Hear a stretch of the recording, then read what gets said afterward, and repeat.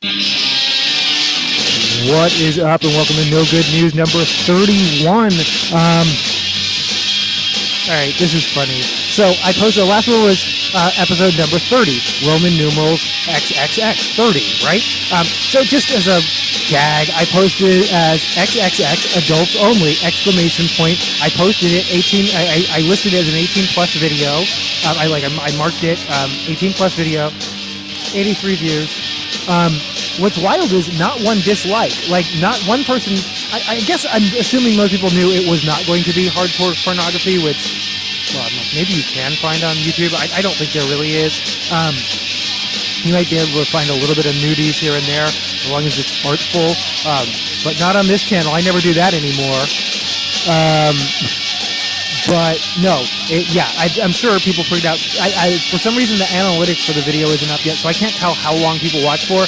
Typically, out of my 3 and 4 hour videos, people watch for about 2 or 3 minutes at a time, and that's and that's fine.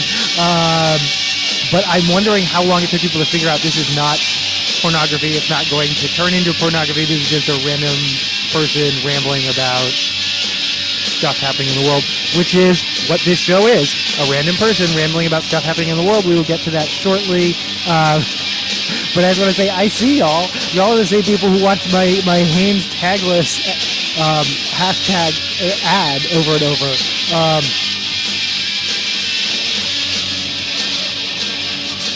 But yeah, no, I guess no one was super disappointed. So that's nice. And then tomorrow is water parks on Veeps. You can either subscribe to the service, as I do. I think it's the only, that, Hoopla, and Canopy are the only subscription services I have. It's like a live, on-demand, I've seen Fall Out Boy, I've seen, NoFX's final shows are broadcast, but I missed them. AJR, did I say water parks? Water parks at least once before, and then now they're doing some live from London thing tomorrow night at 6 p.m. Pacific Standard Time. We are listening to This Could Be Anywhere off of Frankenchrist by Dead Kennedys.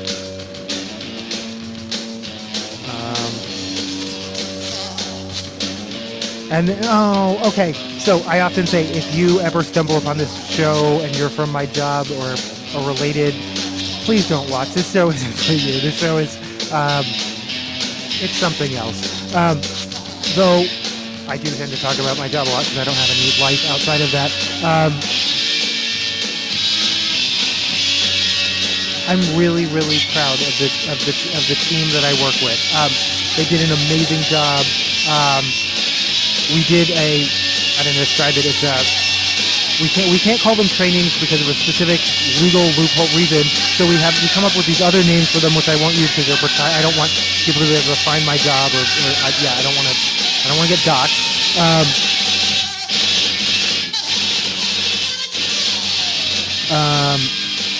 But no, they really are these wonderful experiences.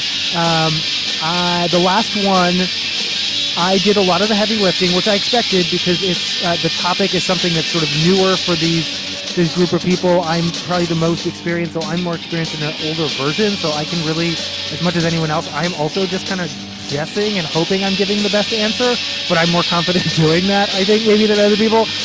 That being said, they grew more confident. Between the last event last month and this month, everyone stepped up, and everyone, I jumped in a couple times just to sort of put my thoughts, but I had 2 small sections, but other than that, they did it, and I was really, really, I hope they are proud of themselves. It's not about my being proud of them, but I am, and I was. It was, it felt like real growth, and really, over the course of just 1 month.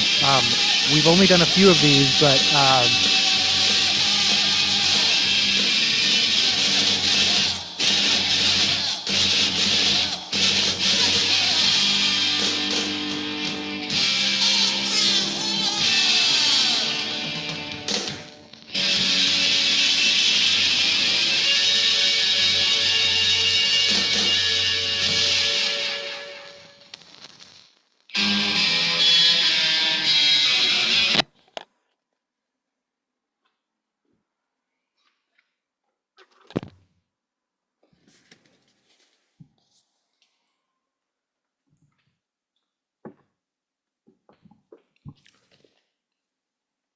This is Strychnine performed by Strychnine.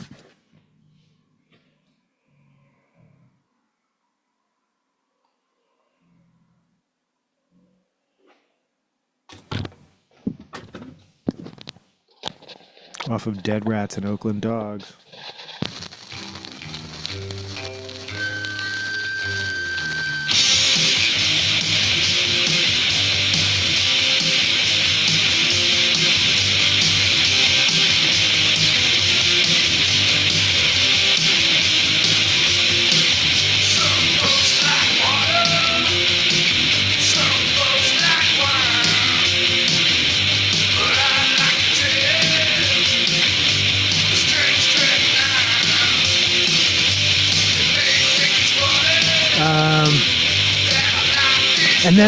And then in other, I feel like I'm annoying people, or I'm like stepping on people's toes because I'm trying to, they think I'm trying to rush something. So I basically got the message that I thought I was supposed to be doing something that I didn't realize I was supposed to be doing. And so now I feel like I'm pushing everyone to be like, okay, let's do it.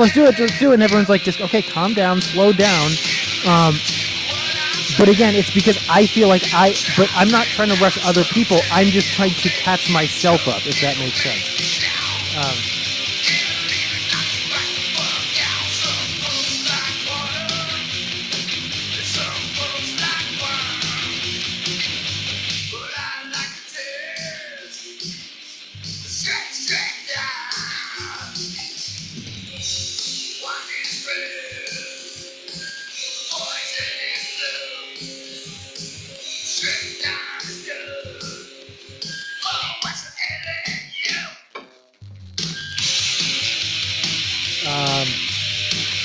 And then my dog, who has this thing on his ear that I really need to take him to the doctor about, he was scratching it and it like bled, and I was like, ooh, yeah. And I was like in the middle of a meeting, and I was like, oh. But then it stopped. So I think he's okay, but I should deal with it. Okay, let's get to the. I love you, Duke.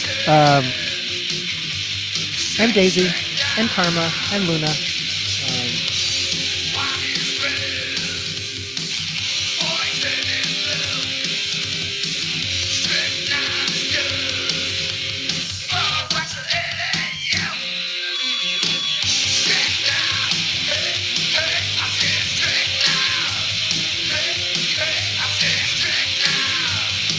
Okay. This is according to Reuters. Cautious Russia wait. It's always that first story, huh? Cautious Russia weighs Ukraine ceasefire plan as U.S. tries to seal a deal.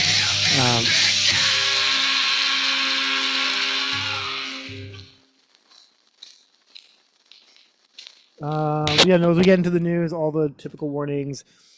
Things happening in the world that are not typically pleasant, people who are not typically pleasant. We will be talking about Donald Trump, Elon Musk, and others.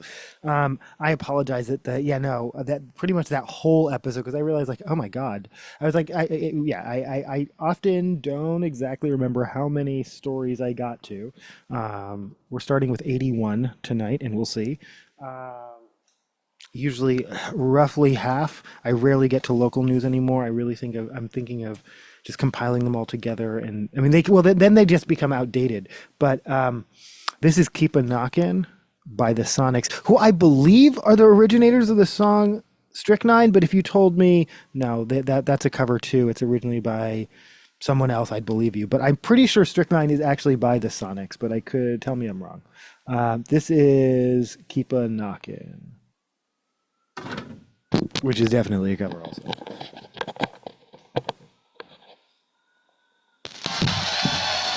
This is live at Easy Street.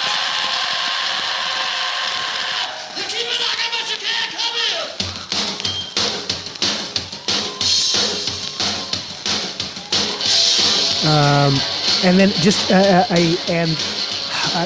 think this is why when I stopped yesterday, and why I was like, oh, I'm still in political news, because I just a buttload of transphobic stories, and I'm just warning you right now because that's the space that we're living in. So yeah, take care of yourself and your mental health, and listen or watch or don't watch as you see fit. This is BBC News. Greenland's opposition wins election dominated by independents and Trump. A center-right group has won a surprise general election victory in a vote dominated. Yeah, blah blah blah. And Trump's pledge to take over the semi-autonomous territory. The center-right Democratic Party, which favors a gradual approach to independence from Denmark, achieved around 30% of the vote. Near complete results show Greenland needs to stand together in a time of great interest from the outside. Party leader Jens Frederik Nielsen, that just sounds so Scandinavian. Jens Frederik Nielsen told local media, "There's a need for unity, so we will enter negotiations with everyone."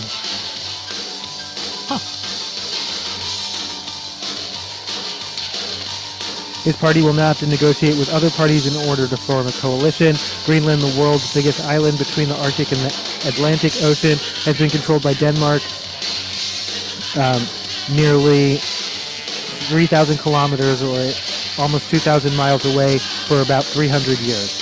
Greenland governs its own domestic affairs, but decisions on foreign and defense policy are made in Copenhagen.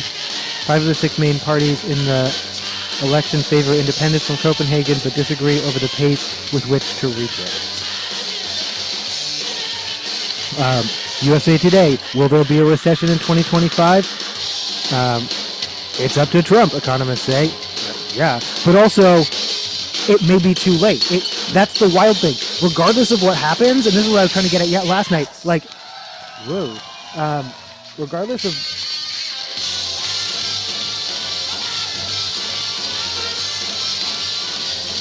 I'm going to play this out. This is...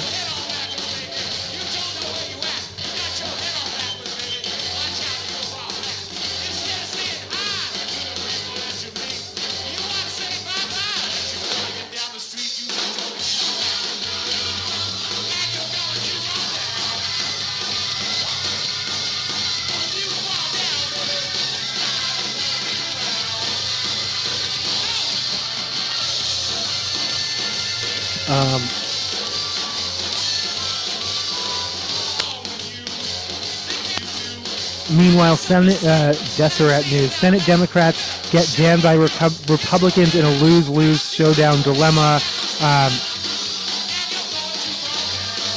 If the government doesn't, if they don't come up with a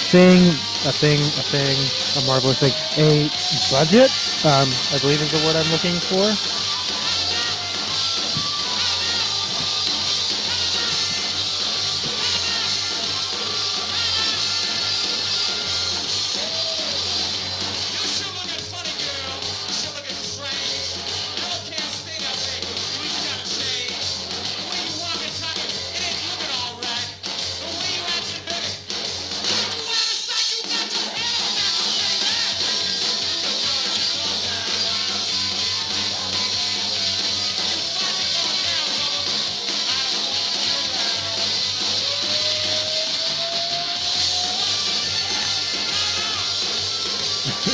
I just love that it's written on. That's just so. I just love that.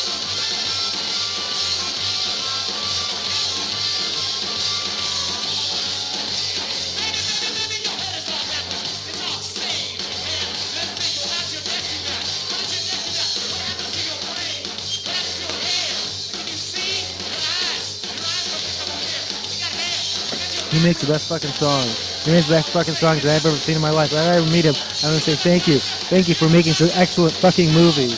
And then what are we talking about?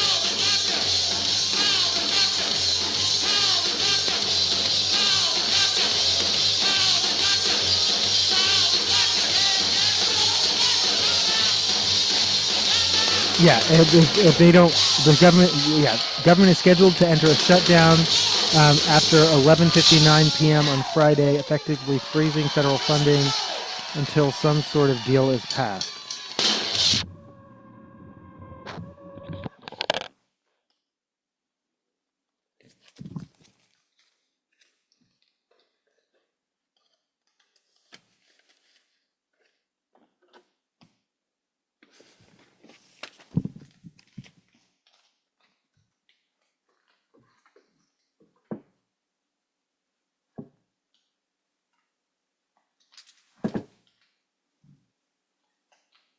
Oh, I know exactly what I want to play right now, but I don't. Is it here? It might be. Oh, it is. Yes.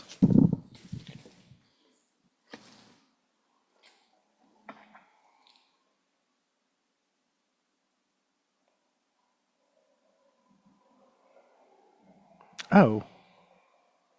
Oh, no, it is. I'm like, it's not on this record. It is on this record. I know my NoFX. This is off of S&M Airlines. I'll probably end up playing S&M Airlines. But first... Professional Crastination. I'm not playing Professional Crastination. This is Mean People Suck. Bus.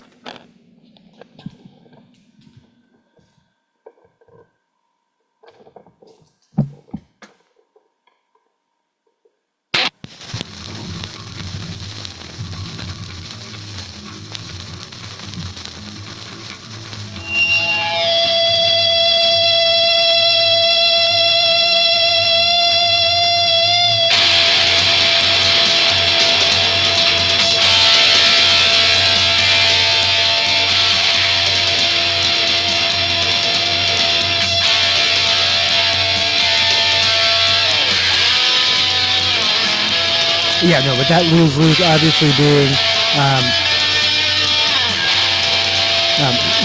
shut down the government or agree to a spending deal that would allow Donald Trump to continue advancing policies that they disagree with.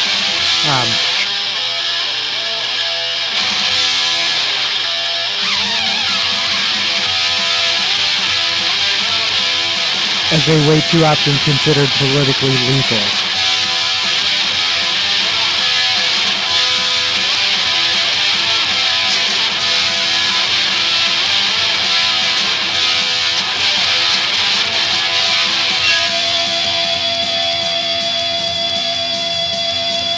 According to ABC News, judge to consider blocking mass firings of government employees after 20 states sue.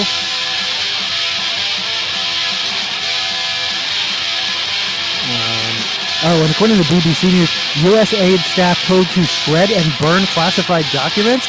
That's just, I don't know why that's just wild to me, but we live in wild times.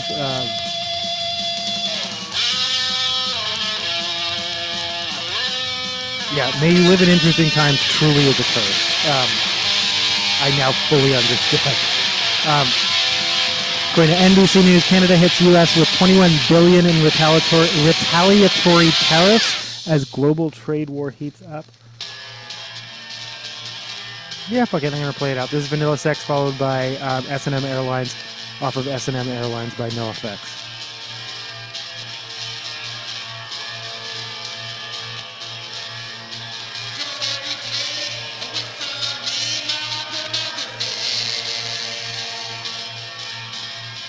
Yeah, this goes out to everyone who thought episode 30 was something else. Dirty 30. Sorry, no, that was unfair. I'll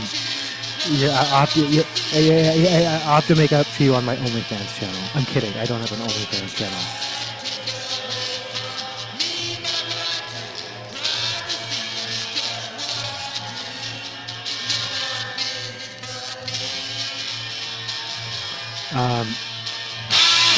Yep.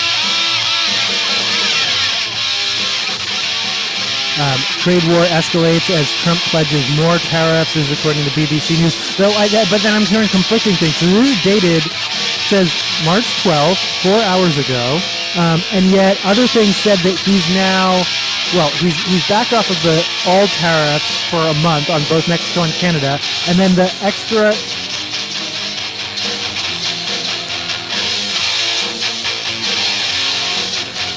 I'm serious. I don't think people are actually going to riot in the street until they come for Pornhub. And they will. Check out Project 2025. They will, but... And in some states they have. I mean, when you have to, register, basically, yeah, no, it's...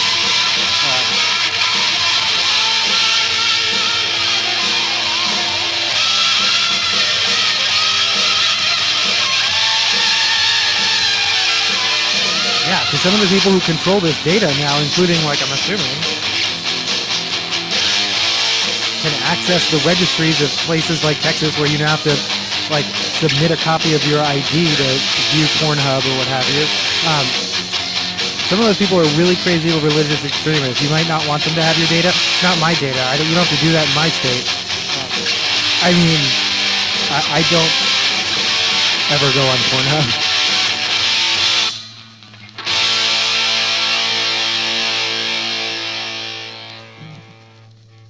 This is S&M Airlines, and I know it's not called S&M.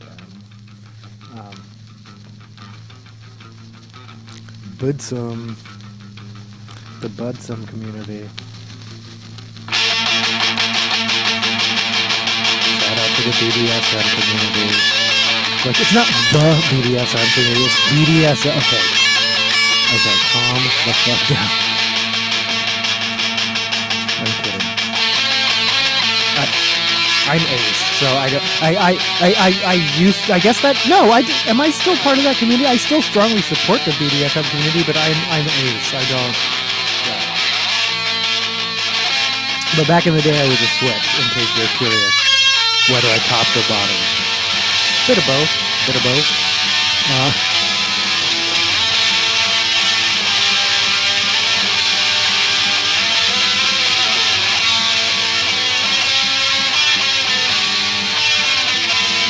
And then according to Bloomberg, U.S. to require some Canadian visitors to register with DHS agency. President Donald Trump's administration is preparing a new travel rule that could force Canadians planning to stay in the country more than 30 days to register their information with the U.S. government and submit to fingerprinting.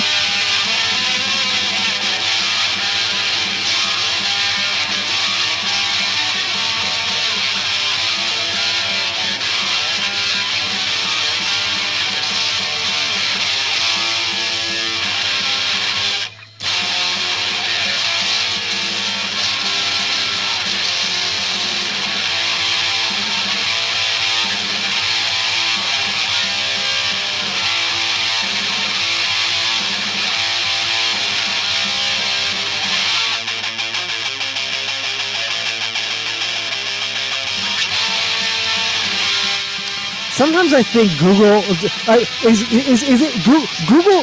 Okay, despite AI, Google's predictive search is getting dumber, right?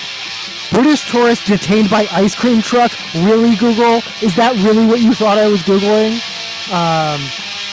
Or is Google now engaging in algo speak itself? It's like, are you asking about ice storms? Wink, wink. Right, Rebecca Burke, 28, detained in the Northwest ICE Processing Center related to violation of the terms and conditions of admission. An ICE spokesman said ICE did not detail the terms and conditions which he allegedly violated. British tourist at custody. Apparently, and this is what I got from KUOW, she was here on a website that advertises itself as legal, that allows you to barter services for your stay, like no, not those kinds of services. Sorry, this show's already gotten off to that kind of a start.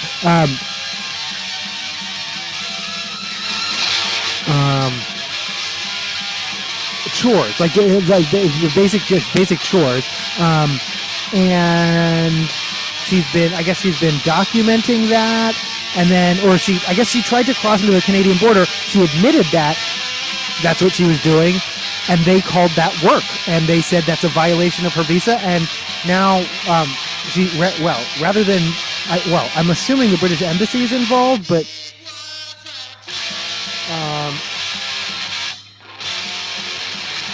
and then what were the details on the speaking? Well, I guess we'll just get all the British stories out of the way. What was a plane that made it all the way almost to America and then had to turn around, but still was only 8 hours? I'm like, how is that possible? Because isn't it like 7 hours each? Whatever. Sorry, those are all tangents.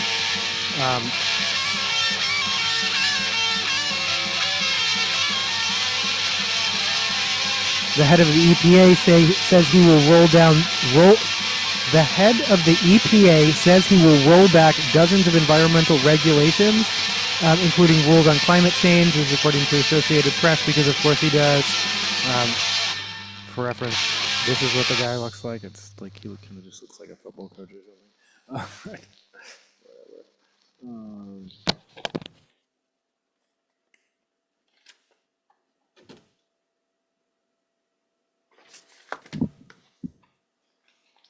I mean, they don't really care. Like they don't. I don't. I mean, they, as long as they make their profits, which is fine. I mean, well, I guess they genuinely don't. Like, they must genuinely believe it. These people have kids. I don't.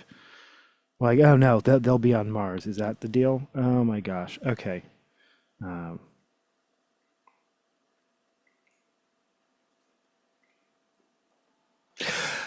okay. Correction. Someone fact checked me in the Yahoo comments, and they were correct. And I always admit when I'm wrong. Since we just played S&M Airlines, and well, let's just make it a theme. This is Jet Boy, Jet Girl, by Cronjen.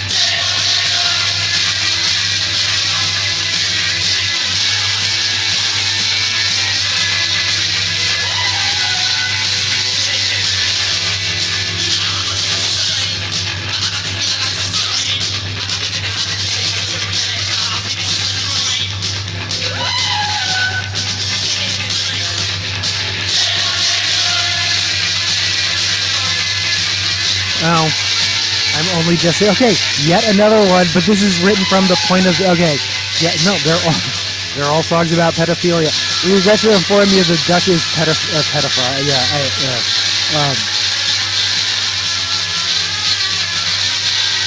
I'm not making light of that, though. I really like as I go through my record collection, specifically like 1940s through, not so much today. It's gotten slightly better.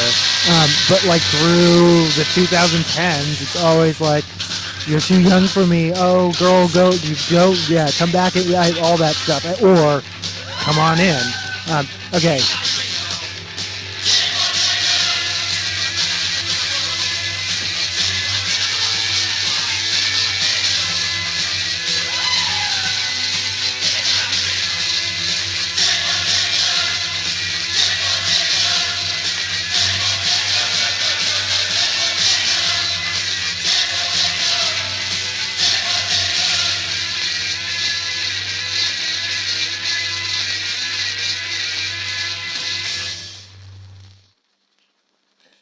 All right, give me 1 second. No, I didn't play abortions. I was going to play abortions, but I didn't. Oh,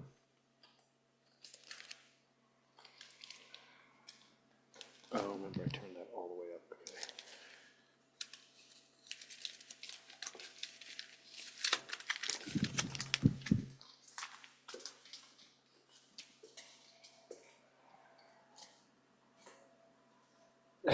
Let's see if I just grabbing one random great rock and roll revival. Let's see how long it takes me to find a song like that. Personality, Bye Bye Love, Pink Shoelaces for sure, Bo Diddley, Short Fat Fanny, Shaboom, ding dong, ding dong, shaboom, shaboom.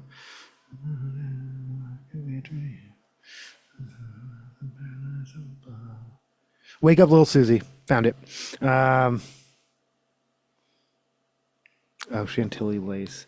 Now I kind of want to play Wake Up Little. Okay, we're playing Blueberry Hill by Fats Domino, Wake Up Little Susie by the Everly Brothers, Chantilly Lace by the Big Bopper, and Maybelline by Chuck Berry. Yes. Let's go.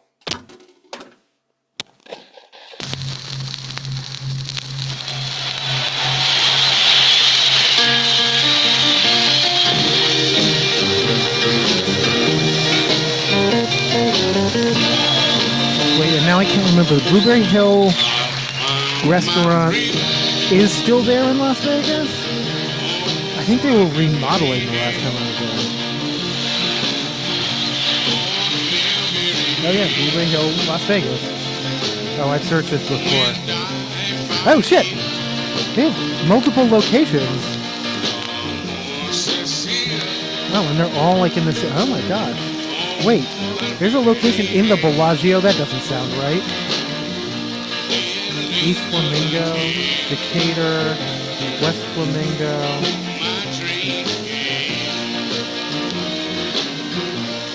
Yeah, okay.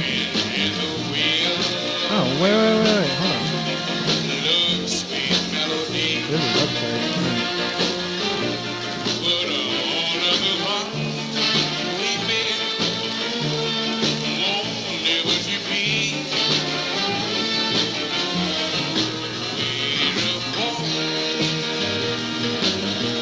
Holy shit, this is about as nostalgic as this song. Oh my god, it's the Blueberry Hill menu. It's like 18 pages long too, because it's one of those ridiculous diners where they're like 1,000 different types of pie and like, yeah, we serve a little bit of everything.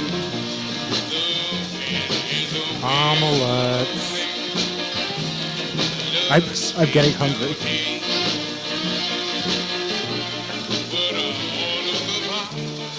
Served anytime.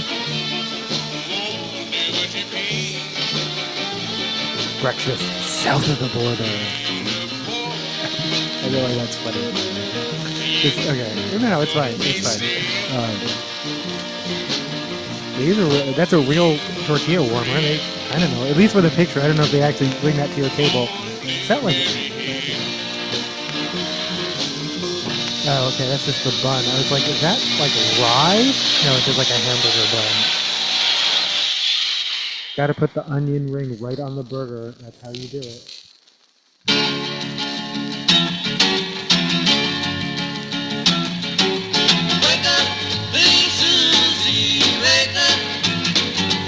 Yes, I am. This episode is brought to you by Blueberry Hill Restaurants, Las Vegas. Flavors of Italy. Classic entrees. The soup kettle, Blueberry Hill Senior Special, that's definitely a huge part of their patronage. Cakes, okay, I said pies, but I guess it's more, I guess cakes is their thing.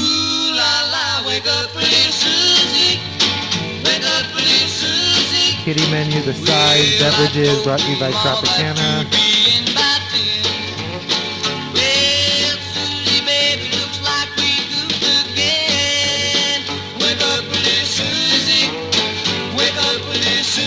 No, that's okay. We gotta go home.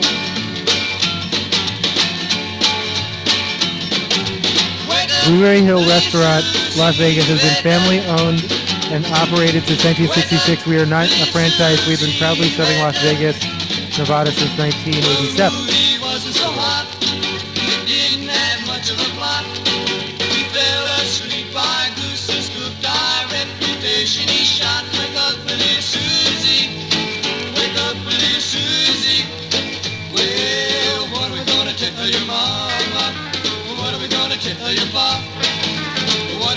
Alright, sorry for that deep dive into the Blueberry Hill restaurants.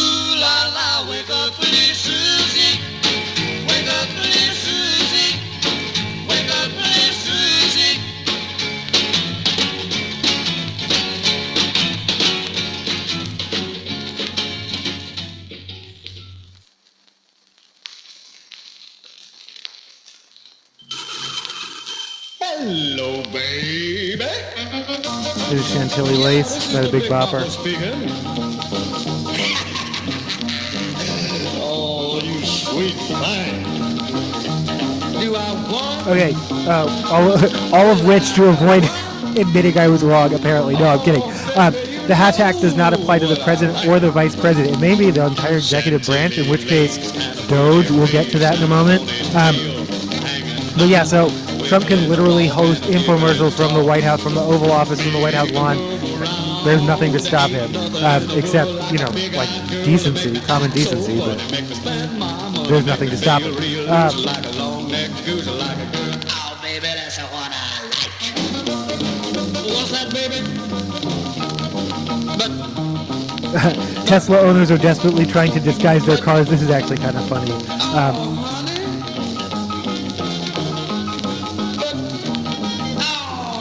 Okay, this is the one that keeps getting a lot of laughs. It's a Cybertruck. I don't know if you can see it. It's a Cybertruck, but it says Rivian across the back. They've like, yeah, and then, but clearly it's captioned. You see various memes caption things like "You're not fooling anyone." But some of these, okay, a Tesla with a Subaru logo, I'd probably catch. I'd be like, wait, what model is Subaru? And then I'd look for the emblem, and I'd be like, oh, that's not a Subaru. That one I would probably catch. This Honda Civic though, because the Civic got it did try and emulate, I would say, both the Prius and the Tesla as far as it's like aerodynamic. Like that could have fooled me. Like I'm honestly, that could have fooled me. This Audi, well, quote unquote, this Audi.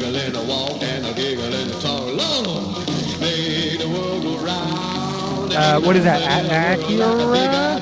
Yeah, I would definitely fall for that. I wouldn't have even. I don't know what their cars look like. I don't even recognize that logo. I would have fallen for that. Yeah, same another.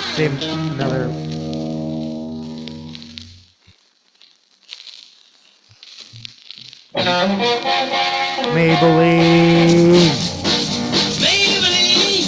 Why can't you be true? Chevrolet. And again, they're generic enough that like you know it's Tesla, and then and then a Cybertruck that says Toyota across the back, and then this sign that someone put up in New York. It says, "Dog owners, please dispose of your poop properly." And it says, "Putting poop in a Cybertruck." Again, I don't advocate for that. Don't put your dog poop in a Cybertruck. Don't vandalize people's cars. Don't. And reading the article is like, yeah, no, I feel for the guy. Ordered the Cybertruck in 2019, took possession of it in 2024, and was like, I was just kind of figuring it out, but I just didn't. I get it. It took me a minute. I own the flamethrower. I spent $100 for the Cybertruck, which I never took possession of because by that time I neither want anything to do with him. But I really had this back when it was going to be $39,000, and that was like the price of a Tesla. I thought, well, and one brave Cybertruck owner admitted one thing I like about it is kids point and they wave and kids like it, and I know kids would like it because it's ridiculous. So the thought that's why I wanted a Cybertruck. The thought of driving up to trial cares in a Cybertruck would have been fun, and I had a Dragon truck. That's fun too. R.I.P. Dragon truck.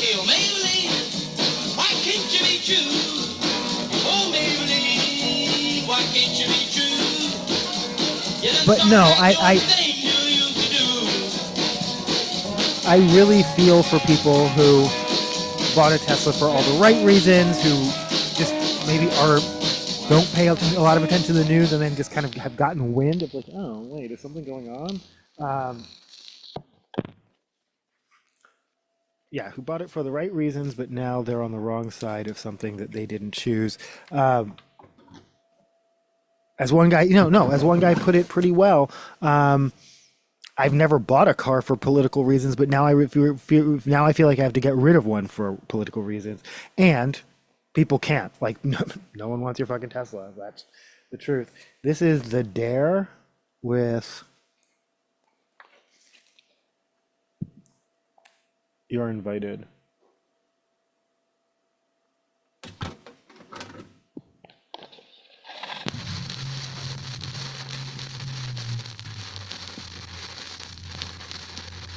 You play the drums, I'll write the lyrics. You bring the soul, I'll bring the spirit. You got a demo, I wanna hear it. You got the address, I think I'm near it. You're invited.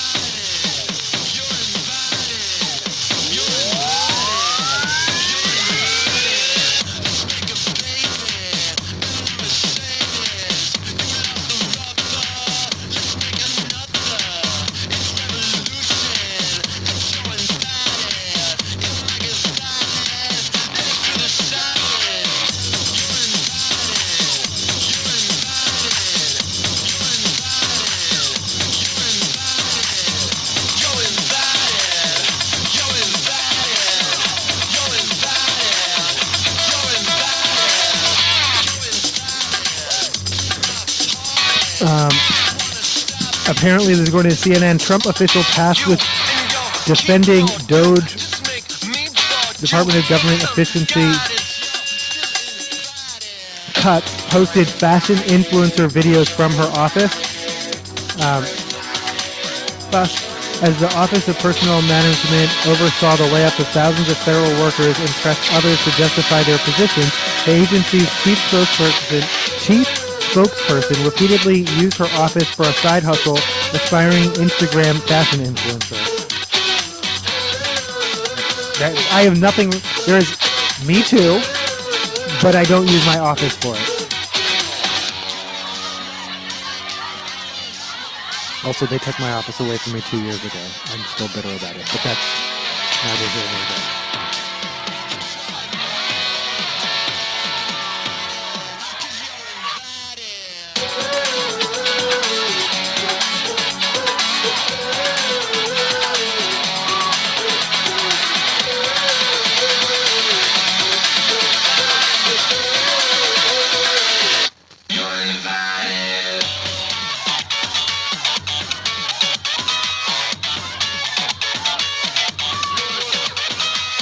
In at least a dozen videos filmed in her OPM office, political appointee McLaurin Hanover modeled in her outfit choices for the day while directing followers from her Instagram account to a website where that could earn her commissions on clothing sales.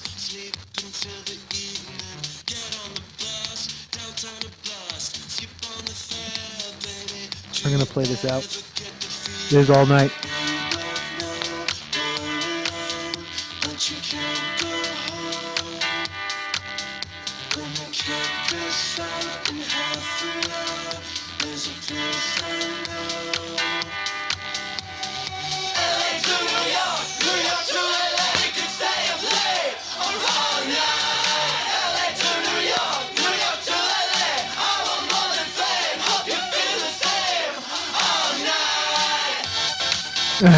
On the same day, OPM sent a government-wide memo pressing federal officials to identify barriers they face in work to swiftly terminate poor-performing employees.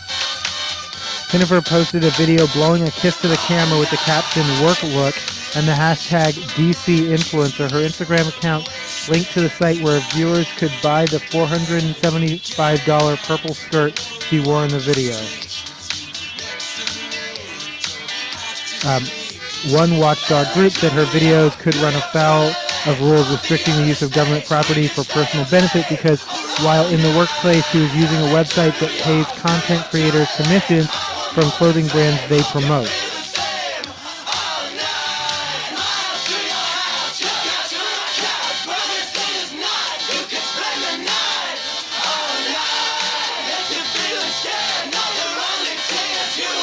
Former OPM staffers during Biden's administration also told CNN they were offended by Pinniver posting as a fashion influencer on government property while defending mass layoffs of federal workers at a time when top Trump administration officials have accused career employees of being lazy and wasteful.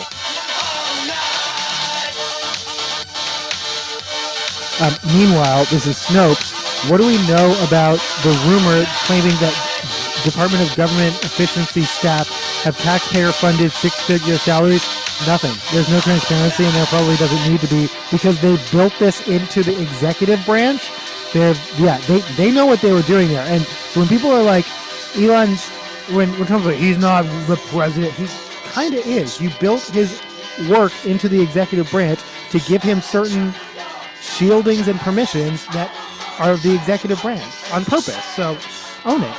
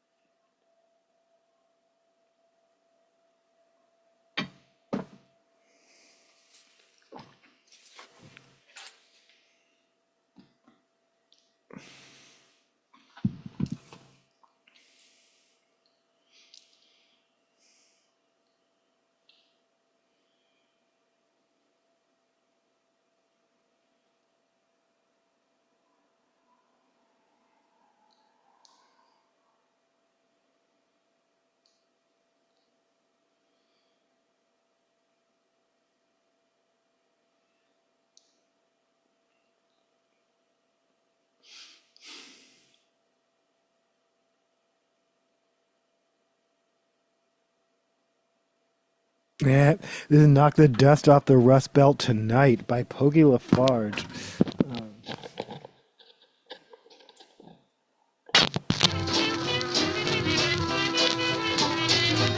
the lights are on, it's time to go. Gotta hit stage for another show. Knocking the dust off the rust belt tonight. I started out all by myself. I'm lucky now I found some help.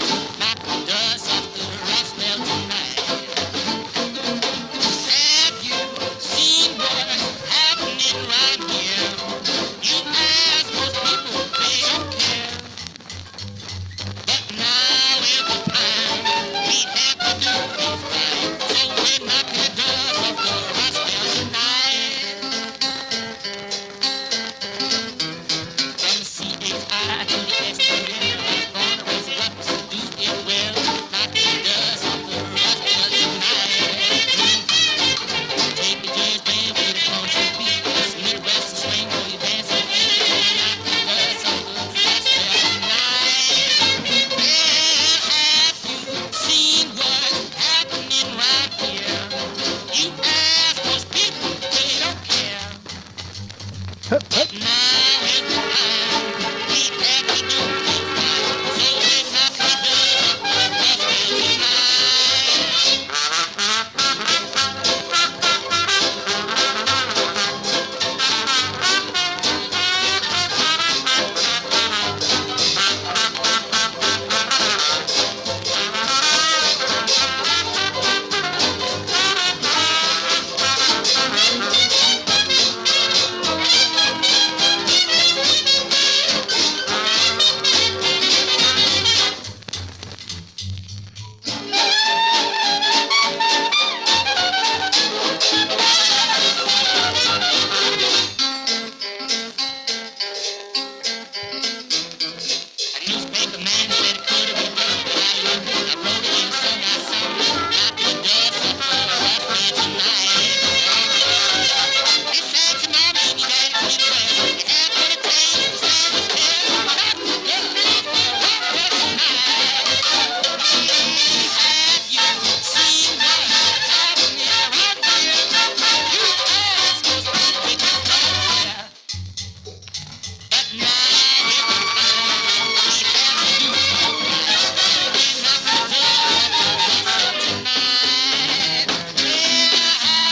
the time we have to do things right. We knock the dust off the rust belt tonight. Now is the time we have to do things right. Boop. It's a pretty vinyl. My dad gave me this record for Christmas.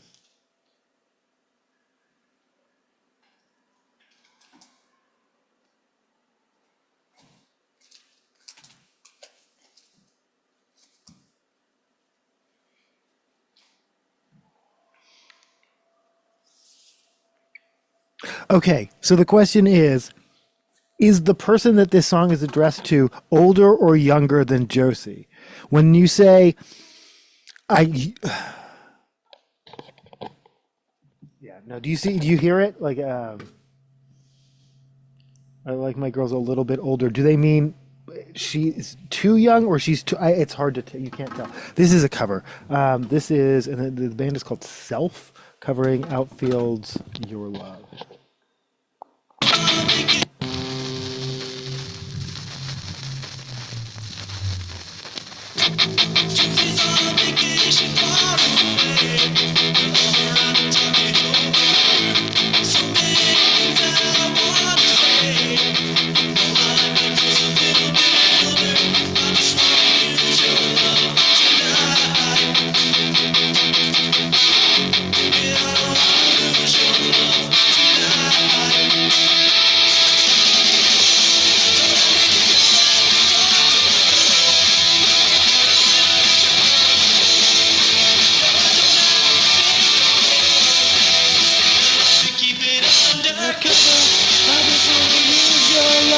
tonight. I don't wanna lose your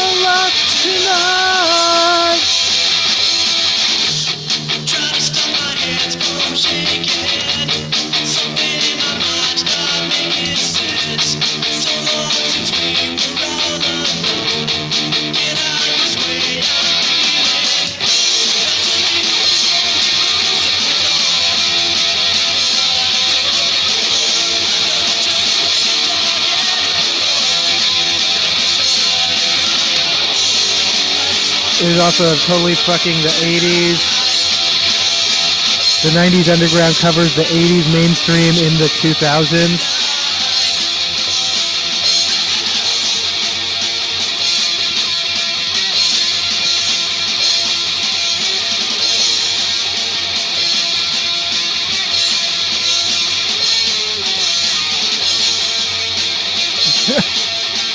I like how they define themselves as they're like, we're the 90s underground now. It's the 2000s. We're the old thing. I don't know why that's just funny. Like, yeah. I just want to All right, this is Snopes. What to know about the rumor claiming that Department of Government Efficiency staff have taxpayer-funded six-figure salaries. On March 4th, 2025, Wired published an article titled "Some Doge Staffers Are Drawing Six-Figure Salaries," alleging that several workers at the Department of Government Efficiency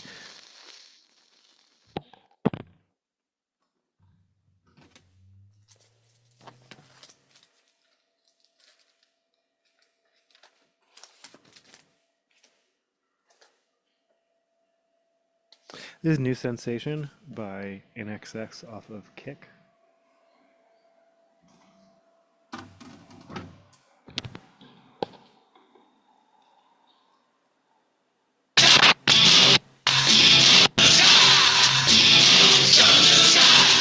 Alright, that's the end of Guns in the Sky.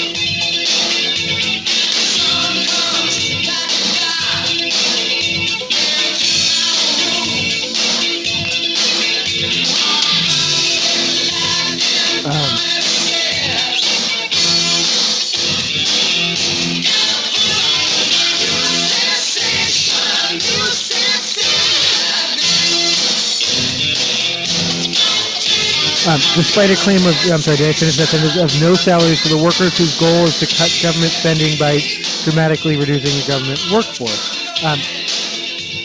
A social media post sharing the claim went viral on X, and Snopes readers reached out to our website to see whether the claim was true. Government workers. This is an unsubstantiated social media post. Government workers paid by strict scale. GS1 up to GS15. Doesn't matter if you have decades of experience or several degrees, scale tops out at GS15. And young Doge employees are being paid GS15 salaries. Why isn't there bipartisan outrage?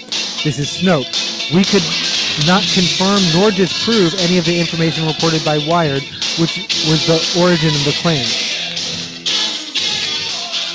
The article gave 3 examples of DOGE staffers with high pay rates, but did not specify how the publication obtained or verified the information, though it said it had confirmed at least one of the salaries. Snopes reached out to the story's author to learn more and will update the story if we hear back. According to the Wired article, Jeremy Lewin, who played a role in defunding of U.S. aid and has been involved in interactions with National Institutes of Health and Consumer Financial Protection Bureau, earns just over $167,000 a year. Nate Kavanaugh, a tech entrepreneur who's been interviewing workers at the General Services Administration, earns just over $120,000 per year. Finally, Kyle Shute, a software engineer, earns $195,000 a year, the maximum annual salary for general schedule federal employees, according to Wired and the New York Times. All 3 jobs fall under the General Services Administration.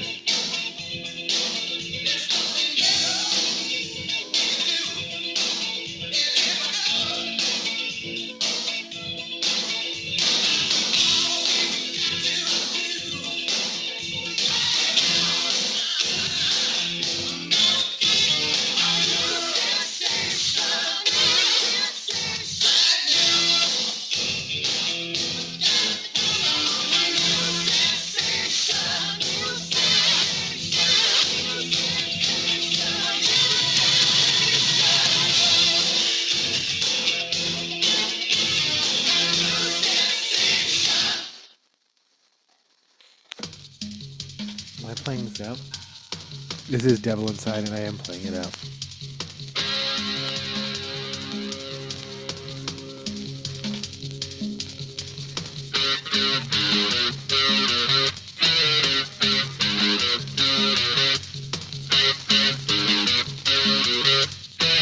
Elon Musk, who is the public face of DOGE but does not officially lead the agency, announced the initiative in November of 2024 in a post on his social media site X. He said the work would be tedious and the compensation would be zero. Wired reported that some DOGE staff, including Musk, allegedly the richest man in the world, operates as special government employees, positions that can either be paid or unpaid, and that some did not appear to be taking a salary.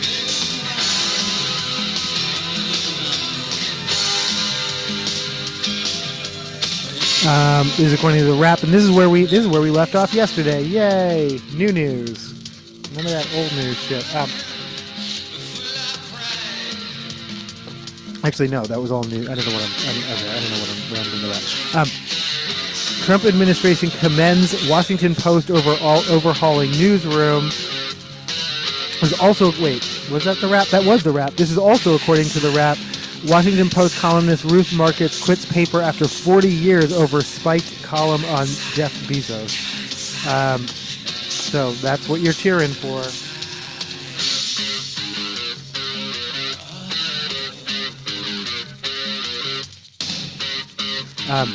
A former Tennessee lawmaker wasn't allowed to... Why are you reporting it like this?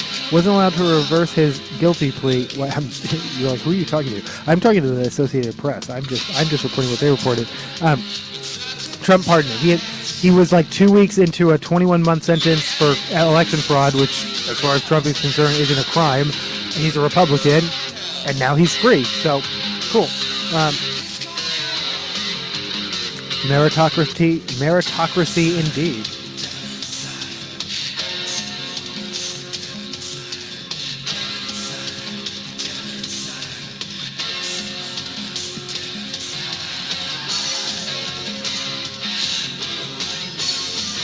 Okay, let's just get through these stories and then, okay.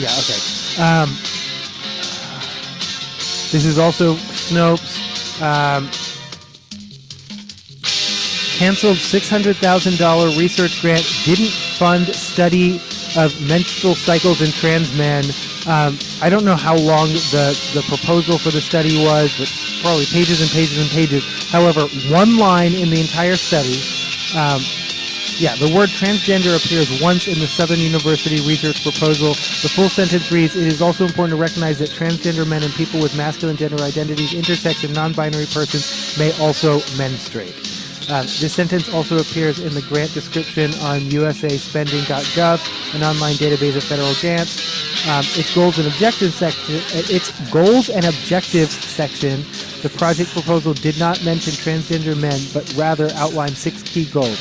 To produce, from fiber to fabric, 3 alternative natural fibers: regenerative cotton fiber, regenerative wool fiber, and industrial hemp fiber, sourced from local fibers or grown and or raised on site.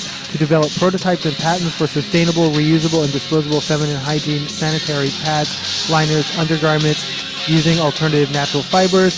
To evaluate the usefulness, sustainability, toxicity, and preference for products made from each of the alternative natural fibers in comparison to standard synthetic products. To educate young women and adolescent girls about menstrual hygiene management through an extension outreach program.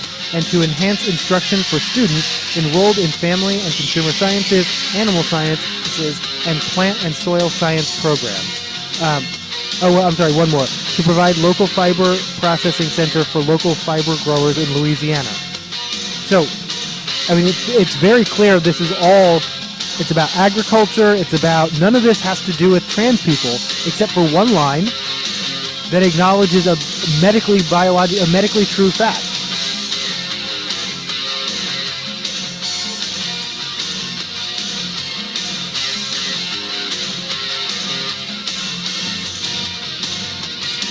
We asked American Principal Project why the grant was included in its funding insanity database and whether it would be removed given the university's response and the wording of the project's proposal. The project spokesperson, Callie Myers, said via email that when Southern University agrees that there are only two sexes, male and female, and that men cannot menstruate, we will be happy to push the Department of Agriculture to reinstate their funding for this grant. Operation Rescue. What do you want me to do? Sorry, yeah. We're not playing that right now. We might play some Naked Aggression at some point.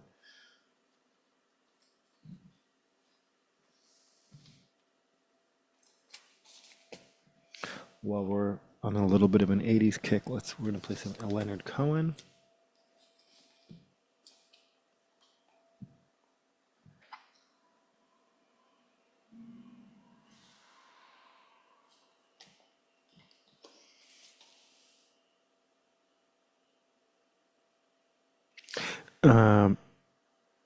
This is Jazz Police, possibly followed by I Can't Forget and Tower of Song.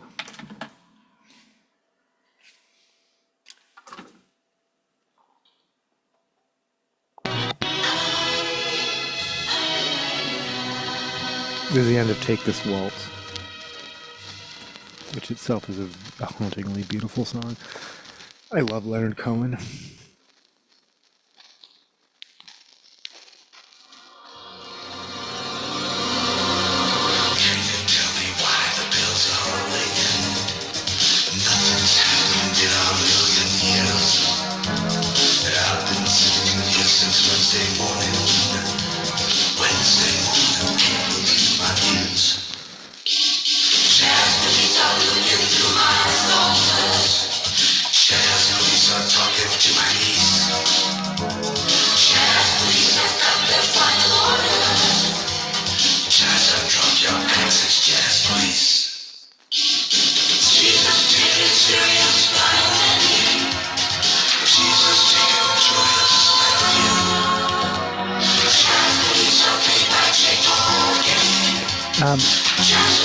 And while we're on the topic, this isn't, and the topic being things we can't talk about anymore or do, or like in our society, in an allegedly free society. The USDA grant came from an 1890 institution teaching research and extension capacity building grants program. The grant started in April 2024 according to Southern University, and was supposed to run through 2027. The grants program aimed to increase and strengthen food and agricultural sciences at 1890 land-grant institutions, also known as historically black universities. So if you can't say HBCU anymore, you can say 1890 land-grant institution. Why wouldn't you be able to say historically black college anymore? I don't know, but maybe you won't be soon, because you can't say trans men menstruate, which they can and do sometimes, not always, but sometimes. Trans men can and do get pregnant.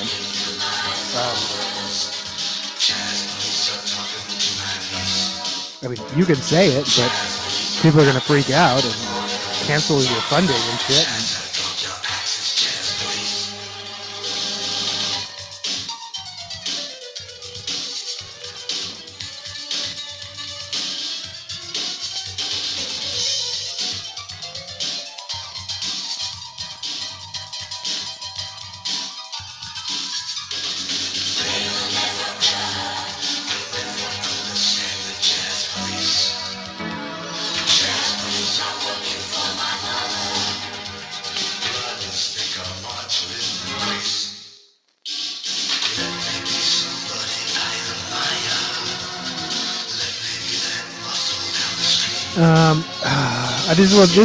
This was actually where I was going to start this series.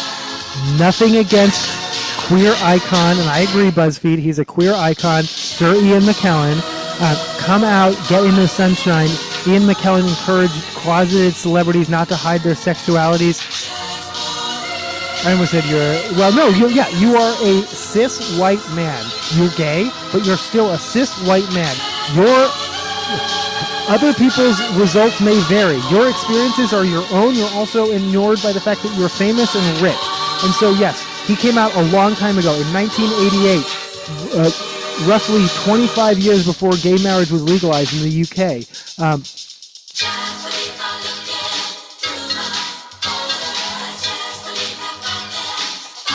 I saw a thing on social media saying that they're coming for gay marriage in the United States. I mean, I don't know that, but that's I don't want to fearmonger, but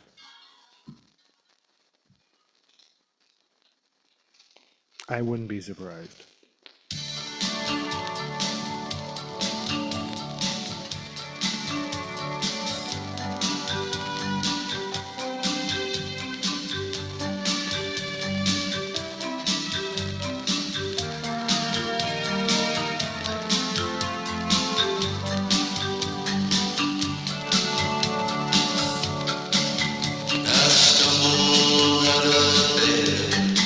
He said, I feel sorry for any famous person who feels they can't come out. Being in the closet is silly. No need for it. Don't listen to your advisors. Listen to your heart. And if he's talking about worrying about your career, I think that's one thing.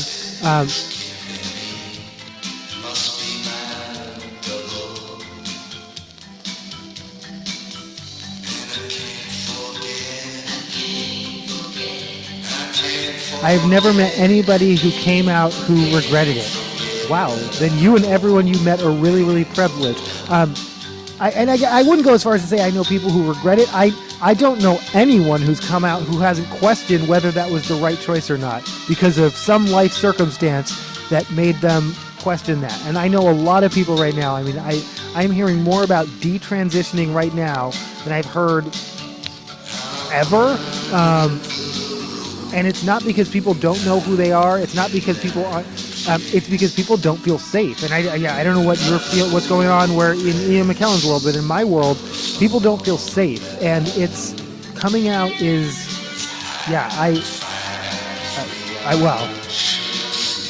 we'll see. I'm not going back. I don't know. When I remove my pronouns from my email, it's just a matter of time. And whether or not, and when I say time, I mean that sooner rather than later, I'm suspecting, just from what the climate I'm feeling.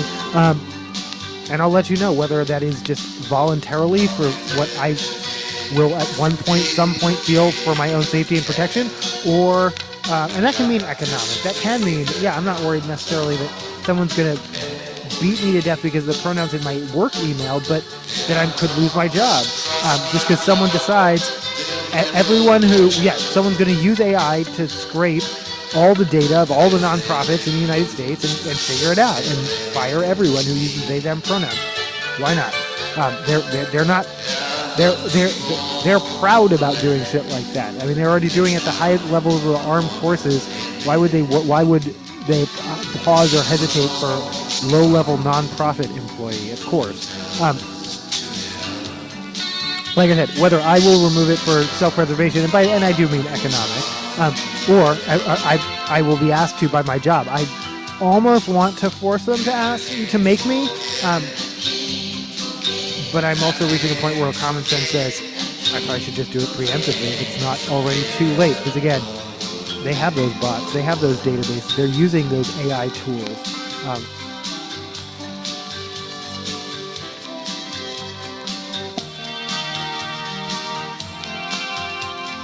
But again, no disrespect to Sir Ian McKellen. I am still so disappointed that him and Patrick Stewart did not appear in Deadpool and Wolverine. That was a early...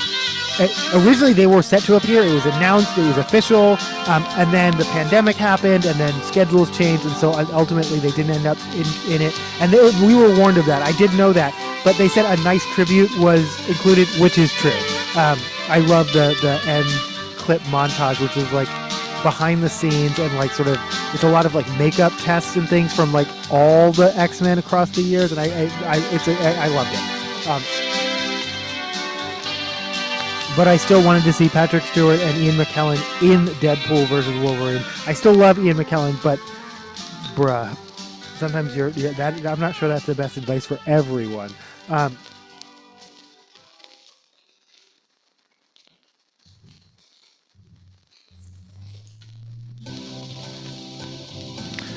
After being repeatedly misgendered, Sarah McBride retaliates and finally,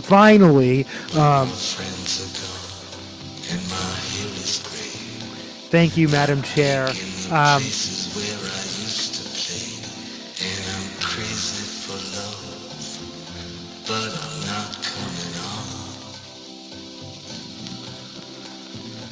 just paying my rent every day in the Tower of Song. I said to Hank Williams, how lonely does it get?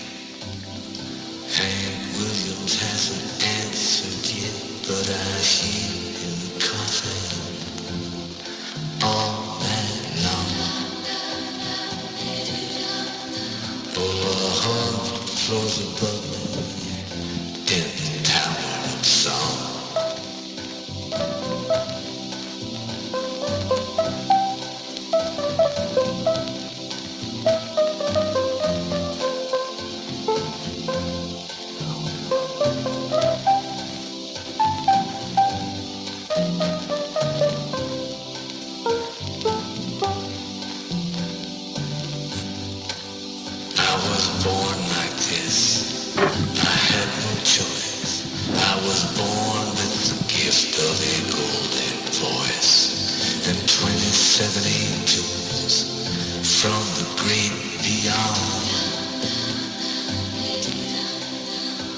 They tied me to this table right here in the Tower of Song.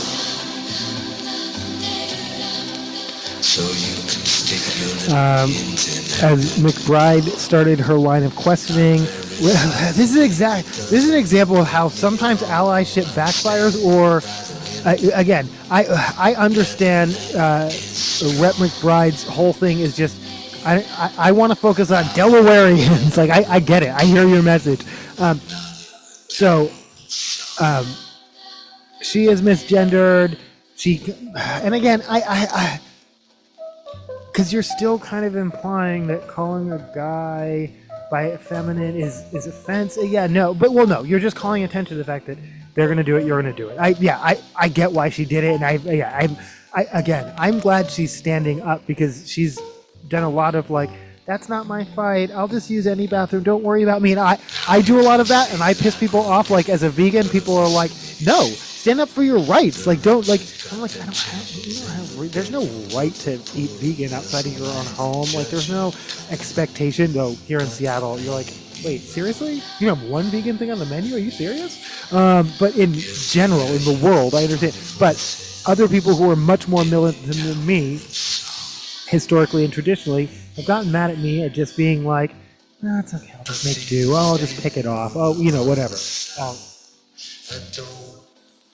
But I am a officially bad vegan / like freegan. Like I'm.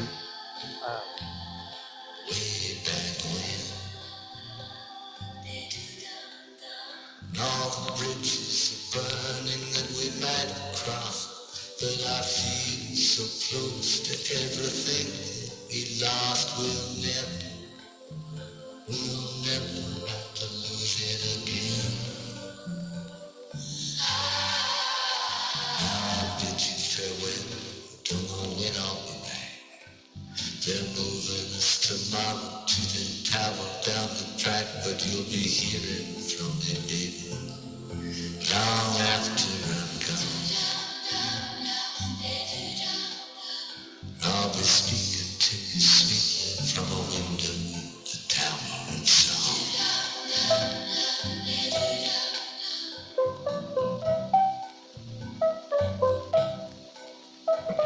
Prove my love or good feeling.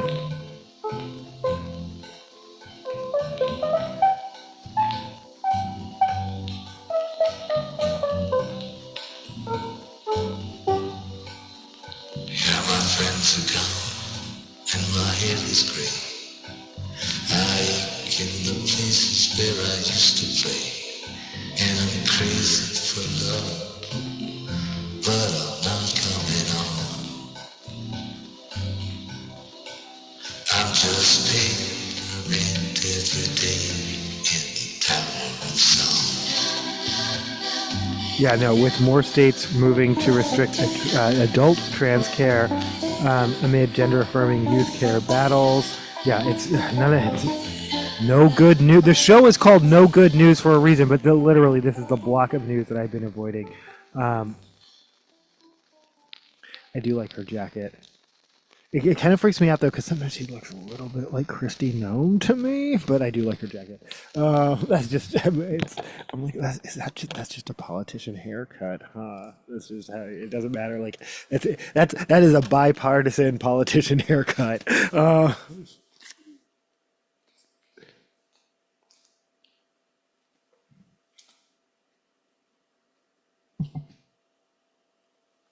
Not Gone Daddy Gone.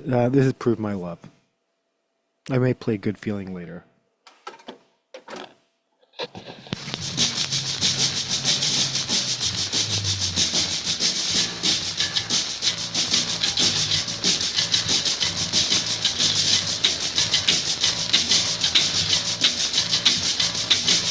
Just last night I was reminded of just how bad it had gotten and just how sick I had become. But it could change with this relationship deranged. Oh, okay. So Vivian Jenner Wilson, who is not Elon Musk's friend's daughter because she has disowned him and he's an asshole. Yeah, no, that's her right. But she is still drawn into his sphere for reasons.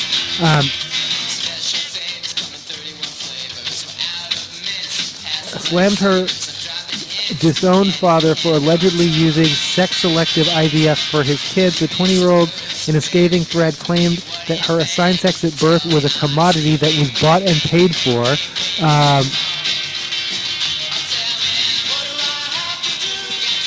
Vivian Jenner Wilson has previously criticized the tech mogul on multiple occasions, including,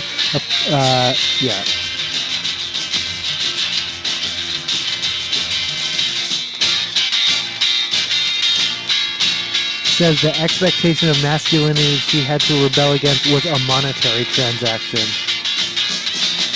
Still on Threads. You know that's owned by like a masculinity asshole too. Just by the way, again, I'm not saying Blue Sky. We'll get to you, Blue Sky.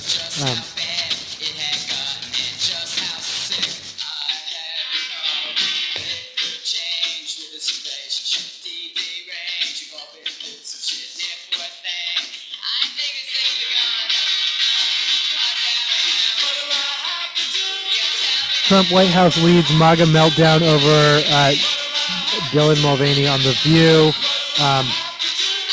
That's just predictable. I mean, that's just, she's gonna have to deal with that shit. There are dozens and dozens and dozens of trans celebrities in the world, but she's their target because Kid Rock said so, which is pathetic. But I mean, if this is promise, can you imagine if Kid Rock dictated how you think your worldview? Like,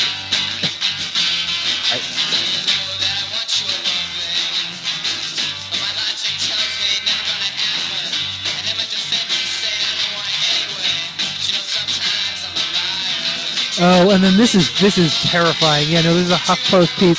The headline, this is by Ray Katz. I was in the women's restroom when a man came in and called out a question that left me nauseated.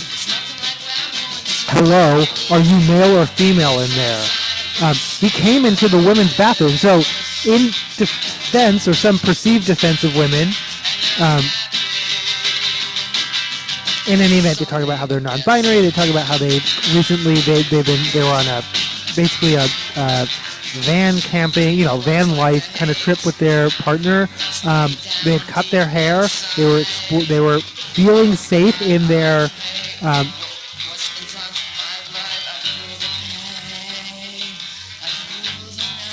Yeah, I wonder if I had made a mistake. I had been using women's restrooms my entire life, from when I had long braided pigtails and my mom taught me to lay down 2 layers of toilet paper on the seat, to my road trip around California as a white, skinny, short, non-binary person in my early 30s.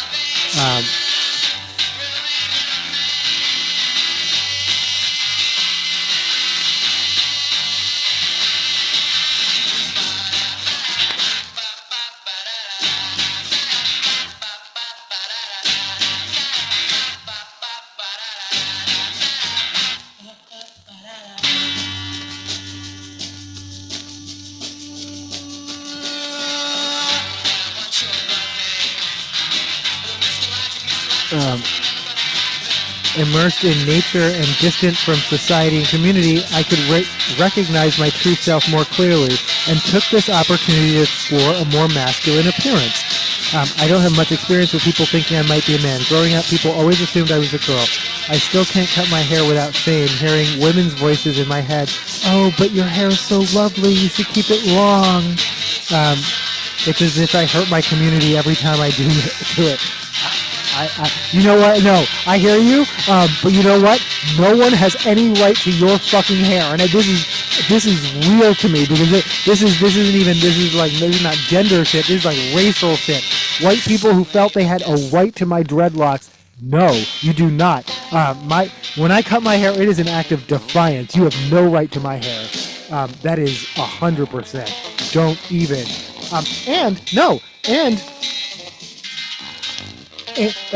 And express it openly. How come you didn't tell me? Because it's my fucking hair. I don't have to tell you. I don't owe you fucking shit. It's my hair. No, you can't touch it. All right.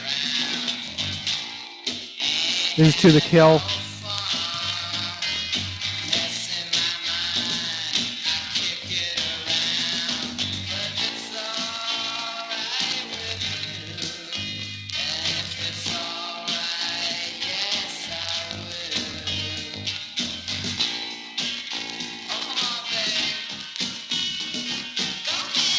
I didn't feel judged for my haircut until we traveled back into town. I was washing my face in a sink in a restroom. Someone peeked in and then left. I put my glasses back on and walked out. A woman with long hair was standing outside. I'm certain wearing a long skirt. As I didn't catch these details the first time I read this, but a woman, long hair, skirt, very coated, very feminine coated. As she turned to face me, I said, "Hello, is this a woman's room?" She asked. "Yes," I answered curtly, forcing a smile and walking away quickly past the word women in 6-inch green painted letters on a woman's wall of the building. There's actually an illustration of that. Because that kind of, it isn't, they're not asking, is this a women's room? They're asking, did you know this is a woman's room?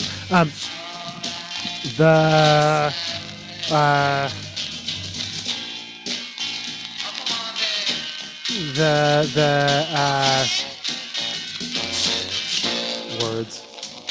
So, as I had always predicted or assumed, it is true.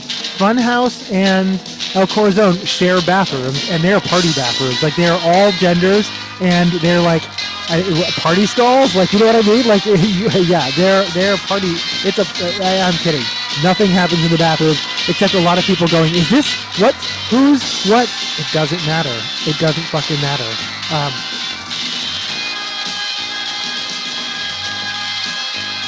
I don't know if Sif Egyptian always has all gender, or if that was just. Well, that wouldn't make sense if that was just for the Barbie. I guess Sif Egyptian always has.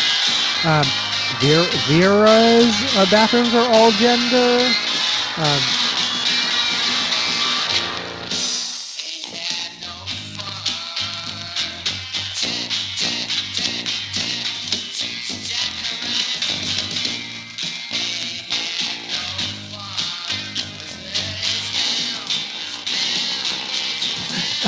I guess I had been gendered as too butch to be in a women's room. Affirming? Slightly, but it was a preview of an unsolvable problem. If I'm not supposed to be in a woman's room, but I also can't use a man's, how can I use the bathroom? Yeah, we're not there for anything other than to just use a bathroom.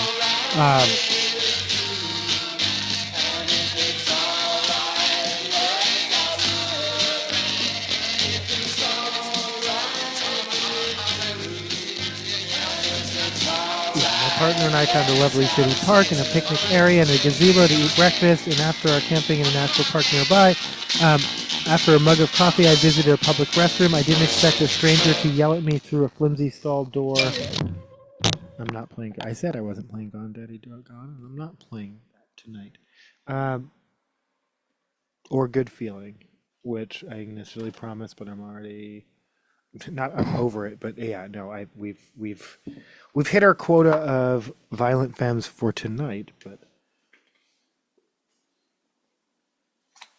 Yeah, I could play Good Feeling at any time. This is I Don't Want to Live Forever. Zayn featuring Taylor Swift off of the 50 Shades Darker soundtrack. This is the 50 Shades Darker remix. That's not the right disc.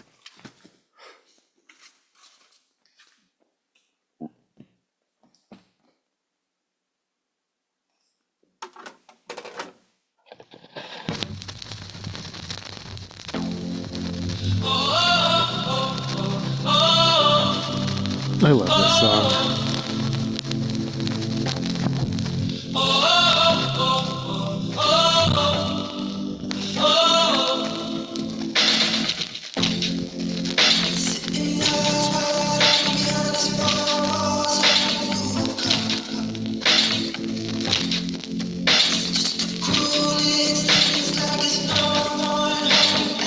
I know they're cheesy and I know they're inaccurate. I like the 50 Shades movies.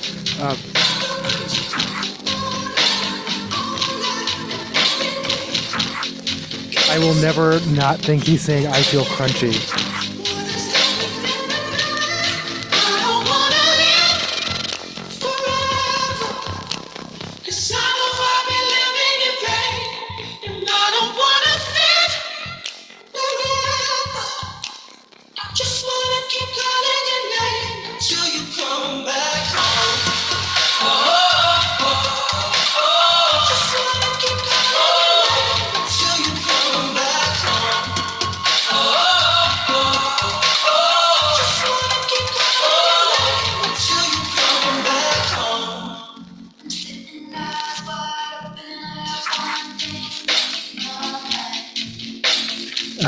I was the only person using the bathroom. The kids who had been there a minute ago had left. I felt the man's eyes on my sneakers and blue hiking pants under the stall. I was scared this harassment could escalate, and if I didn't say something to diffuse the situation. I gulped and called back, "Hello?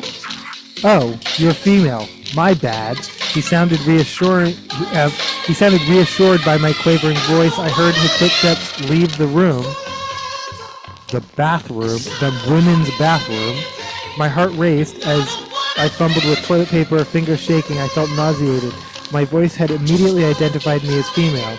I'm sorry. My voice immediately identified me as the quote-unquote female I didn't feel myself to be, and all it took was 2 syllables. But my quote-unquote female voice had also saved me from further harassment.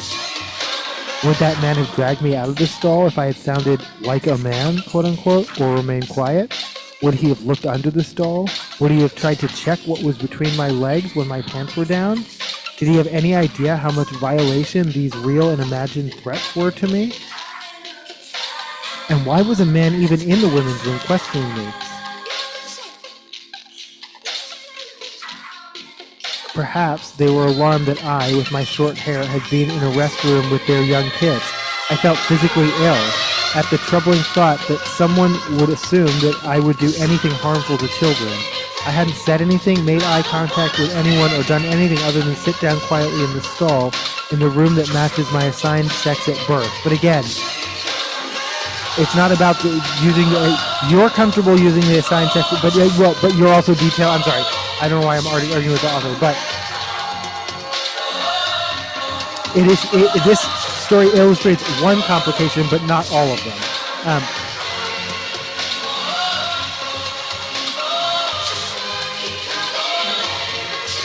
And again, this is back to Sir McKellen. This is how sometimes even, you don't regret who you are. But you regret how openly you express it because of how safe you feel. And this is, I'm now reading back from the article. I felt bad for looking masculine to make myself more comfortable because I didn't want to make anyone else uncomfortable. Some part of me longed to return to my habit of looking more like a woman,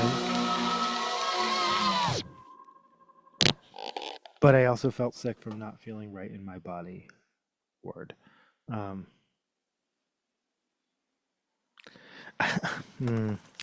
This is a hard read, but yeah. I said I've been avoiding this.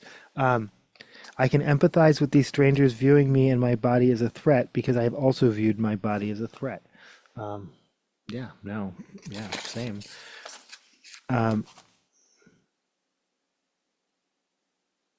I've been unhappy with the shape of my body, my appearance in the mirror, and the tone of my voice.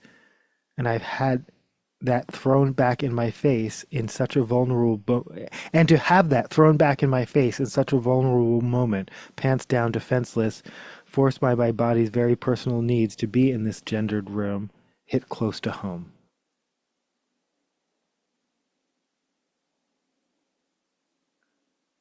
It did not occur to me to call the police because the last thing I needed was to wait around for law enforcement to judge my qualifications to use a bathroom and to give a police report about someone I hadn't actually seen. Instead, I texted a friend, a woman with short hair, to tell her my story of being harassed in the bathroom and share how uncomfortable it made me.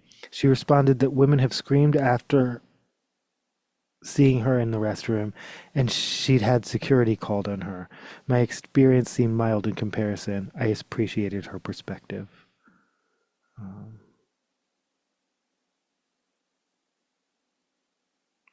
Okay, no, I was like, I'm not going to keep reading, but I actually am. And we gonna listen to some Terrence Trent D'Arby.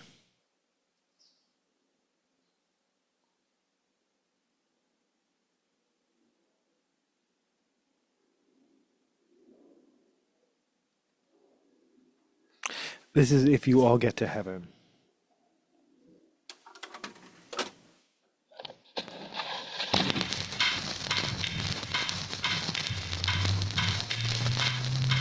Off of Introducing the Hard Line according to Terrence Trent D'Arby.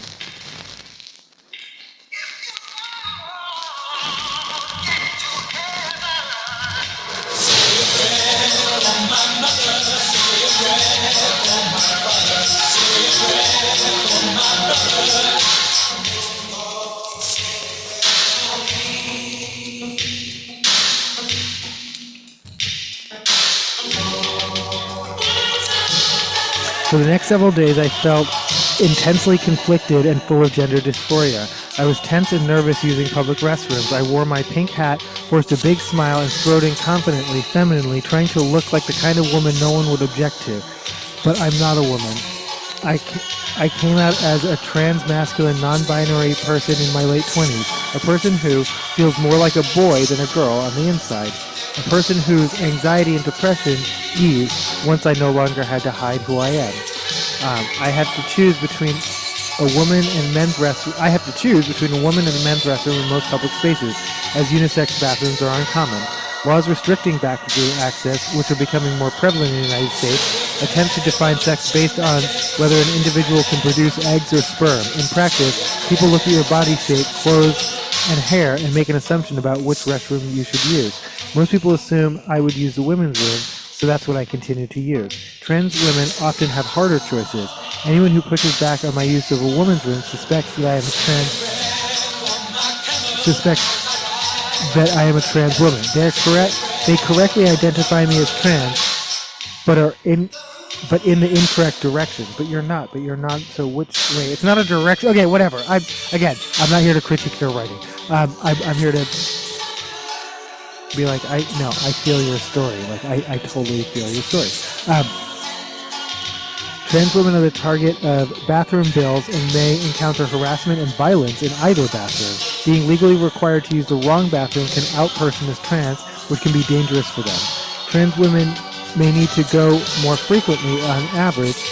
One of the most common testosterone blockers,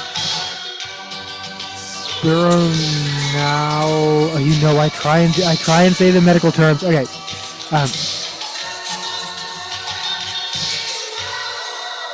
Spironolactone. And usually you can't, they're just words. Spironolactone, I might be is a diuretic, which means you need to pee often while taking it. The constant stress of navigating public spaces as a trans person with a filling bladder is incredibly, literally painful.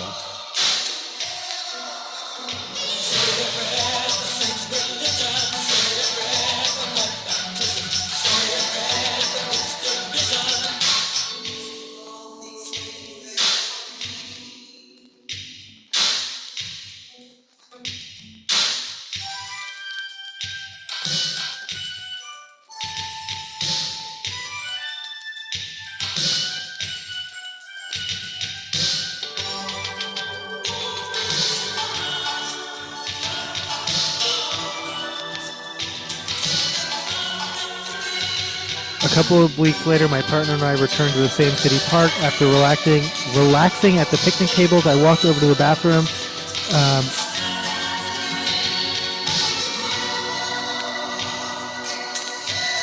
A new porcelain toilet sat whimsically outside the building, prepped for installation. I thought, rounding the corner to see a plumber with a pickup truck. A clothes for cleaning sign was braced across the door of the women's room. The plumber, burly with a beard, glanced at me and asked, "You need to use the bathroom?" gesturing to the men's door. I nodded, but looked back at my peer past the closed sign into the women's room. "Oh, you want to use that one?" he asked, squinting at me. It was a cold morning. I was bundled in a knit cap and 2-layered jackets. Looking at me, the plumber honestly seemed to think I was heading for the men's. I shrugged and took what I hoped was a few casual steps towards the men's room.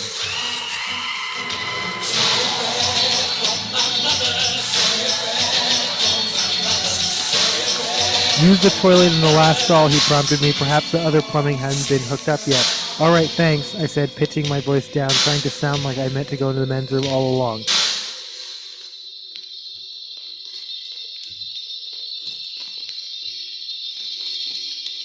Well, oh my god, this story goes on way too... Oh, no, it doesn't. Okay. Alright, I'm going to play this out. This is If You Let Me Stay. Holy shit. Oh, am I going to play this and Wishing Well? Well, alright, Terrace Trent D'Arby time.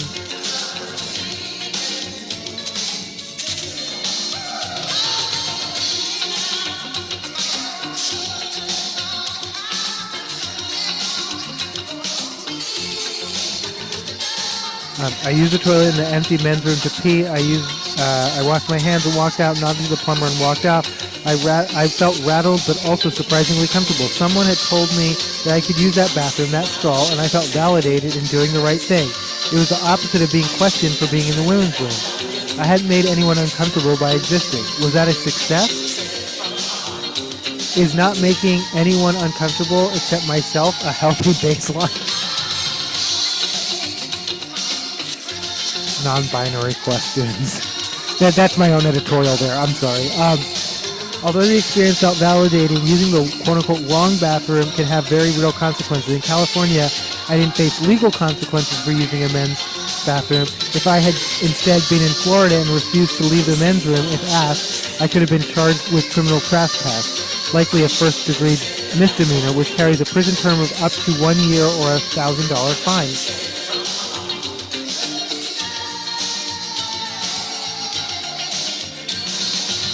Proponents of quote-unquote bathroom grills claim they are protecting children from predators, but assaulting children in bathrooms or anywhere else is already illegal. A bathroom law doesn't physically prevent male abusers already willing to break the law from stepping into women's spaces. However, these laws can prevent trans women from comfortably and legally using any public bathroom, including restrooms in their workplace. U.S. Rep. Nancy Mace introduced the Protective Women's Spaces Act November 24. If enacted, this law will prohibit transgender individuals from using restrooms that align with their gender identity on federal property, specifically targeting U.S. Rep. Sarah McBride, the first openly transgender member of Congress. Sorry, none of this is funny. But you gotta stay lighthearted where you can. First, openly transgender member of Congress, and the tongue twister is that the news makes me go through night after night. I will never not call out. Whoever writes this shit doesn't read it out loud. It sounds good, looks good on paper, but then you try and read it out loud and you're like,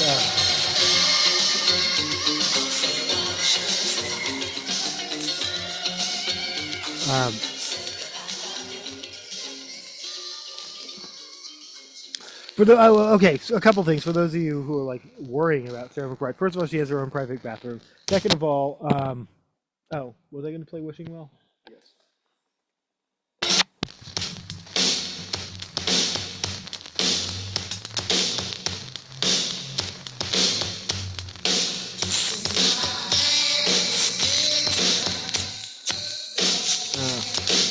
Sycamore tree.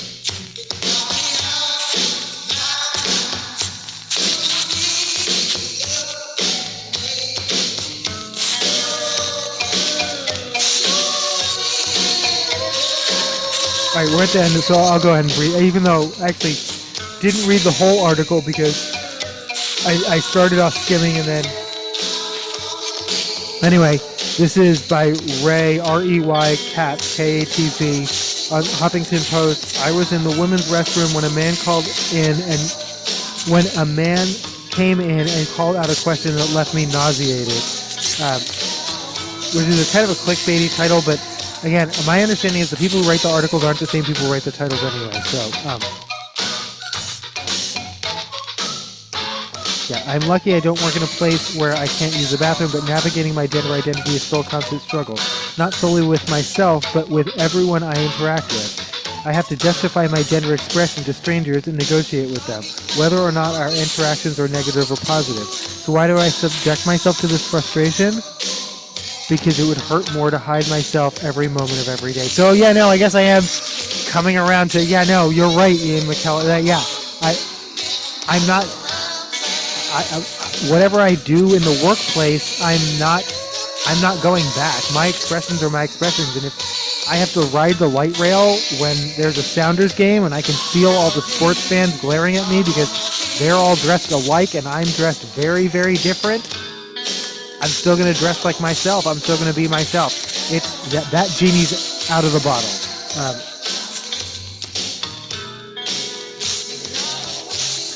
Genie, fresh as a daisy. Sorry. Yeah, the I Drew Genie theme has lyrics.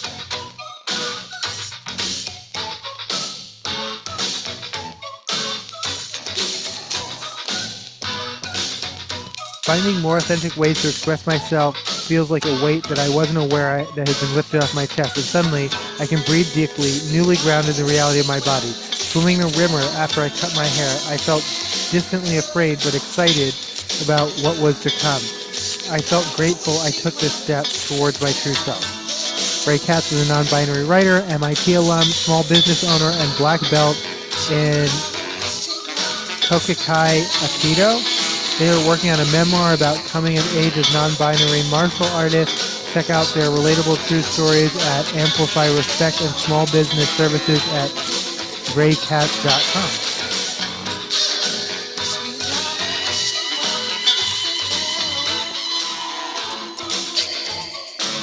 Okay, we made it, and I think we're into entertainment news. Disney scaled back. Yeah, we made it. This is adjacent related. Disney scales back Snow White Hollywood premiere amid Rachel Ziegler. All right, I can words, and not scratch records. All right, or I can't. I am going to do a brief intermission, but I'm going to finish with this story before the intermission. Disney scale backs. This is according to Variety. Disney scales back Snow White Hollywood premiere amid Rachel Ziegler and Gal Gadot controversies. So Gal Gadot supported Israel, which is absolutely her right. She is Israeli. She's also a member of IDF. So if that is your thing, like IDF is evil, she like all Israeli citizens, she served her time in IDF, as far as I understand. Of course she is. Rachel Ziegler, she said some things that she's like, oh, I guess there are some pretty big fans of the classic movie. She said some things like, we updated a lot in ways that I understand if you're a fan of the classic movies, but I also think that is 100%. Y'all, they acknowledged it. The backlash started because of her race, because people said a person of her race couldn't play Snow White. And then the backlash, which happens to just exist towards all female stars of all Disney movies, is, can we just acknowledge that? So the article begins by acknowledging that's where the backlash started, but then also, like, again, gets their punches in by saying, but she did say this one time and that was pretty awkward. And she did say that one other time and that was pretty awkward. Y'all, anyone else saying it wouldn't even be called out. It would be a ha ha ha. People are coming for her and you're letting them. And Disney's I think, well, the options were just write off the whole movie. Not Catwoman. What was it? Batgirl, Batwoman, whatever the one that the $90 million Warner Brothers movie that Michael Keaton was in, but then finally you did get to see him as Batman in The Flash, but it wasn't very good. It was boring. And he's in a lot. Like I thought it was only going to be a little cameo. He's in it a lot, and it's still not very good. Like it's the least effective use of Michael Keaton I've almost ever seen in a film. The Flash, like completely irrespective, speaking of non-binary individuals, completely irrespective of Ezra. Is that even his name? Their name? Miller, it is. And all the issues that they were going with at the time, much of which seem to have they were going through a period, but they're doing okay now. Completely separate from all of that, and well, The Flash is just not a very good movie, unfortunately.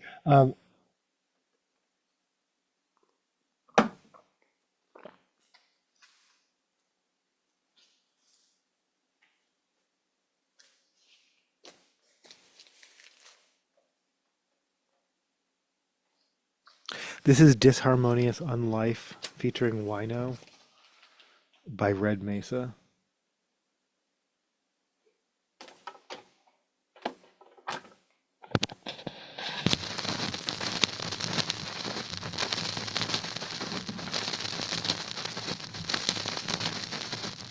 They have a new album out. Yeah, no, that would be a Bandcamp pick for me if I were buying things this year, but I continue to not. I guess the Amazon boycott week is winding up. We're still in. I'm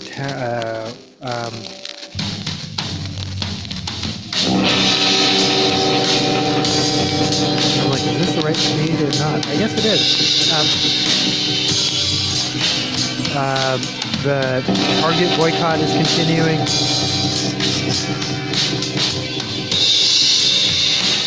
No, it is the right speed.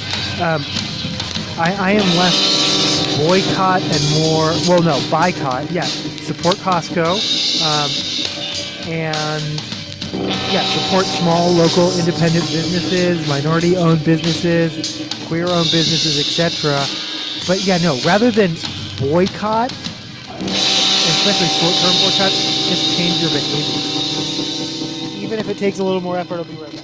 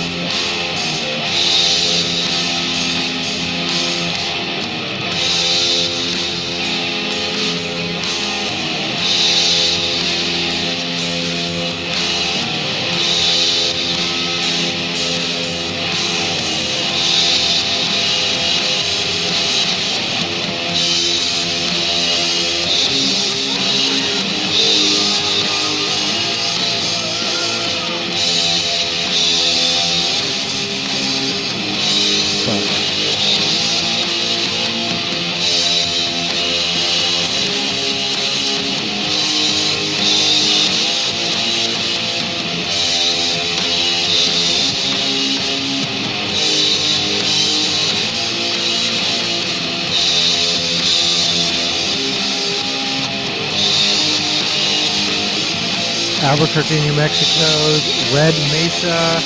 Shout out to Brad. I've never met Brad, but I know your brother. In my perfect world, somehow I am responsible for connecting Brad with Corey Murphy, and then they form some kind of New Mexico supergroup. That would be amazing, but I have to play minus the Brad. Who are going on tour.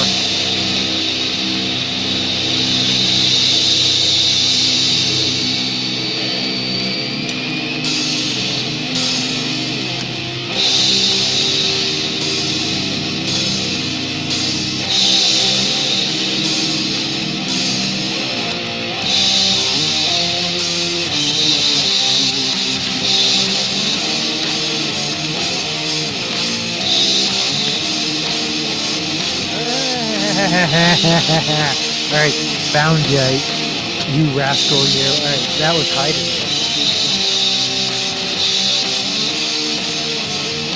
I told you my filing system is very, for lack of a better word, stoppable. Oh, that's exactly what I was looking for. Alright.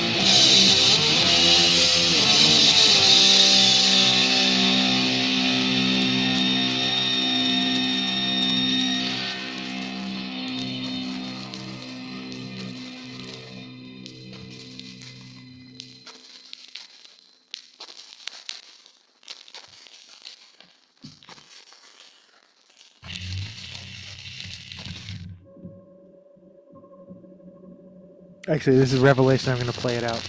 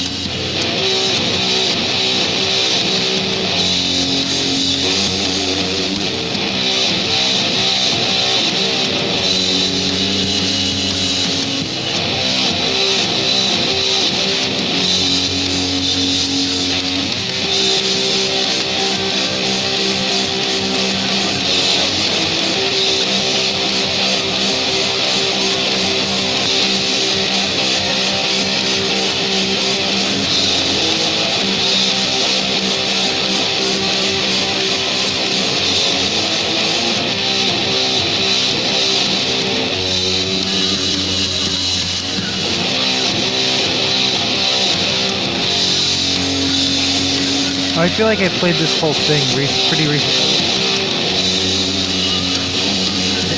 Plan B, which is actually Plan A, because this was originally what I was going to play. This is 3 discs, so there's got to be something I haven't played recently.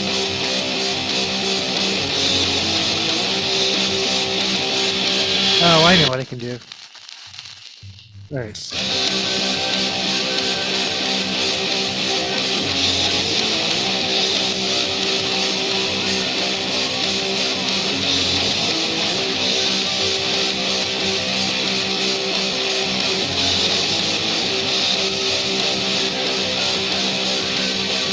They make beer commercials like this. I own that.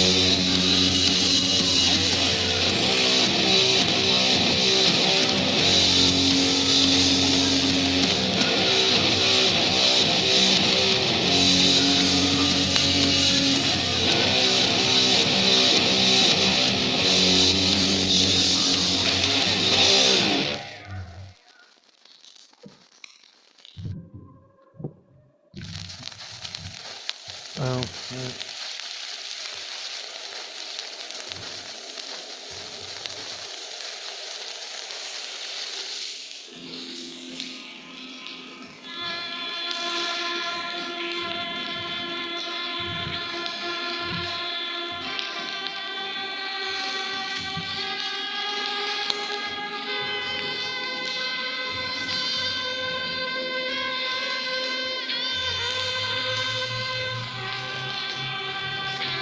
oh, okay.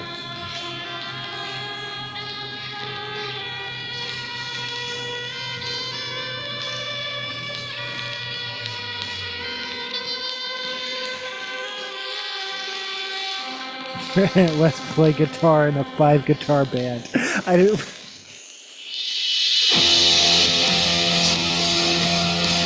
I was just talking about this. I love Minus the Bear song titles so much. Thanks for the killer game of Crisco Twister. I am totally not down with Rob's Alien. Wait, for some reason I thought This Ain't a Surfing Movie is on here. It is not.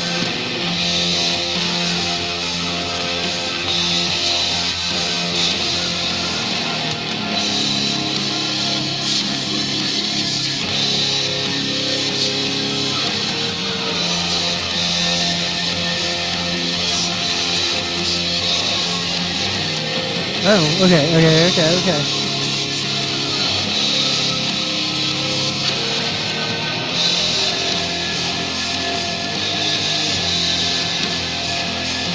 Oh, okay. No, okay. Hi, Carmi.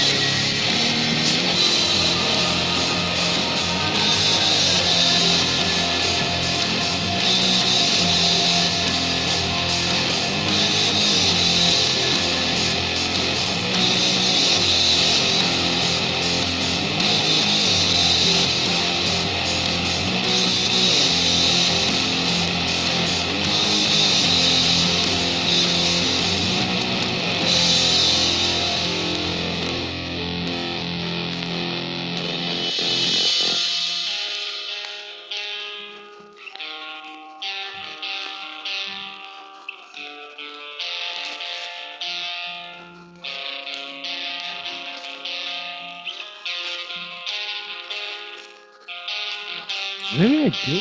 Oh. Oh, that is so weird. Oh, that is so weird. Is there more than one? Okay.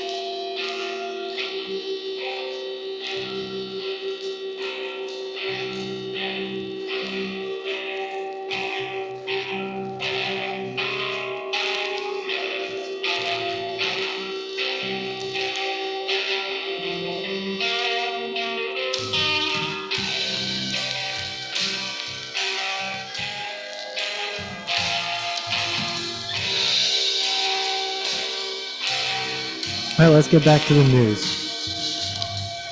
It has been your cat interlude.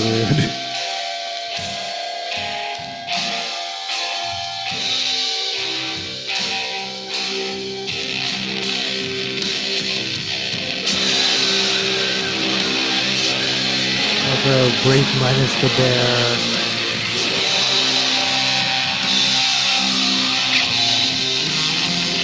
Wow, that's only their second. Menace also is the second studio album from Minus the Bear, released August 23rd, 2005. I already lived here. Like, that's like the day I moved here. Like, that's wild. Like, I'm pretty sure I literally moved here on the 22nd, or I think I moved here on the 20th, and I started my job on the 22nd, something like that. I already had my apartment and my job picked out, both from Craigslist. Though, again, neither were confirmed, because I said I was coming from Portland, you still have to interview, you don't know how the interview's going to go. I got the job, I got the apartment. I would have been fucked if I didn't, because, like, yeah, no, I don't know where else I was going to find a $600 apartment in Seattle. And although it was not an ideal arrangement, I see how I was not ideal in that arrangement also. How it was not, yeah, no, there were other people who were not ideal in that arrangement, but they also were actually, in retrospect, pretty fucking awesome.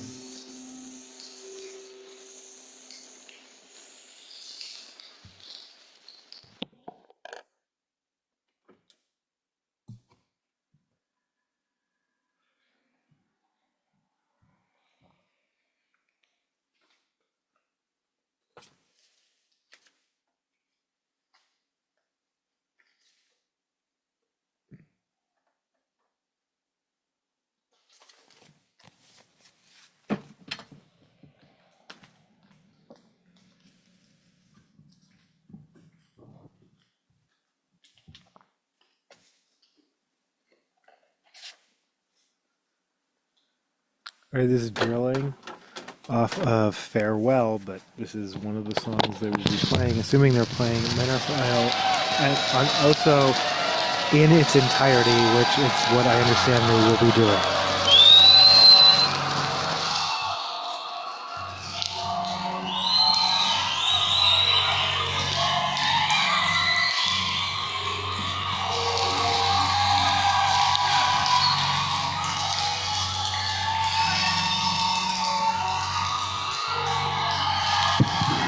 There's my Corey.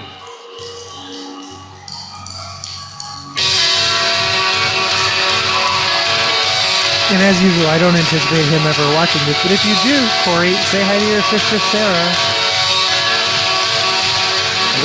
And let me know what is at the site of Galisteo News now, and I've looked it up. What the Caros is in Santa Fe. It's something. It's not just empty. And what the Arby's/Hardee's is now. Felipe's Tacos. The Wild Oats that turned into a Cherry Hill market, if that's not mistaken. What about JB's? What is the Denny's?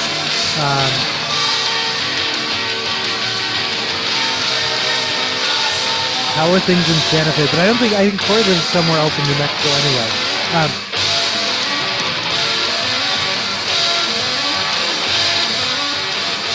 But I'm assuming his parents still live in Santa Fe and he visits? I don't know where Sarah ended up.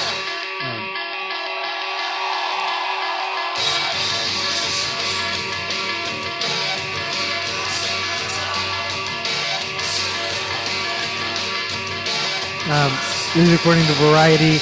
Justice Department Attorney, this is literally officially the last, well, no, it's not. Once we get back into tech news and health news, probably some of those same assholes from the government, they're really trying to invade every aspect of society, but, you know. Justice Department Attorney says she was fired after balking at effort to restore Mel Gibson's gun rights.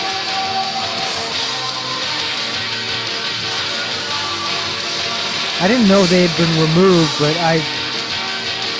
he's not someone I think needs a gun, just in general.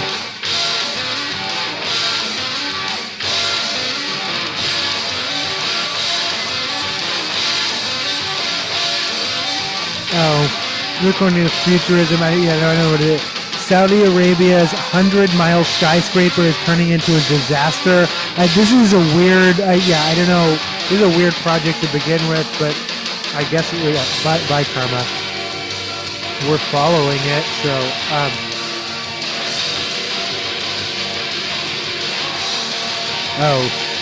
Billboard. Drake cryptically warns next chapter may leave you feeling uneasy. Okay. I don't know what the next chapter is. You just came out with an album after a rap beef that, like, how's the album doing? I mean, it wasn't, I don't think every track went top 20 like that time. Every track from Views, all 18 tracks were in the top 20, the entire record. That happens more and more because of how Spotify's people just stream shit over and over, and then at that time Justin Bieber was like, you don't even have to listen, you just turn it way down, but just stream it over and over. And people were like, Justin.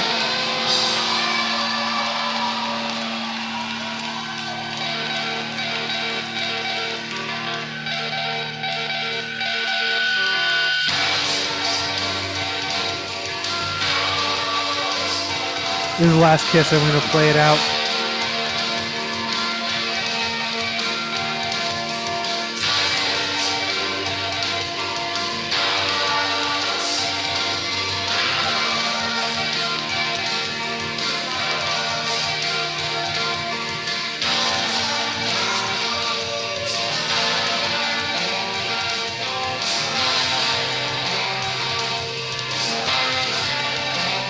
I definitely got that like chin angle going. Oh, I lowered the camera because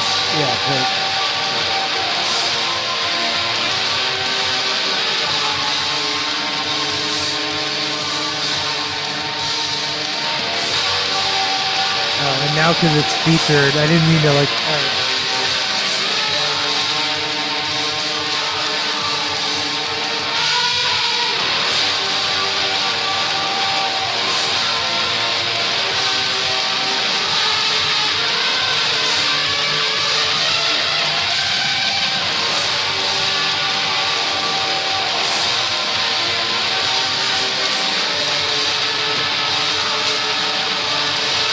Wow, I haven't played.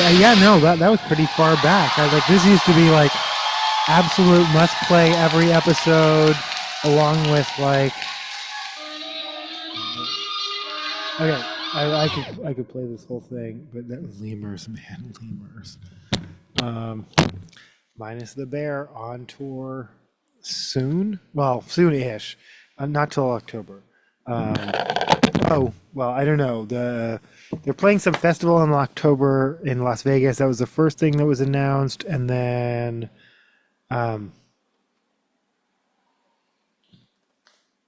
it was announced by Suicide Squeeze that they're going on tour.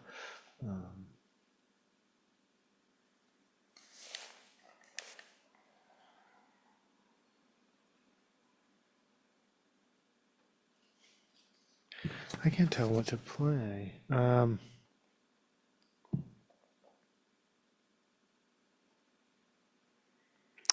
Goddess energy. Yeah, no, too much goddess energy. Too much goddess energy.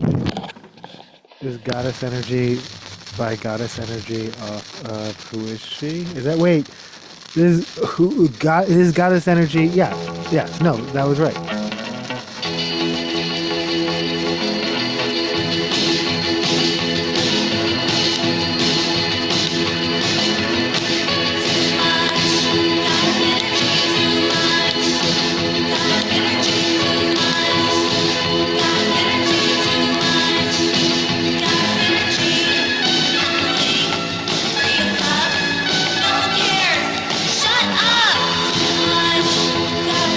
Daughter Records.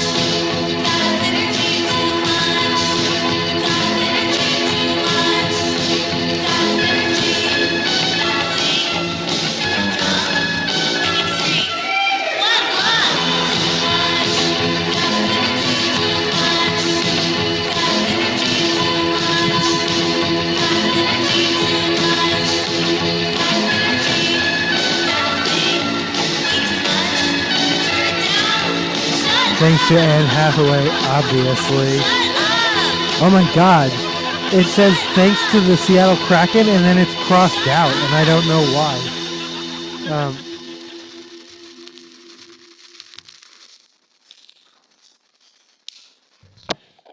Apologies to everyone who didn't make it into the spruce song. We were yelling out random names and know we missed a ton. In loving memory of Aaron Green, who gave us the title for this record. Okay. So Robin Edwards, vocals, guitar, Bree McKenna, bass, backup vocals, Julia Shapiro, drums, keys, backup vocals, additional backup vocals and harmonies, Emily Noakes.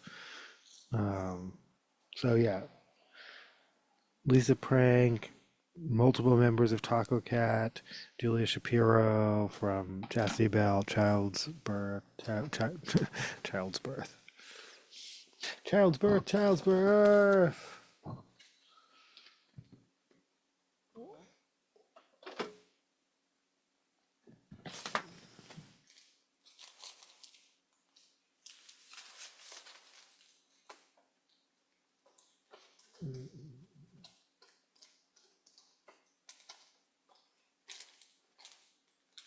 I don't know. Now I fell down the rabbit hole of local music, and I'll just stay there for a minute because so much great. I'm sorry, fell down the rabbit hole of local music, but I'll just stay there for a minute because so much great music, local music.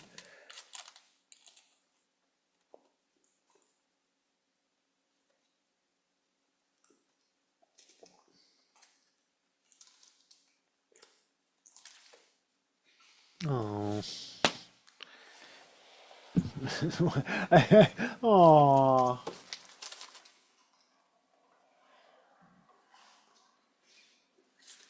Holy shit, though. For reals. Yeah, okay. Okay. We're doing it. We're doing it.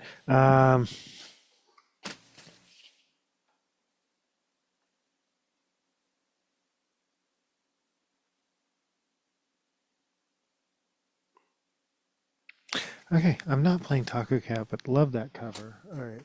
Not tonight. I am playing Reptile Reptile by Julia Shapiro. It is my favorite song on this record. At this particular moment, like at some future point, another song might be my favorite, but this has been pretty consistently my favorite for a minute.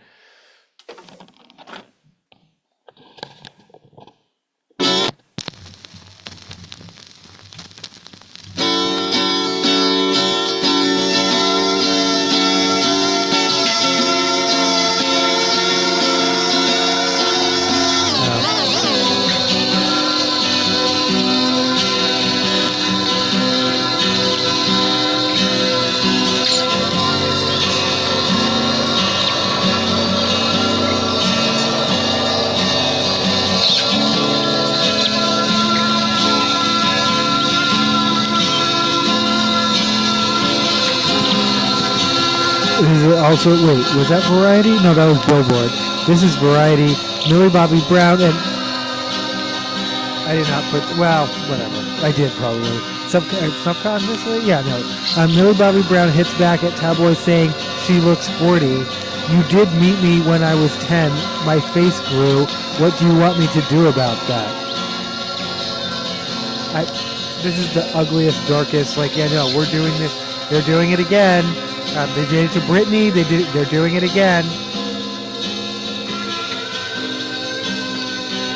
They did it to Dana Plato. How dare you grow up on us?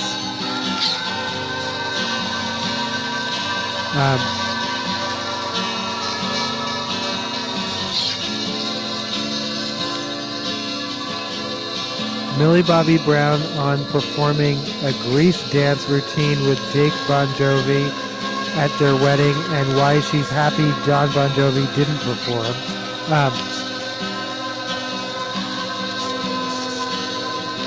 6-minute Grease-themed wedding dance routine.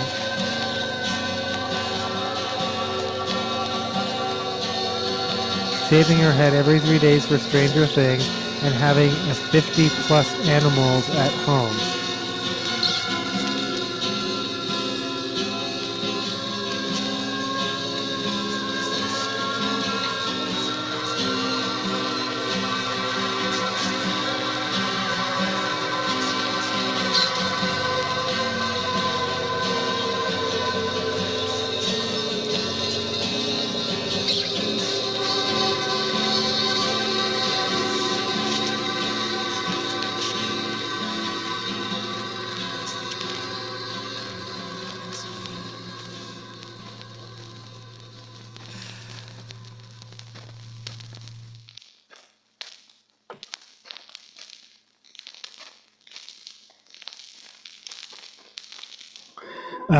Set to You're the One That I Want, Summer Nights, and We Go Together. I kind of just want to play that right now.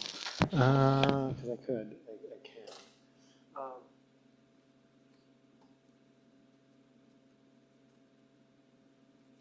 Unless I moved it backward. Back in baby's arms.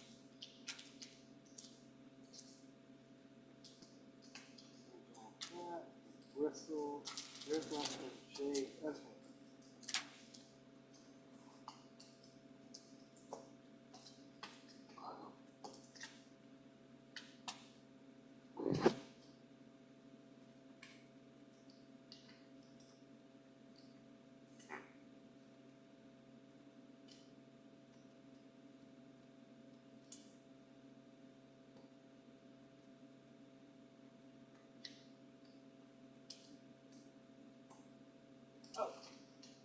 I absolutely found it. We Go Together. Let's just do We Go Together. This is Less Than Jake's version off of Greased.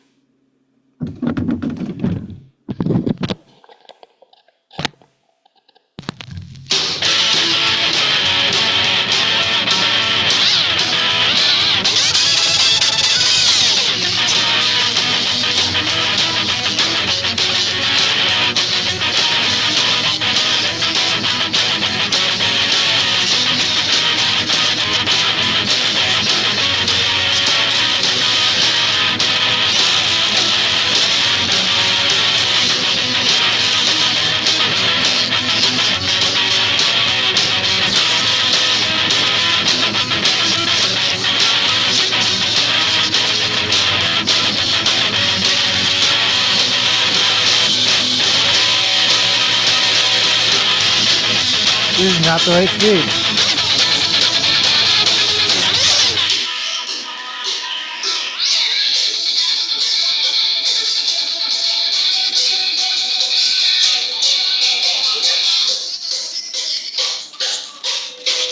I'm not fixing it, I'm leaving it.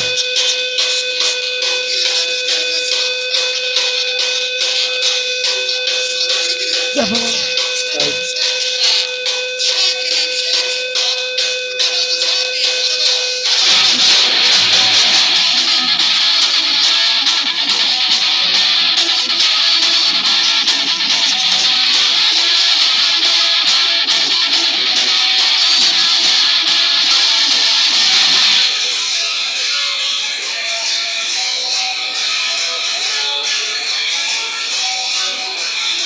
No.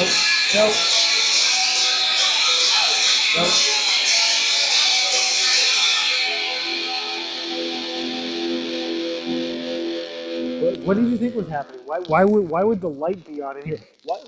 No, none of that is for cats, and you know that shit. Thank you. Sorry. Acting like she's new. No, I'm kidding. She's acting exactly like a cat acts. She's just being karma. But sometimes you gotta use the voice.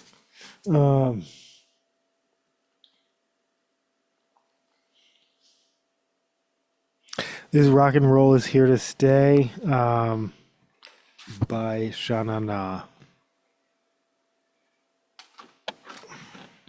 Actually, this is At the Hop, followed by Rock and Roll Is Here to Stay.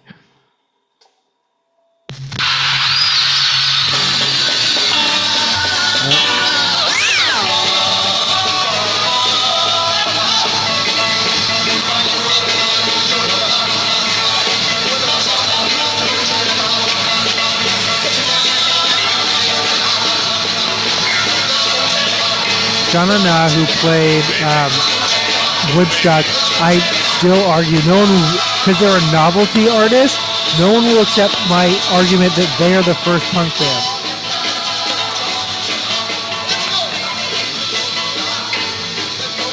Like, first of all, like 10 years before, I'm sorry, like 5 years before, like 10 years before Grease, and 8 years before the Ramones, they were doing like greaser shit. They were doing like the leather jackets and anyway. And this is a compilation, so it's copyright. It's going to be from the 80s, but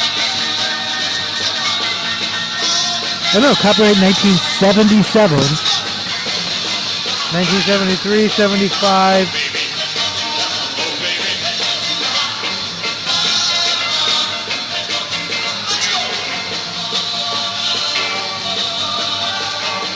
My vote to be inducted into the Punk Rock Hall of Fame. 1, 2, 3, 4. I'm playing the Ramones next. And if you don't hear it, you don't hear it.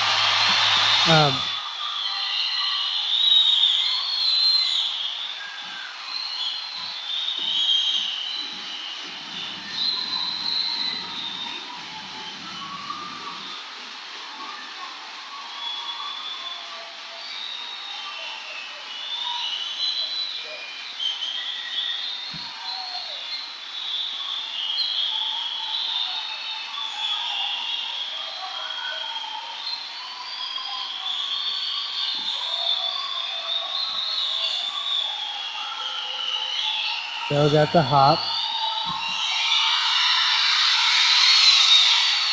This rock and roll is here to stay.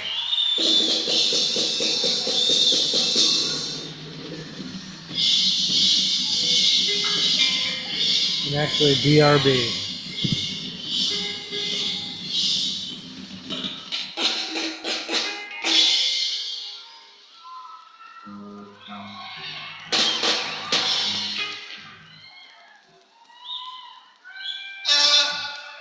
We got just one thing to say to you, hippies.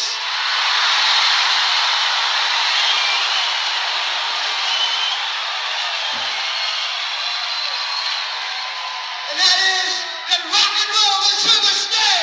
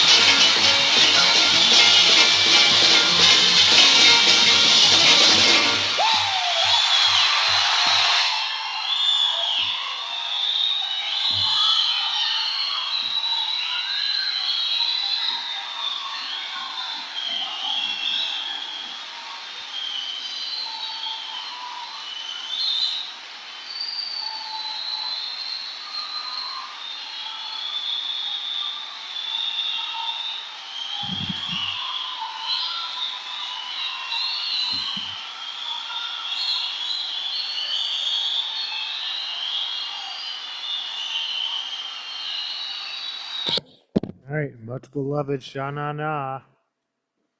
Literally, they did play Woodstock. I'm pretty sure they played after Jimi Hendrix, if I'm not mistaken, or right before. It was at dawn, by the way. Like all of that, like the Star Spangled Banner, which is why it made sense. That was like at dawn. That was like at 5 in the morning after like other bands had been playing all night. And I'm pretty sure, yeah, again, Sha Na Na played either right before or right after Jimi Hendrix at Woodstock. Um,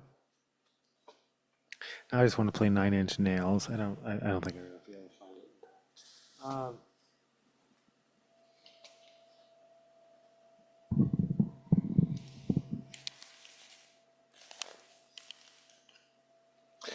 This is "I Remember You" by the Ramones, off of "Going Home."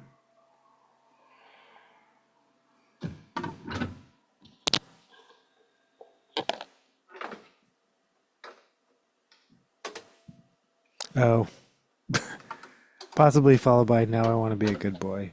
Um,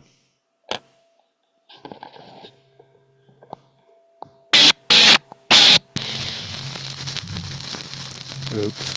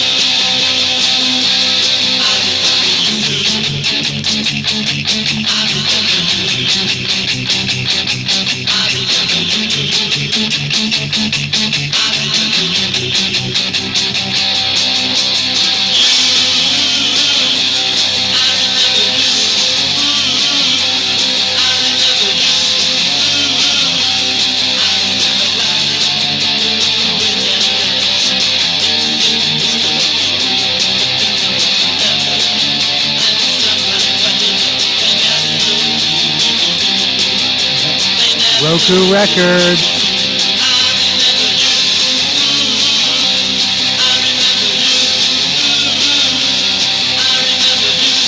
No.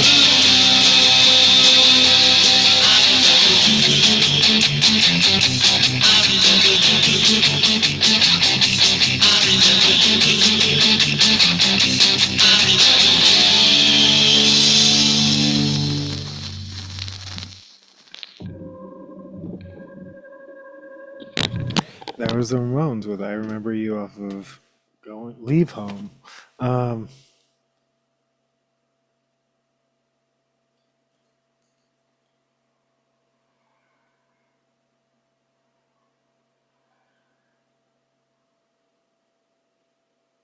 this is the chicken dance. Oh.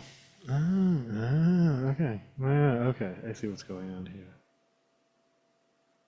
1, 2, 3, 5.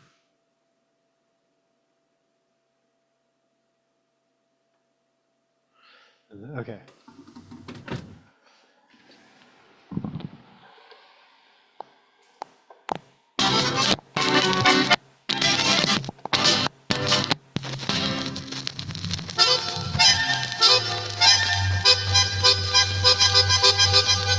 No, okay.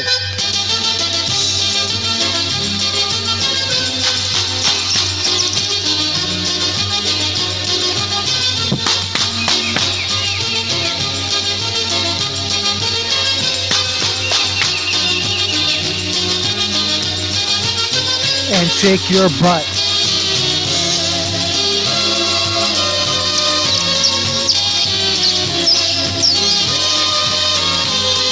This is a chicken dance. I'm sorry if you don't know what's going on. You have stumbled into the chicken dance.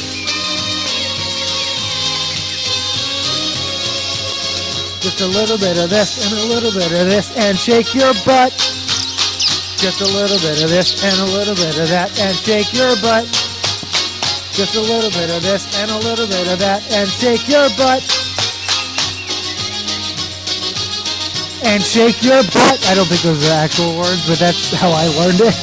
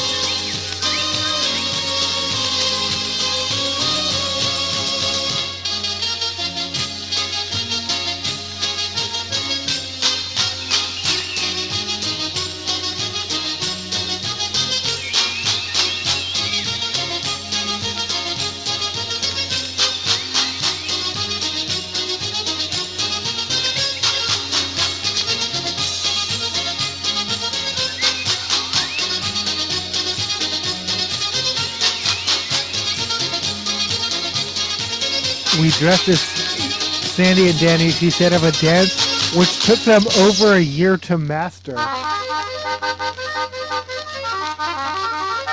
I like accordion music, so I like polka music, so let's just do it.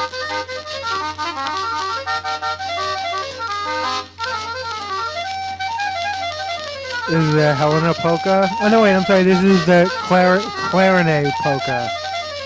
Oh. And then Beat on the Brat, which we'll go ahead and play. Because let's go ahead and play that.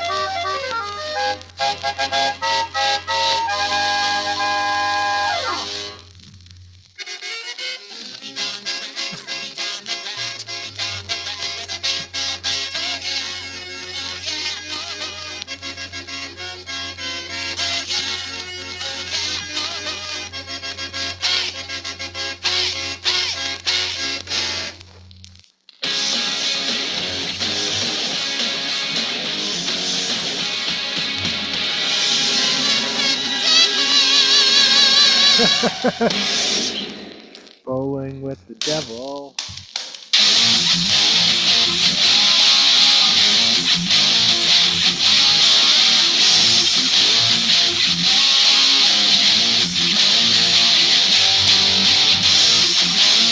And now I have to watch this movie again. I actually really enjoyed this movie.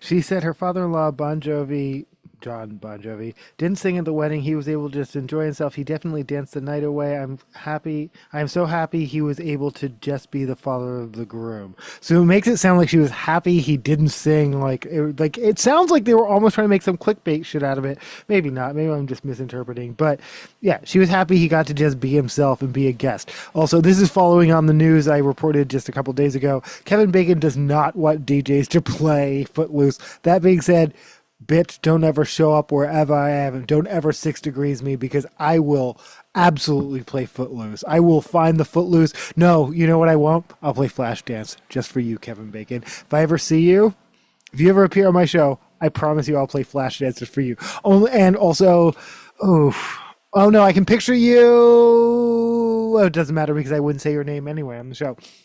Coworker who got Flashdance and Footloose confused, and like people were mad about it. I'm like, okay, she's younger than us. This is like the first, like this is actually the first, like I'm like, wait, is this a serious like generational, like, are you seriously mad at her? But like, yeah, no, she's like, oh yeah, no. In any event, for some of us, Footloose is a very big deal.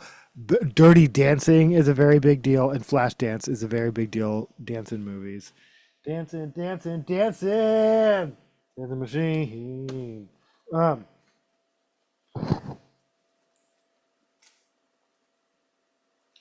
don't know where that came from.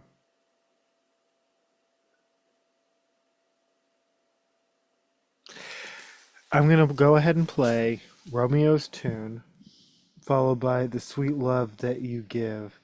Sure goes... Oh, actually, I'm going to play them the other way. I'm going to play The Sweet Love That You Give, Sure Goes a Long Way, possibly followed by Romeo's tune, but I reserve the right to move on.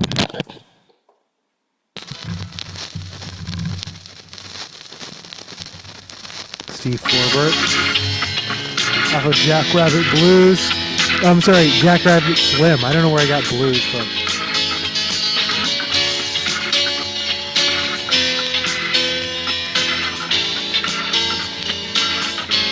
Holy shit. Prairie dogs. I've been thinking about, I was like, what are those things called on the lawn? Like, you know what I'm talking about, all over the lawn. You're like, what are you talking about? Those things all over the lawn. They're called prairie dogs, but they're not all over the lawn here in the Northwest, but they are in New Mexico. I can name the state I lived in for 10 years. Shut up.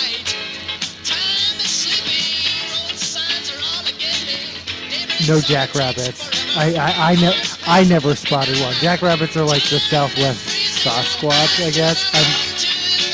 Whatever.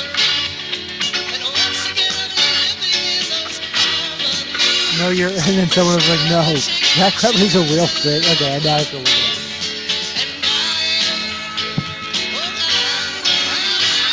You can't ride them, I know that.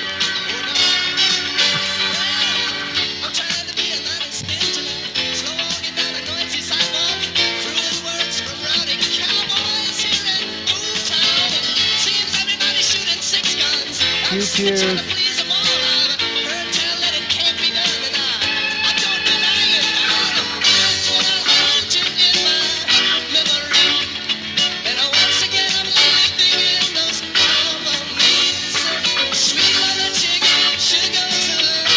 Okay, jackrabbit versus hare. Jackrabbits are not rabbits. They are a type of hare. Okay, a jackrabbit is a real thing. Oh, the name jackrabbit is a misnomer. These animals are hares or not. Yeah, okay. Hare. Hares and jackrabbits are mammals. Okay, I guess jackrabbit is a real thing. Oh, jackalope.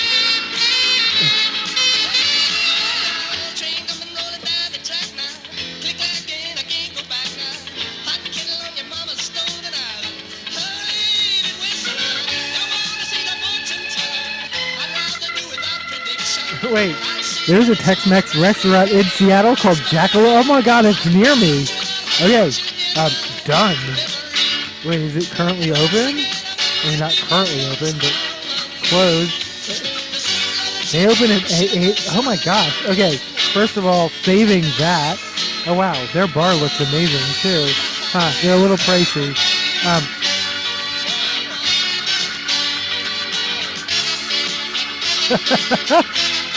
Me. I do a news show, and then sometimes I say stupid shit like, jackrabbits aren't real. Jackrabbits absolutely aren't real. Jackrabbits are real. Birds are not real, though. You know that. You knew that, right? Birds aren't real. Jackalope. Yeah, no. You see a lot of that shit in the Southwest. They're just taxidermied rabbits that they put horns on, and like, yeah, no.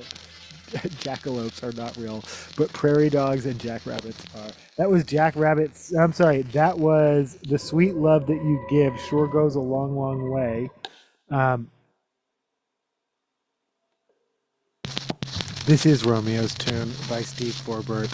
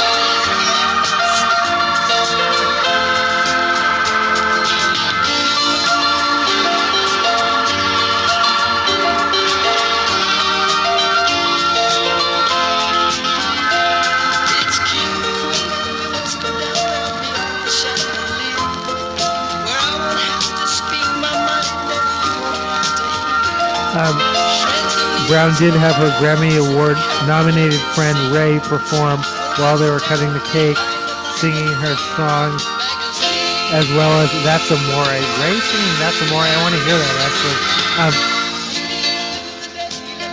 Brown says she sees how people see her as a trad wife. She talked about life with Bon Jovi on her Georgia farm. Her parents lived next door to them in Georgia and in London. Brown talked about having an abundance of animals, including 10 dogs, 4 cats that live with them. Only one dog, Winnie, sleeps in their bed after Bon Jovi insisted.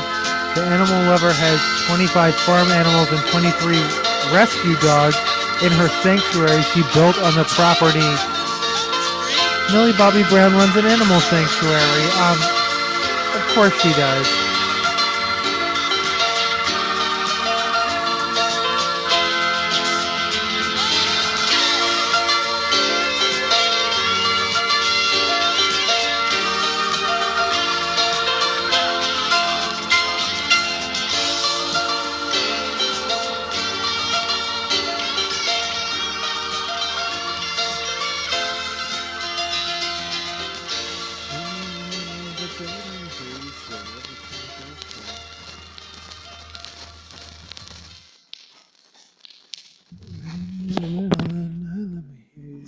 Everything's all right.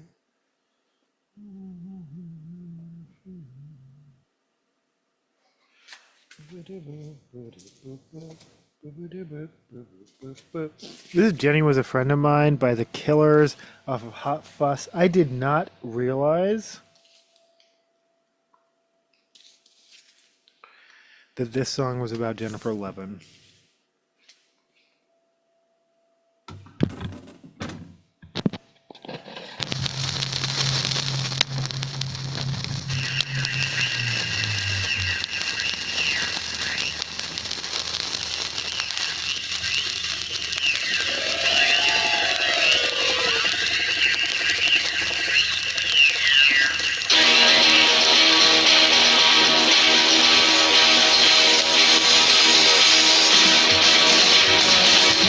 Sienna Miller speaks out on the double standard women face after having kids her age, citing Robert De Niro and Al Pacino.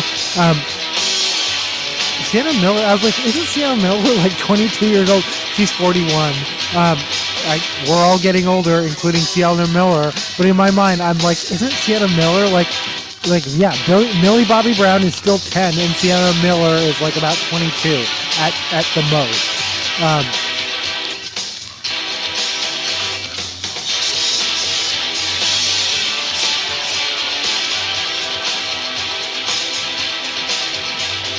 Okay, Good Morning America. The headline is, woman who accused Jay-Z of rape heard on recording saying that the lawyer pushed her to sue. This is the lawyer, Tony Busby.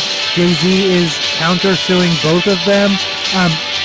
But she says she's still sticking by her story and says investigators showed up on her doorstep. They knew her name. Obviously, they knew her address and intimidated her. So she's saying, yeah, there's a tape, but she's not. She's still sticking with her story, and I just want to make sure that's because much as I love Jay-Z and I want to play Jay-Z on the channel again,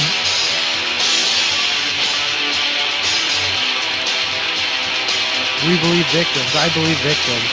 Yeah.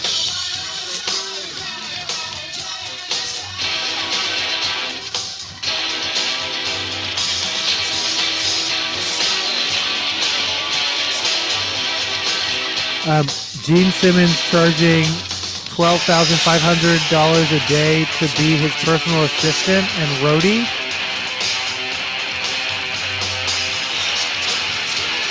That's a personal choice. Men's Journal. Investigation proves Gene Hackman's daughter wrong. This is so dark and ugly. Yeah, she said her dad was in good health. He wasn't. Well, I mean, he had a pacemaker, so that has to be contextual. Maybe she didn't know she had a pacemaker, but I'm assuming she did, and she meant contextually he was in relatively good health. And then the whole thing, how could she said they were close, but then how would she not know that he was dead for over a week? I wouldn't know for over a week. If I oh my God, I don't want to do this. My dad talks about he talks about it like he's dying, and he has he's 79. He will be 80 in May, in just a couple months. Oh my God, I gotta get his gifts out to him. He has no health or chronic conditions that I'm aware of. He could live and I don't want to say wealthy-ish, but he is downsizing and downscaling. It's interesting. His free-willing days are over.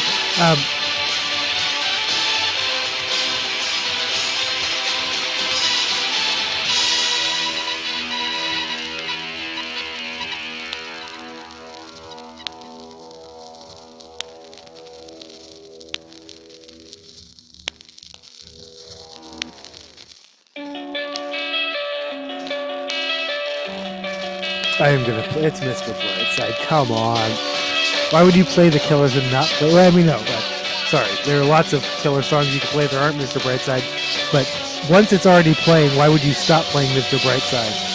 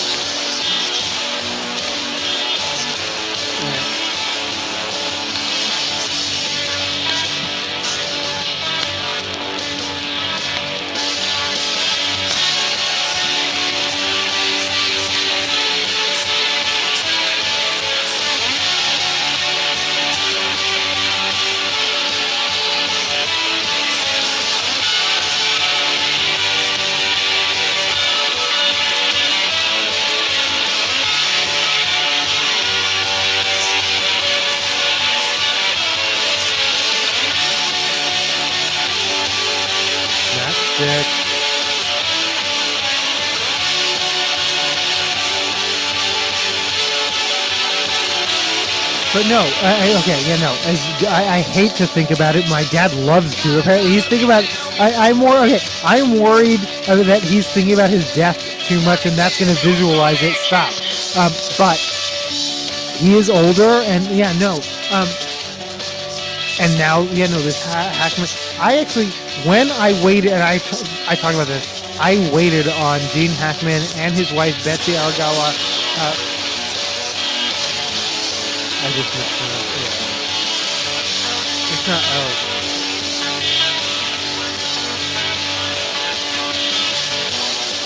Arakawa, not Aragawa. Arakawa. I waited on them, and Old Galisteo. I'm sorry, not Old Galisteo. Galisteo News is where I worked with. These are my Kevin Bacon, 6 Degrees of Kevin Bacon. Corey Murchie from Minus the Bear's sister, Sarah.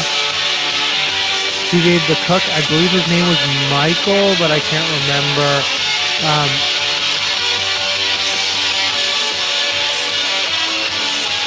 Corey, I always mention this, but yeah, no. For Minus the Bear, like fans, like super secret trivia, was the drummer in a band called Soul Scats. Corey was in a ska band. I will play some ska next, just in honor of that.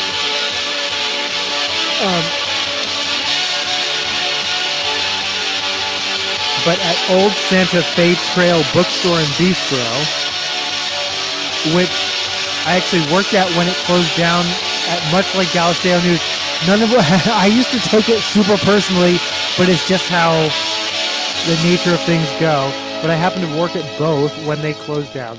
But before it closed down,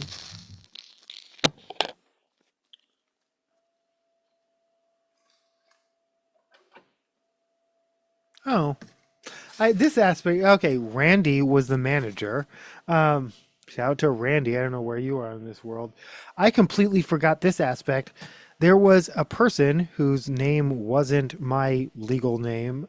Was it my legal? Oh, it wasn't my legal name either. Damn it. I didn't legally change it until, okay. Well, my chosen name. And they were like, oh, but we call her that. And I was like, oh, that's interesting. Because it is a pretty strongly gendered name. But that wasn't her name. It was just a kind of an in joke. Yeah, no, it was the weirdest power play on like, we're hiring you, but you have to wear a name tag that says a name. And then he wanted to use, and I was like, nope.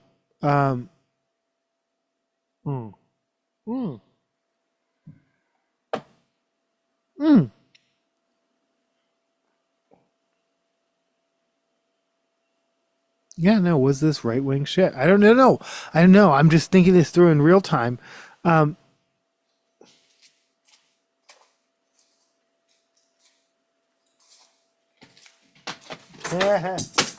meant to do that.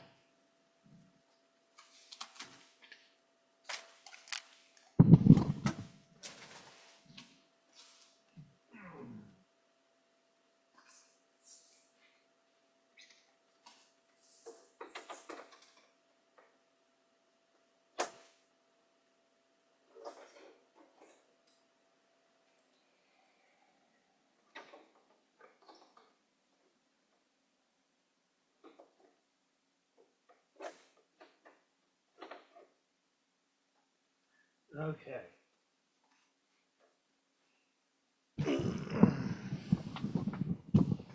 This is the Chain by Fleetwood Mac off of the what is like 40 times platinum rumors or whatever it is. The number one album in 1977, Grammy winner for album of the year, RA Diamond Award album. It's sold a bajillion, gazillion copies and continues to.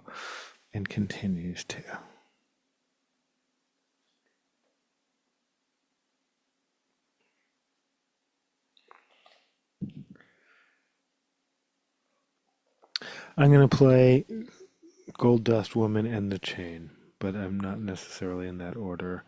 Let's fuck around and find out. Okay. Yeah. I'm going to play Gold Dust, Woman in the Chain in that order, actually, it turns out.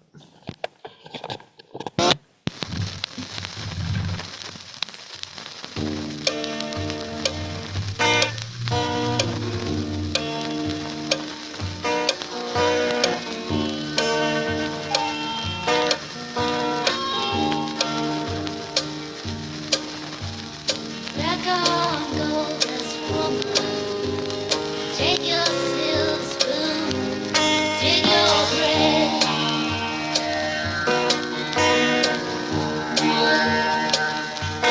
Hi, Heartless challenge, pick your path and I'll pray. Cat butt. Whoa, sorry. Oh, sorry. Sorry. Let's. See your sunrise go down.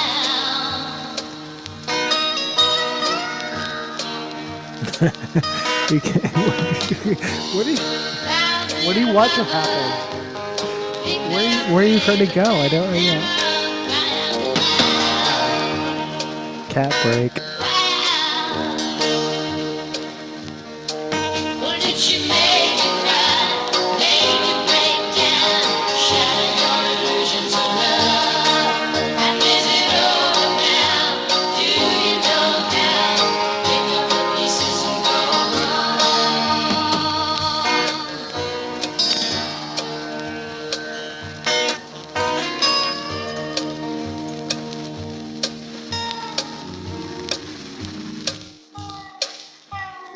back on ancient wheels. Follow those who fail in your shadow.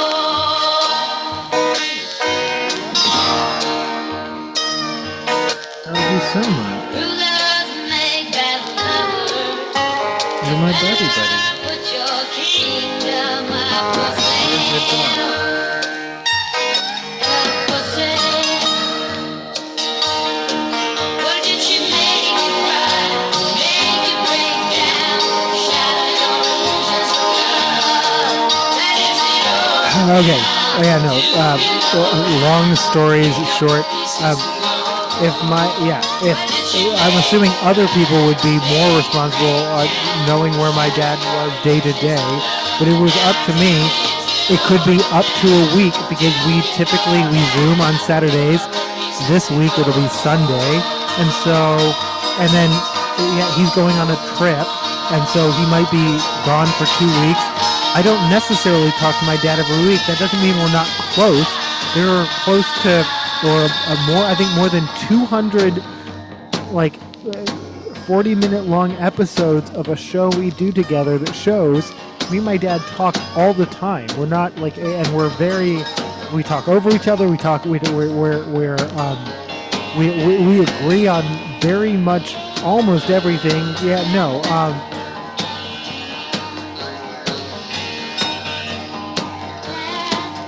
But I still might not know he was. I wouldn't know for more than a week.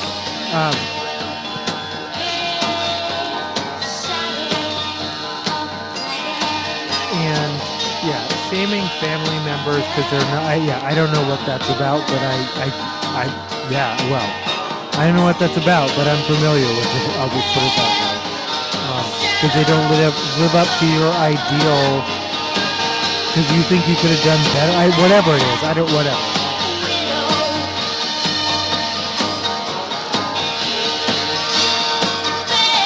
Maybe that's true. I don't know. But seriously, Men's Journal, investigation proves Gene Hackman's daughter wrong. Fuck you. You really are we are like Men's Rights Journal now, huh?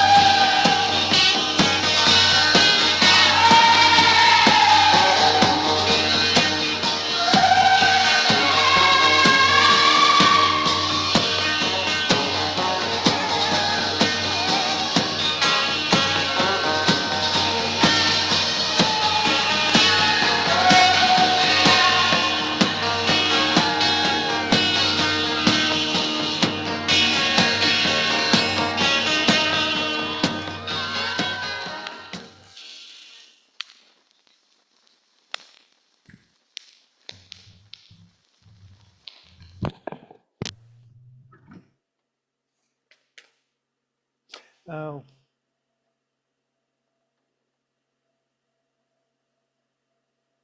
I might, well, we'll see. I might play the chain. Again, constantly evolving set list.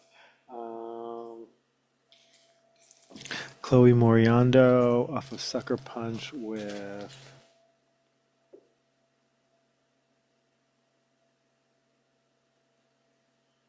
wait, I can't figure this.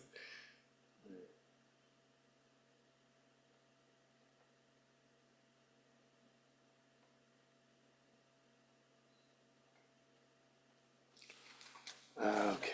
I feel like I need a new explainer for this. I want to say this is B1. Oh, classic versus B1. Okay. Let's find out. Yes.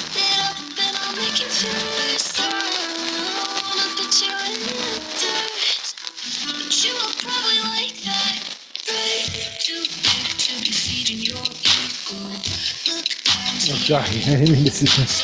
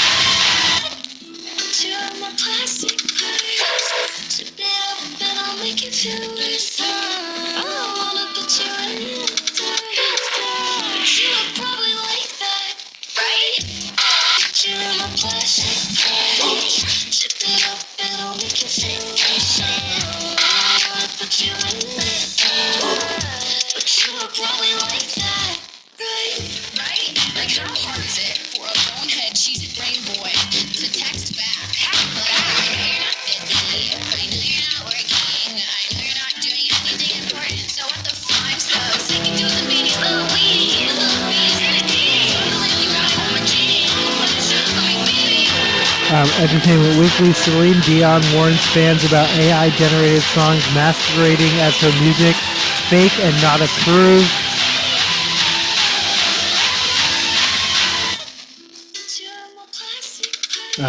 Sarah Michelle Gellar emerges in Paris amid secrecy around Buffy's sister Michelle Trachtenberg's funeral. Michelle Gellar wearing all black and a lot of leather, looking like she's out of the Matrix at Balenciaga. She looks good. No, she looks good.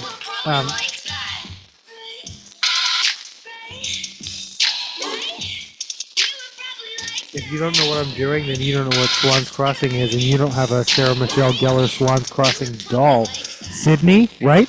That character was named Sydney?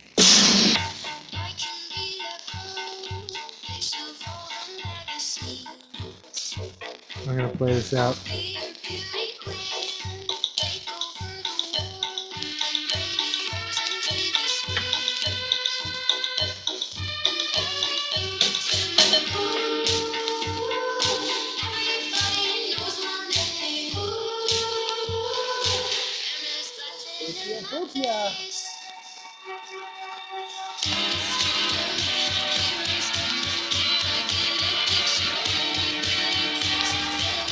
Wait, I'm not sure what song this is, but I like it.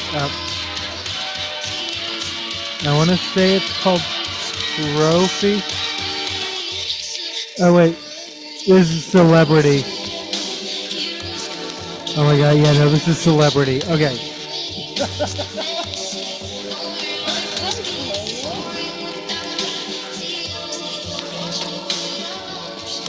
Someone wants her belly rubbed. Someone wants her someone wanted her belly. Yeah, she changed her mind fast though, huh?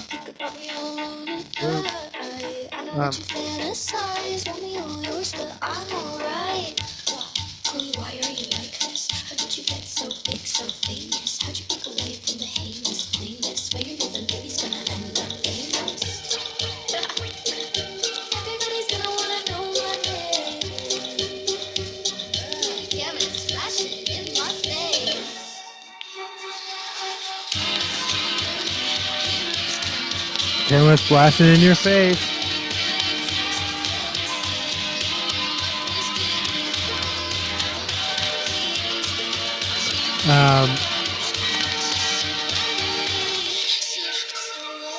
Someone posted a picture on Nextdoor. I talk all the time about Nextdoor. Like, what's going on at Nextdoor tonight? Is it some kind of NIMBY bullshit? Is some kind of... Someone posted a picture of a cat that looked almost exactly like Karma, but they had heterochromia, like when one eye is blue and one eye is... it was like hers, like Hazel. Like one eye would like... It looked like Karma. It was a white cat. Also, for those who don't know, 80 up to 85% of white cats with blue eyes are deaf. It's a genetic link that's very, very common. So I was really curious. They said this cat was really verbal, and I don't know if all white cats are really, really verbal, but Karma is really, really verbal. So I'm assuming this cat wasn't deaf, but I'm also... They were like, let us know if this is your cat. First of all, it looked enough like Karma that until I read the description, it said, because it said Beacon Hill, and I'm like, that's pretty far. How did you get that? I literally thought it was Karma. You look shocked. I literally thought it was you. No, she's not. She's just sniffing records.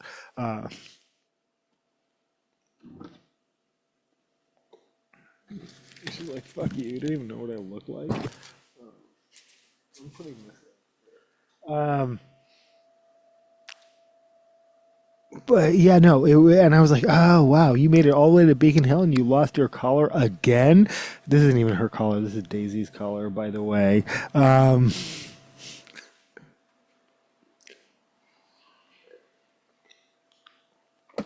Because she lost her collar. She's lost several. All of Karma's actual collars with her actual name on it. I did have to switch it back because for a while people kept being like, "Your cat Duke," and I was like, "That feels so weird."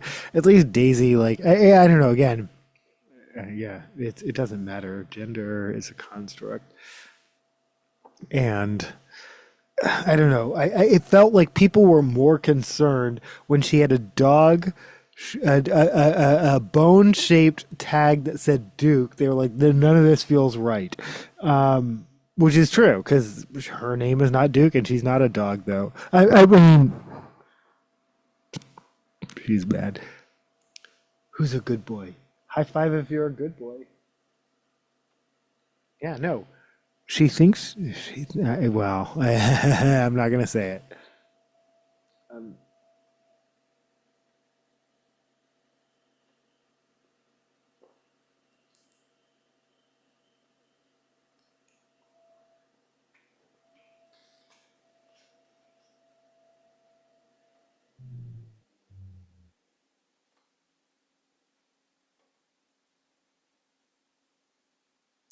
This is Wildest Dreams by Taylor Swift. Oh, wait. I have to, because the song Karma is on here. Let's do it. This is the Karma special. This is off of the Eras tour.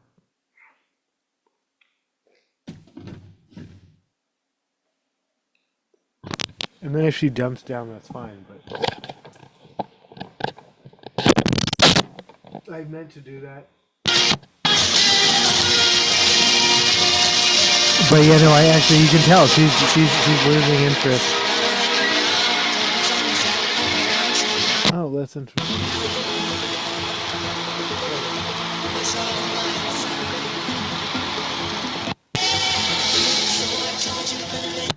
Well, she's out. Karma out.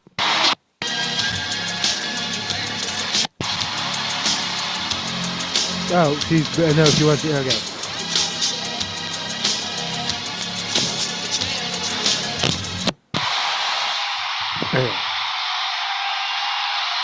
The Karma special continues. It's your song. It's your song, boo.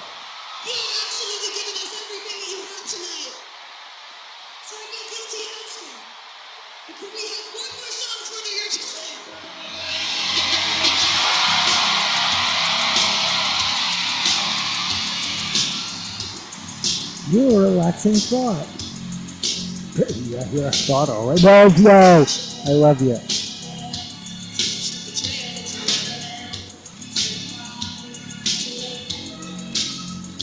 Well, you know, seriously, GoFundMe to buy Karma a variety of not collars. Well, no, she loses those too, because they're all breakaways, because you gotta give a cat a breakaway collar. It's not fair otherwise. And I know, and I wonder about that. Like, what if I didn't give her a breakaway collar? Then that would be her choked or hung somewhere. Yeah, no, so breakaway collar it is, and you can lose as many, but I need, like, someone to buy, they're like $20 each plus shipping, but I could probably get a volume discount. Like, help me buy like 10, it's called a planchette, right? Like from a Ouija board, planchette-shaped Karma collars.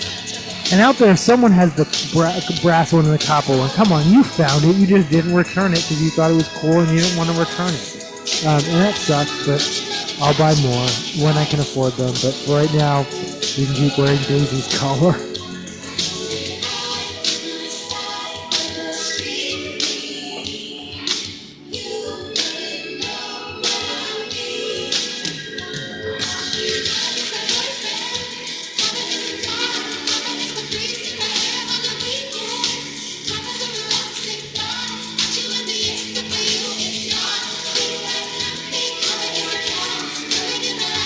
That is quite a look. Never time if I like that.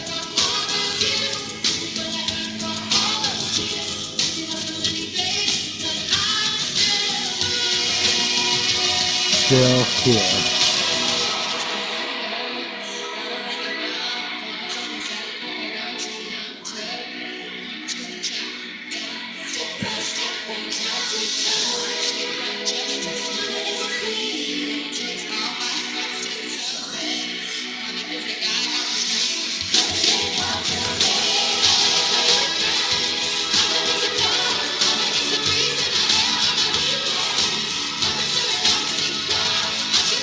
You gonna jump out? I can see you looking at that jump. You're gonna get that. Get that percent. Get that percent box. Knock that shit down. You know you love to. Do it.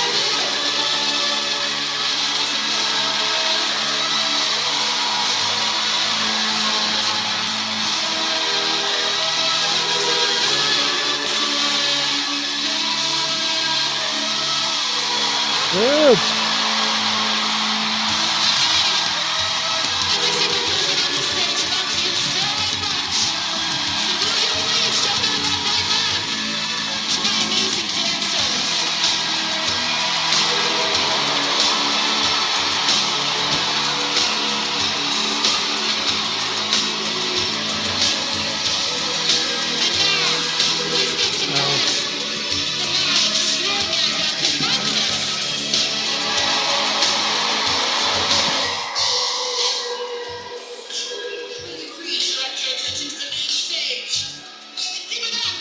Yeah, I know. Okay, I'm moving because you're gonna jump. I can tell.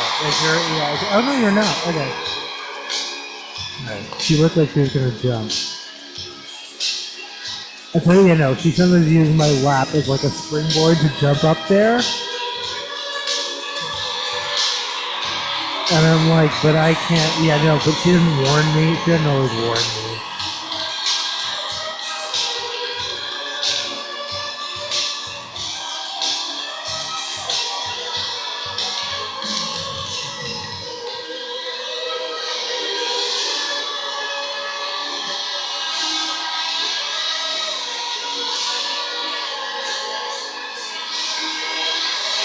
It's your song, babe.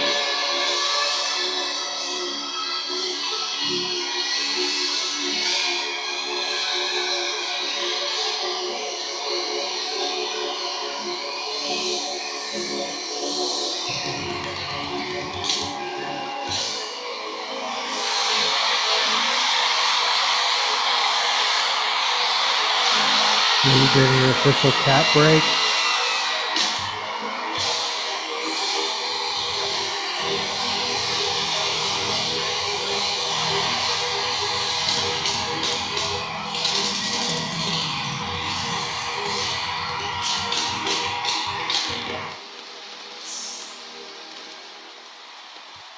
Boop.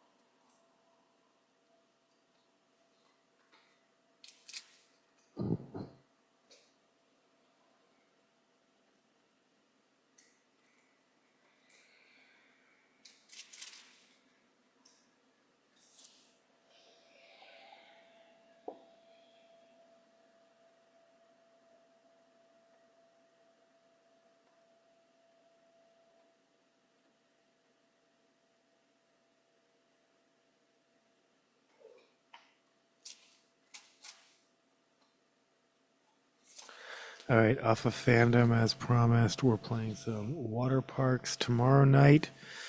Thursday, March 13th, on Veeps, $4.99. You can watch live from the UK, or yeah, or not, or not. This is War Crimes, followed by Reboot, possibly followed by Worst. Karma, I'm warning you, I'm gonna have to get up in a second. Bus.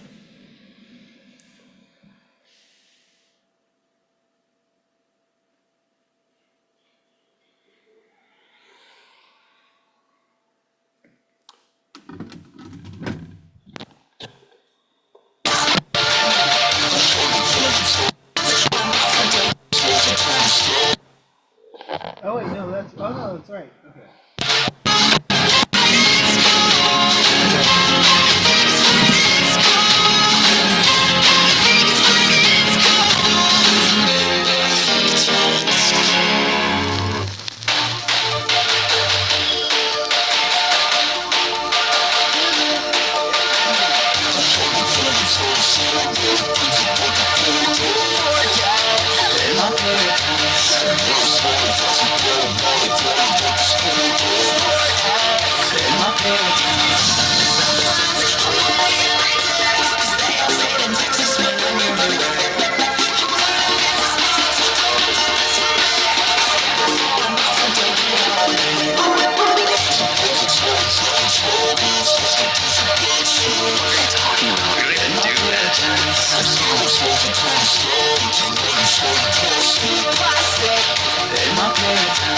Now I'm turning off my headlights, think about the same line.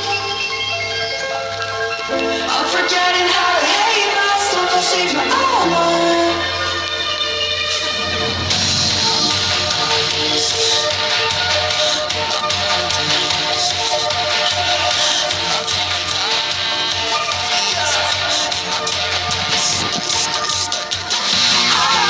What are you talking about? You don't even do bad shit.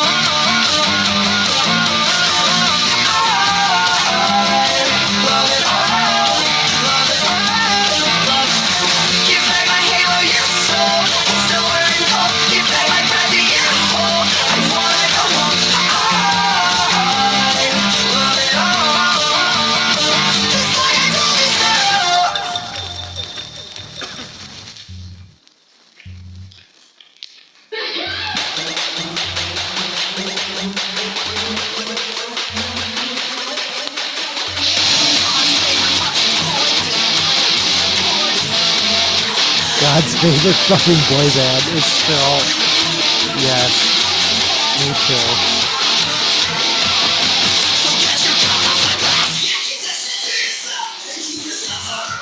But also for people who think intellectual property was the first time they explored like religious themes, God's favorite fucking boy band. No, Austin, that's always been, yeah.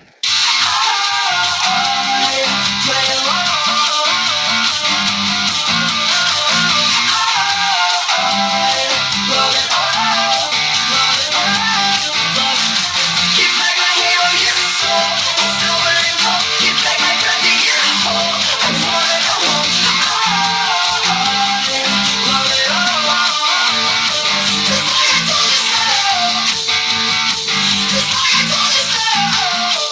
like something off of intellectual property.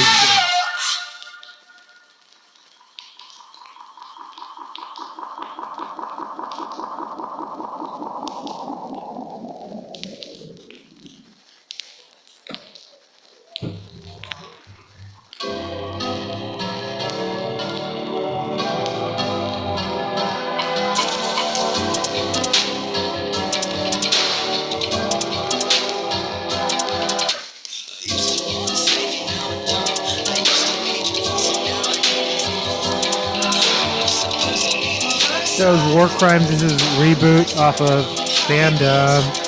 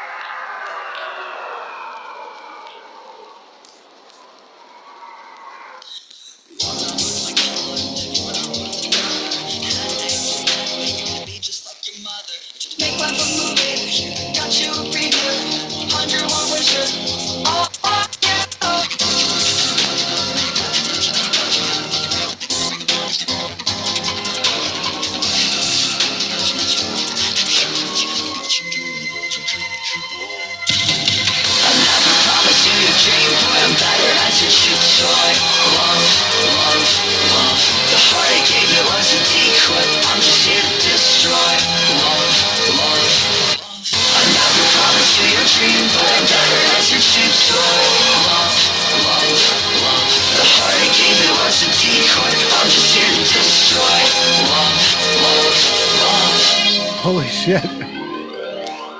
Oh. I'm like, okay.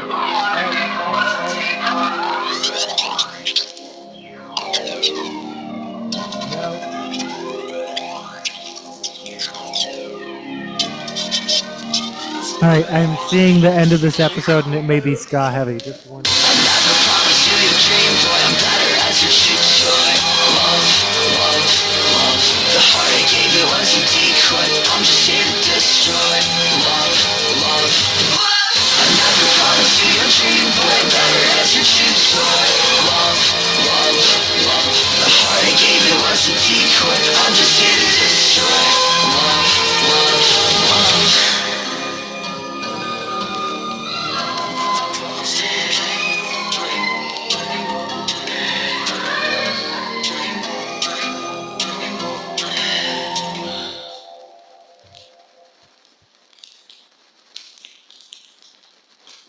I am not playing worst at this particular moment, but I'm assuming they're playing all of it. Is that what we're doing? We're doing all of Fandom live tomorrow?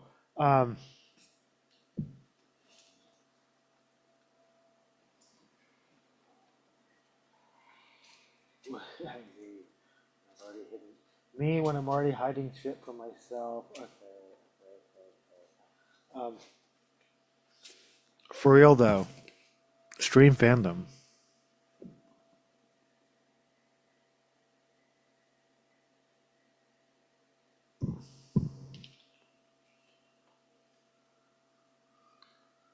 Oh, I kind of want to put that. I kind of want to put that sticker on my car tomorrow. How many Stream Fandom stickers do I have? Probably just that one.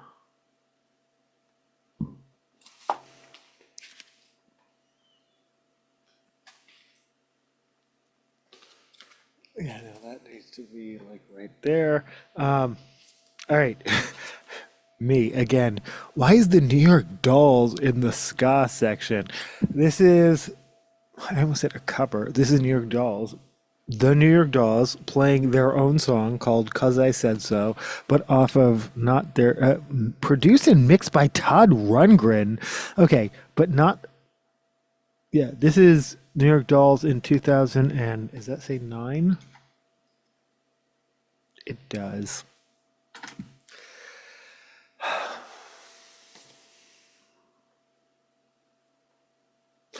As much as I enjoy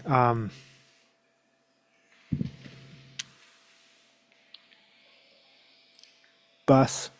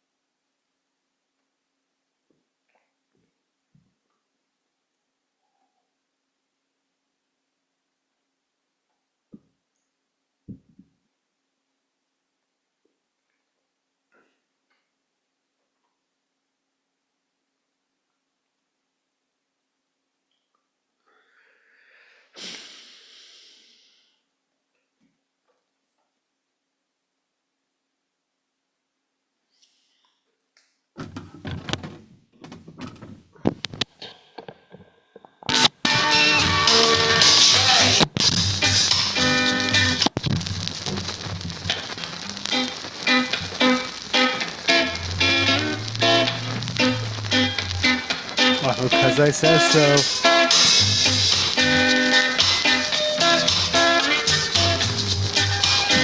Yeah, me too.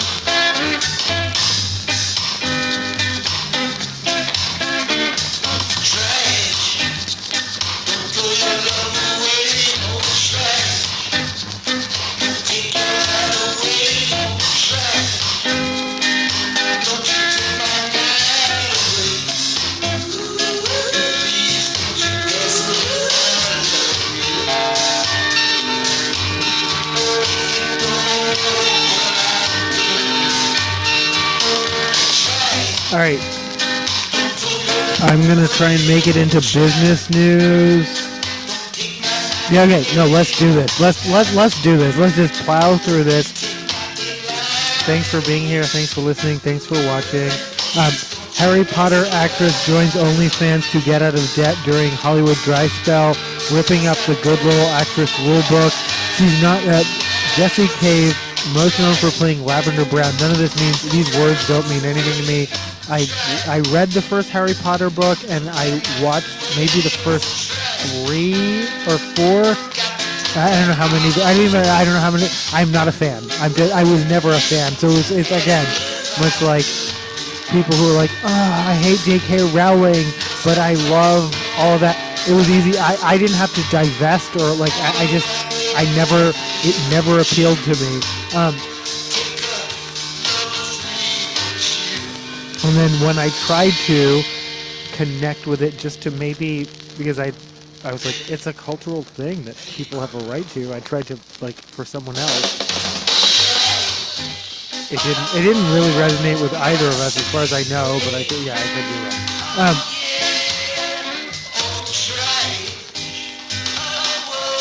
OnlyFans account centered around her hair. Would contain the best quality hair sounds. Wait, hair sounds. Okay, so this is hair ASMR.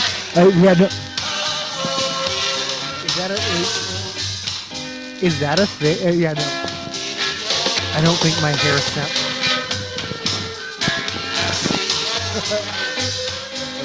Unfiltered. Oh my God.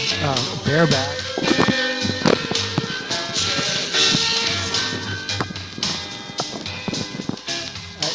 I can mostly hear the plastic of that.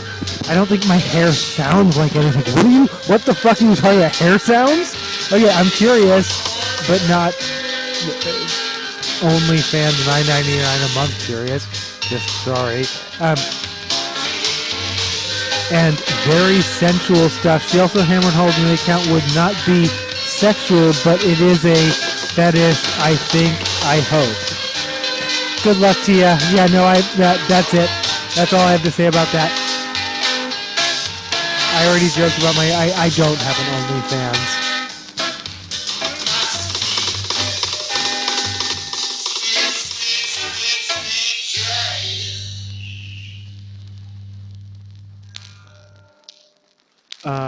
How do you call your lover boy?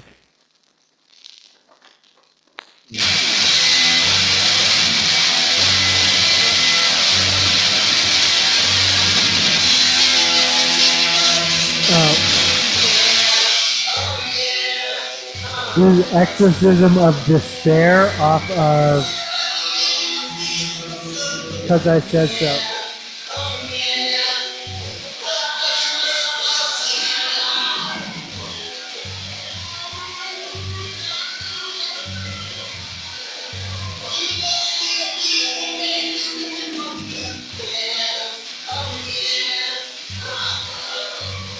R.I.P. David Johansen and Sylvain.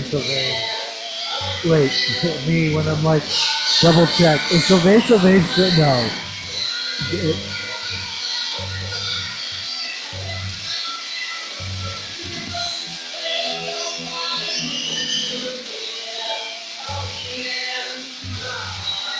Oh, 2021. Yeah, no, 2021. I was like, oh. Sylvain Mizrahi.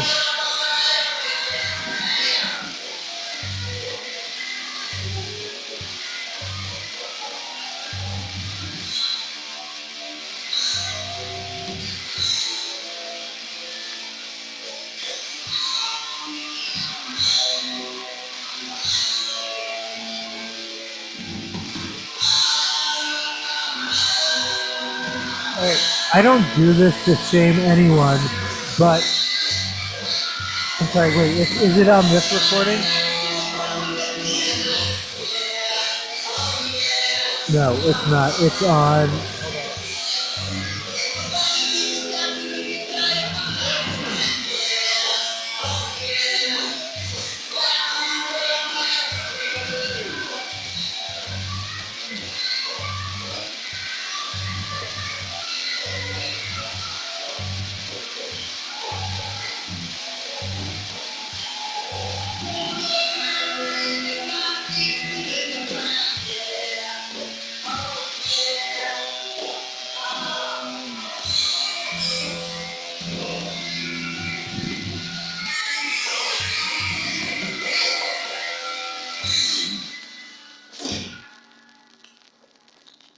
All right, I'm sorry. I just have to call this out, and I will call it out over and over and over. Yeah, 2006 is One Day Will Please Us to Remember Even This. I love this record. I love this cover. I love the New York Dolls. This is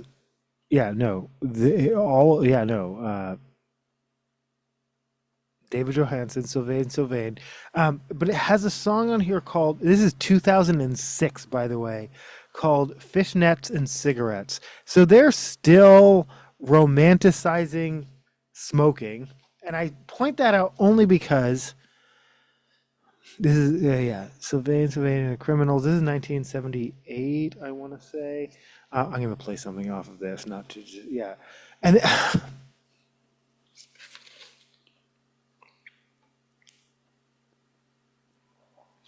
David Johansen and Sylvain, aka Sylvain Mizrahi, both died of cancer. And my mom died of cancer, and fuck cancer. And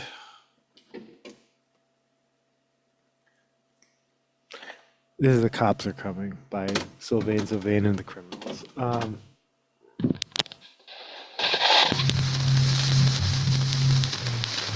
But maybe not do that thing with your mouth.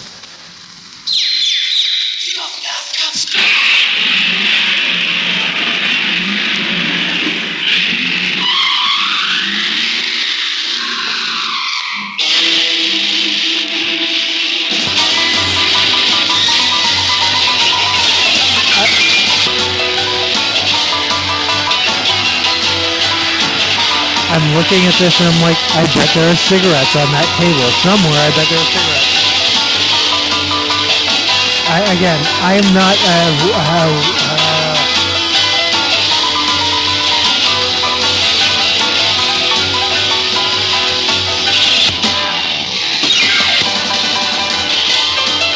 I was gonna say I'm not a rabid ex-smoker, but I kind of am.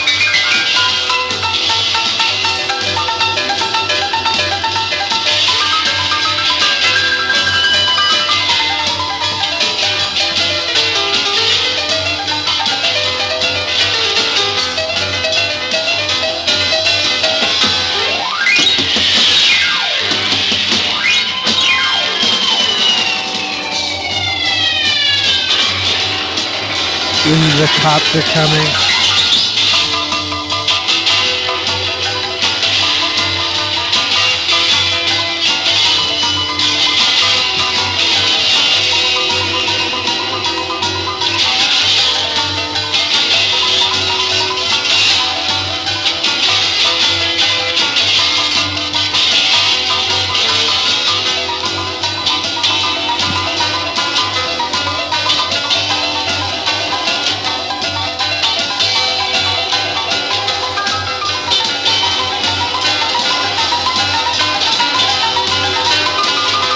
Yeah, no, unlike Eva Longoria, who clarified, I did not move out of the country because of Trump. Rosie O'Donnell absolutely did. It is specific, and this is teenage news.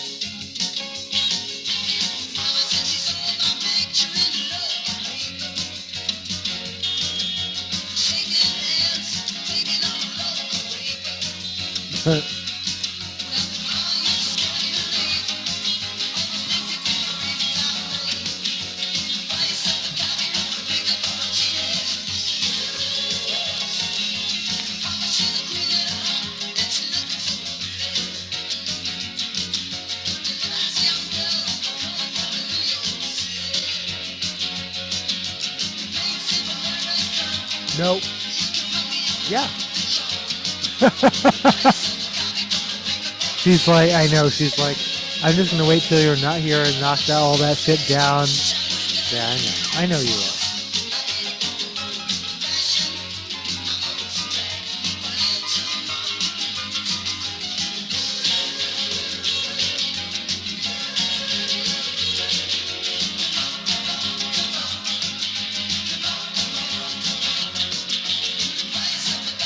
Rosie O'Donnell moves to Ireland before Entertainment Weekly. Trump's inauguration may return when all citizens have equal rights.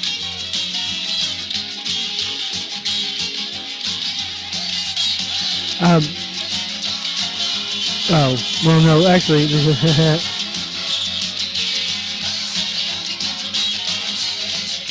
Okay, now I want to see the picture if there is one. Oh.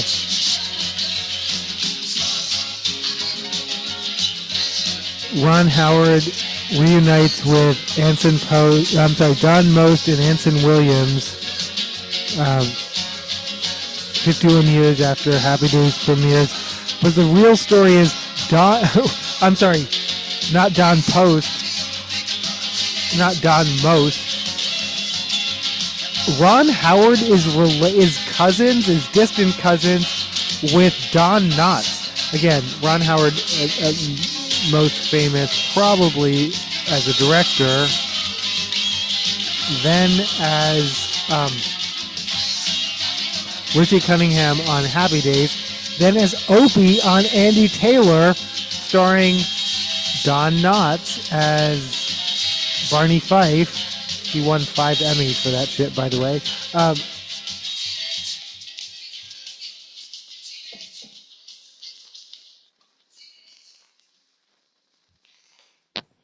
That was Teenage News by Sylvain and the Criminals.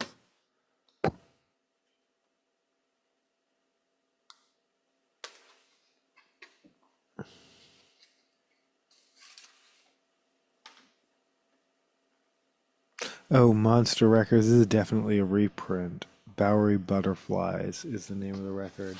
Yeah, there's definitely like a... But this is a record. This is like from at the time, right? Okay, let's see if what's on here. Oh, Teenage News. Oh, interesting. What's that got to do with rock and roll? Every boy, every girl. Okay. Anyway, I promised some ska, and I'll play some ska.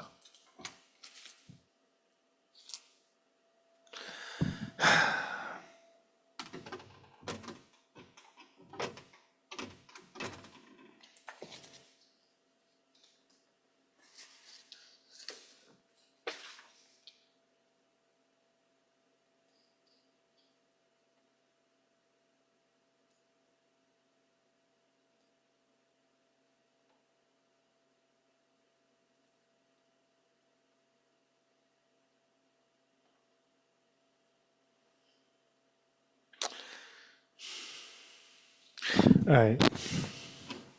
Wait, is that the B-side? That is the B-side. Okay.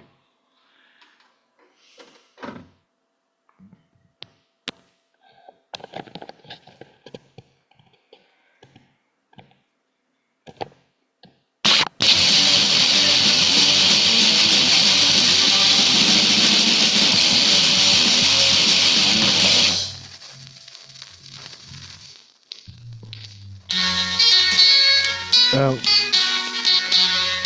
It is not what I plan to play, but it is what it's going to be. Oh, maybe it is. Well, we'll find out. Oh.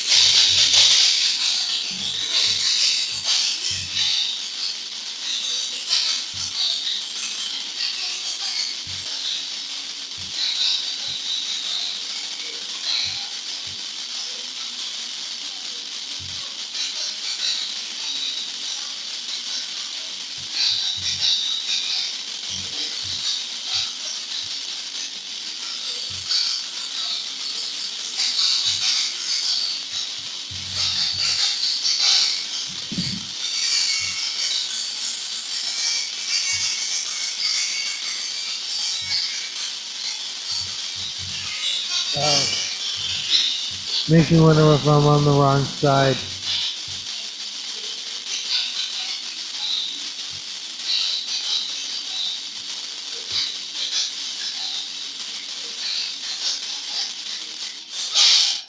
Right, whatever this is what it's going to be.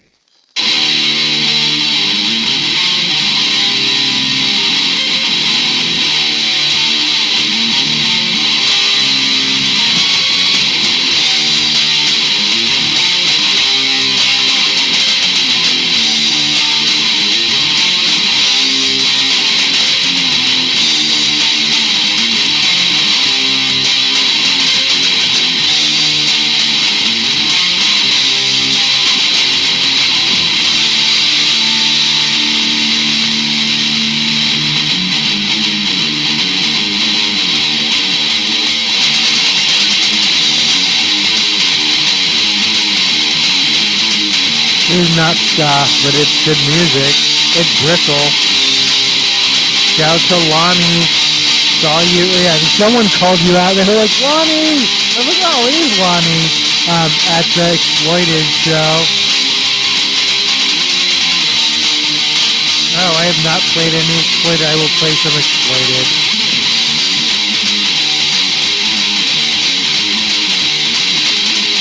And some ska. Cool.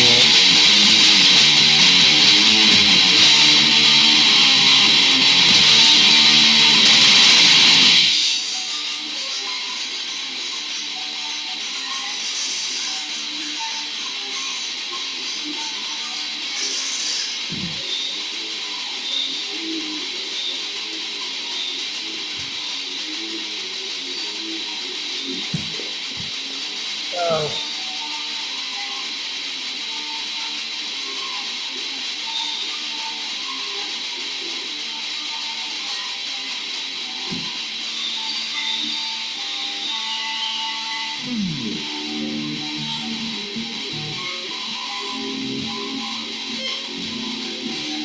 Well, I think that was Work Union Pub followed. I think I know which one. I know which one. Um, followed by Sabbath S. This is Sabbath S. I'm just on the wrong side, and that's okay.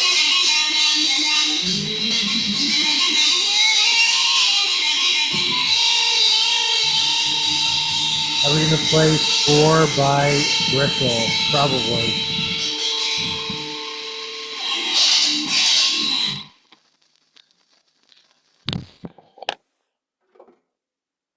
Just because it definitely was labeled clearly A side and B side. This is Who the Fuck Are You?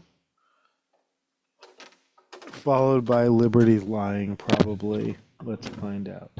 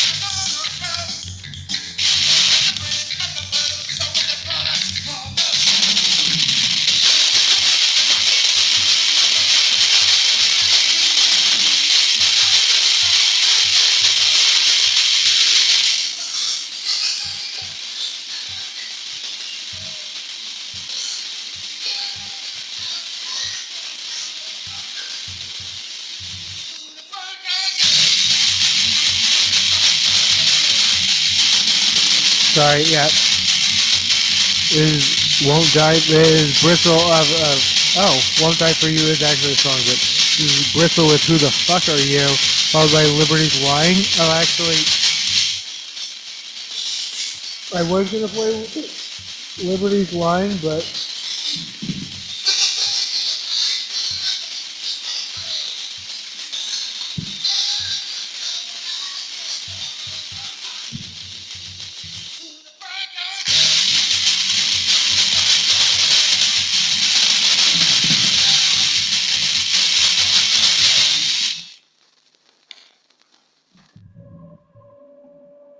oh, no, okay, no, yeah, okay. Yeah. This is, I was like, wait, this is the title track in a sense. The song is actually called Liberty's Lying, but the album is called Won't Die For You, and this is the song that contains that lyric. That's where I got confused for a minute. This is what I want to play.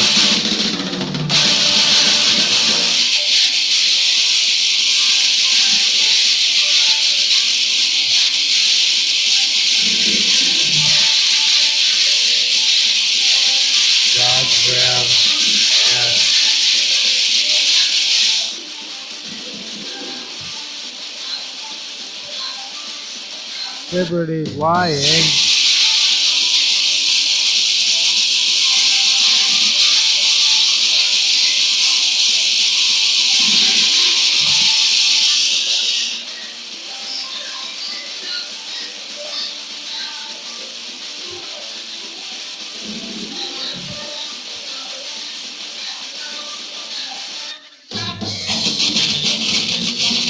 The first time I heard this without reading it, the song is called Liberty's Lying, and it's like Liberty, Lady Liberty, Liberty's Lying. It makes sense. But the first time I heard Everybody's Lying, and that makes sense to me in my brain too.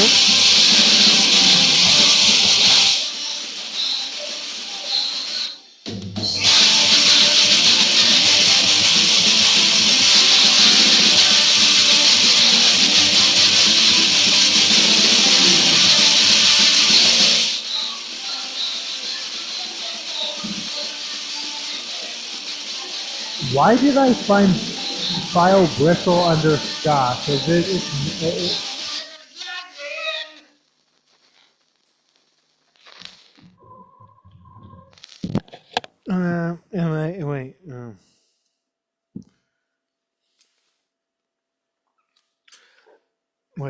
No. For real, tonight I'm filing them under local, and then I will worry about it in the morning. Seriously, stream fandom though.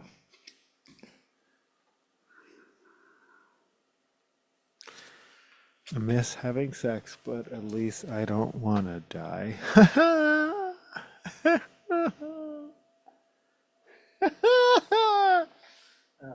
Whatever.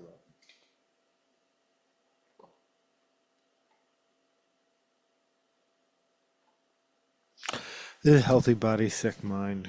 Oh, well, no, I'm sorry. This is Hoboken, followed by healthy body, sick mind. Let's do some Popeyes.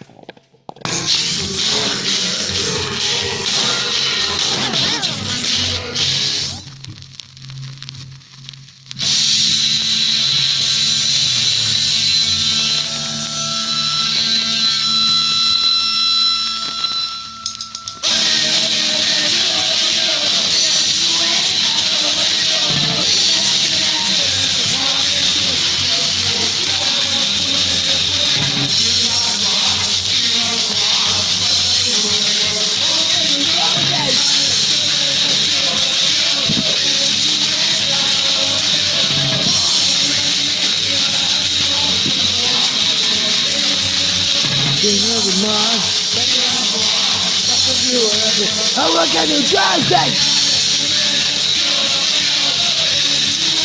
I don't know what to do! Go! Yeah!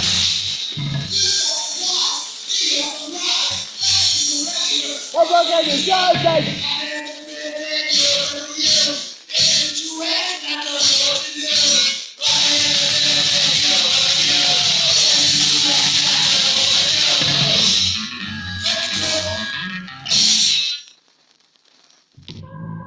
That was Hoboken by Operation Ivy off of Hectic.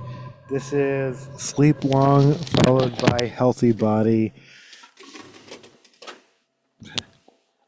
Oh.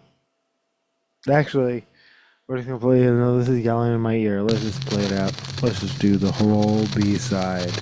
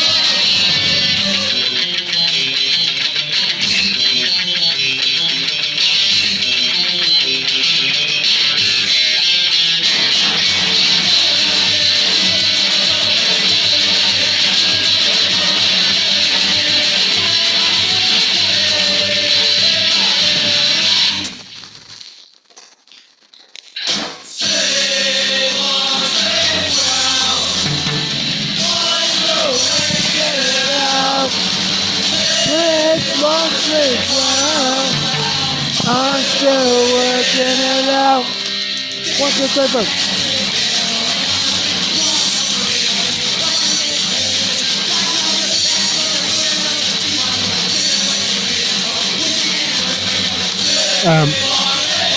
Wendy Williams taken by ambulance after dropping desperate note from NYC window begging for help. She claims she has passed a cognitive test. She wants to be out from under a conservatorship.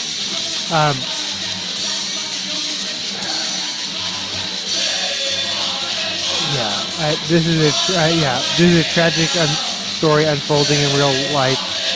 Unlike Britney, where you're like, why aren't you like so free Wendy, like you were free Britney? Well, Britney doesn't have advanced stage dementia. Like people are like, yes, she does. No, she does not. She's just weird, and she likes to show her butt on the internet, and that's her right. Like I do too, but YouTube won't let me.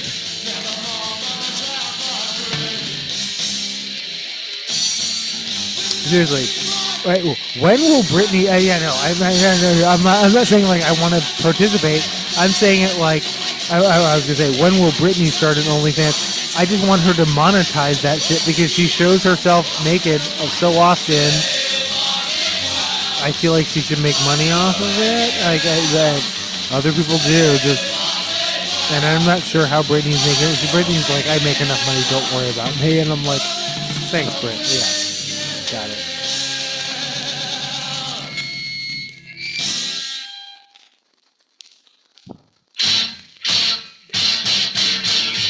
Healthy body, sick mind. Okay, we made it. We're doing sports news.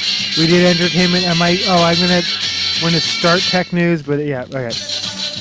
According to Rolling Stone, Eminem wants to help bring a WNBA team to Detroit. Cool. Yeah. Go sports.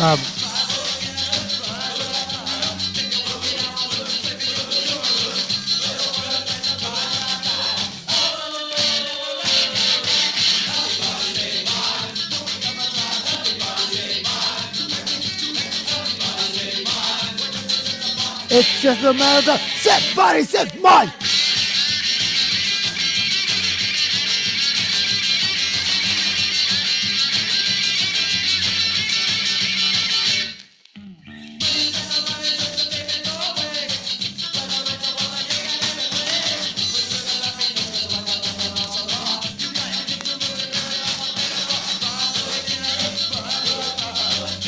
If you're an old subscriber, if you're old school, like, how are you doing, Marie? How are you doing, John? I miss y'all. Like, if you're watching this, if you ever watch any of these, like,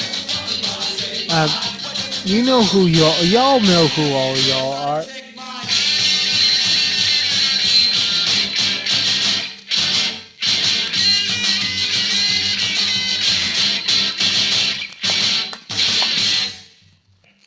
Wait, who is my ska enthusiast? I can't remember. Was it Marie or John though? Oh, okay. Well, yeah, you're like, yeah. If this were live, you would know who I was because I'd be there. Oh.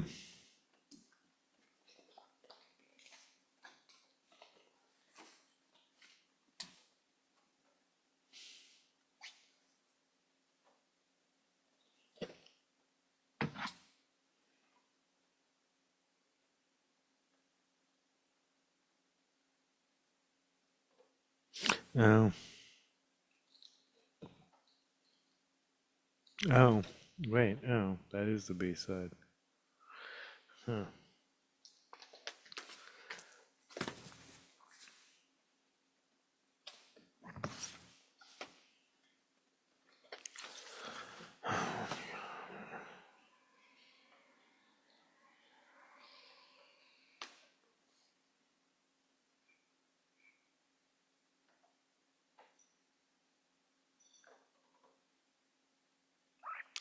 All right, this is Houdini. Oh, temporary. Okay, bad boy.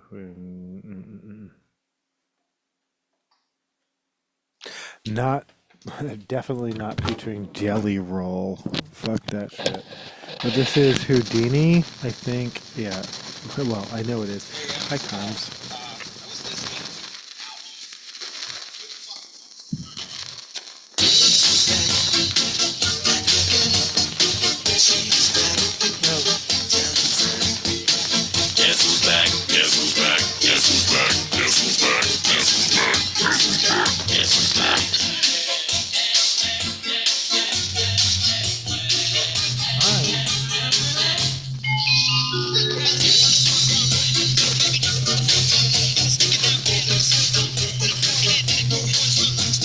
Sorry, give me 1 second. I have to. Sorry, and also sorry, Karma. I appreciate it. I'm gonna go up there. You can okay. Give you a leg up.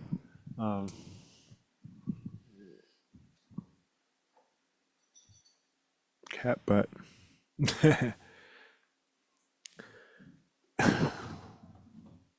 No, I guess she didn't want to be up there that much at all. Okay, give me a second.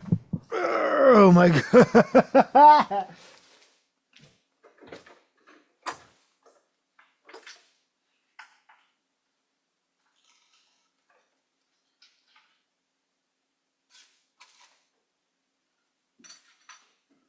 Wrong side, boops. I'm over here, boops. Boopa-doops. Up. No. She got her own thing going on. That's fine. Like, I don't need you. I got my own thing going on. Hi, boops. I'm over here, though.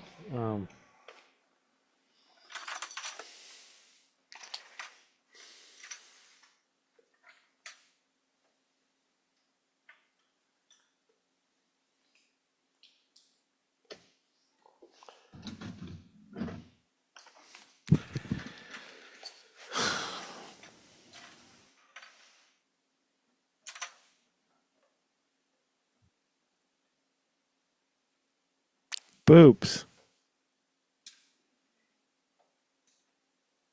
Stream fandom. Oh, she's doing something. She's like, I'm gonna jump. That's a bad idea. I saw that. I saw that look in your eye, and that's a bad idea. She's contemplating right now.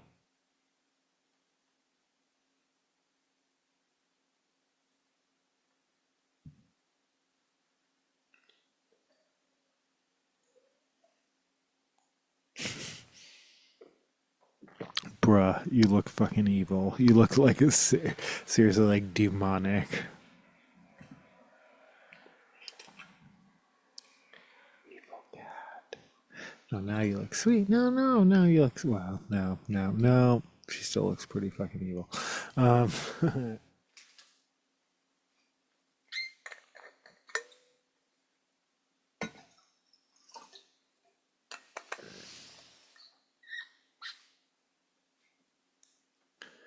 All right, let's close this shit out with whatever we're closing this shit out with. Oh, we're doing sports news. We're going to do a couple tech things, and then we're going to be done because this is the end of everything. Hey,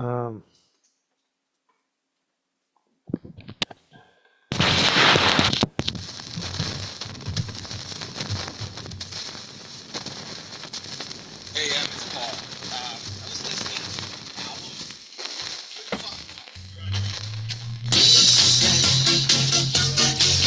Who's Houdini? Guess who's back? Guess who's back? Guess who's back? Guess who's back? Guess who's back? Guess who's back? Guess who's back?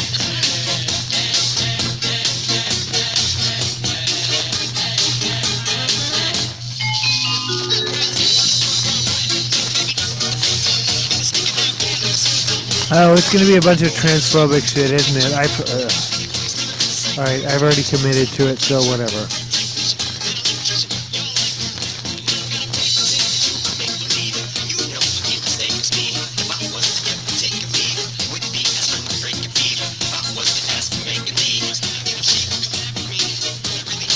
Super Bowl champion Eagles accept White House invitation from Donald Trump.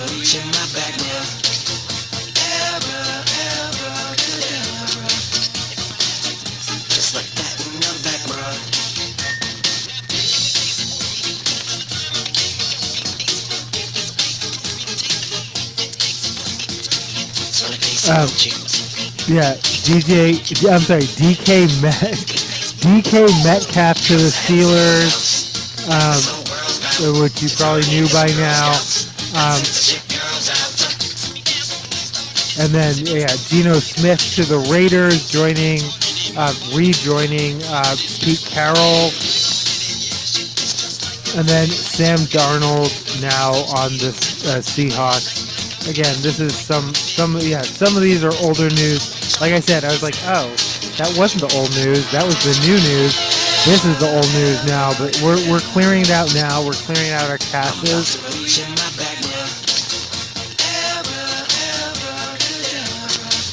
A bunch of homophobic to grab ya.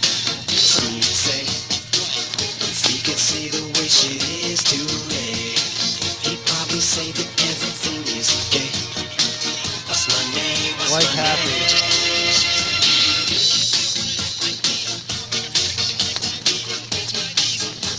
Feel funny right now, like yeah.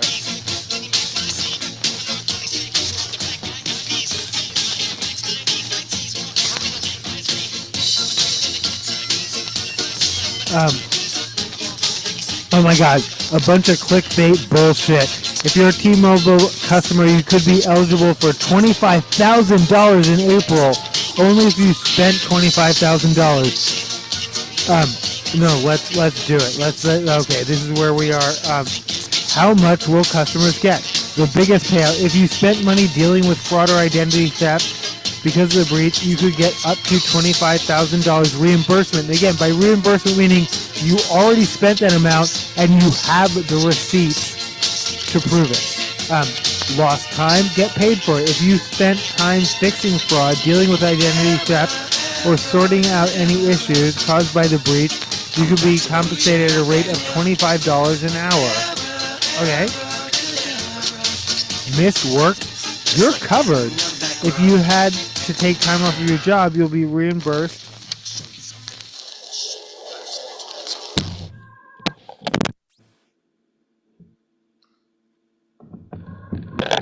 Next trick.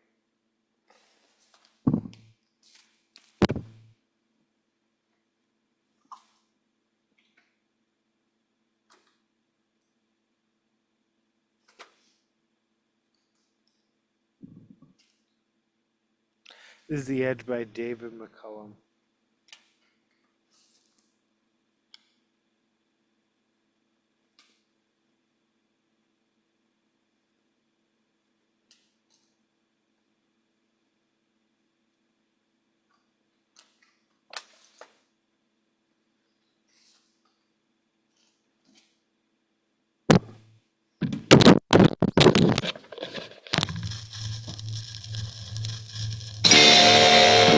It's not actually on this record, but that's David McCullum for a visual reference.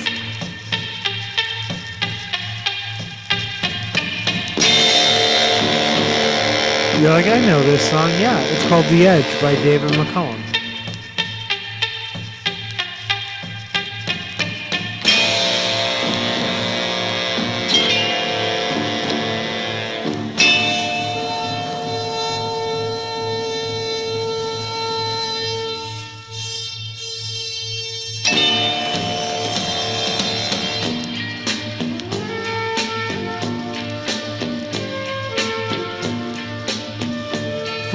So again, you have to have experienced a financial loss and have the receipts to prove it. For those who didn't experience financial loss or lost time, the payout is smaller. Customers who lived in California, and again, this is only so we started with $25,000, and now you had to have lived in California in August of 2021, so very specific. And if you weren't out, if you can't prove with receipts that you were out,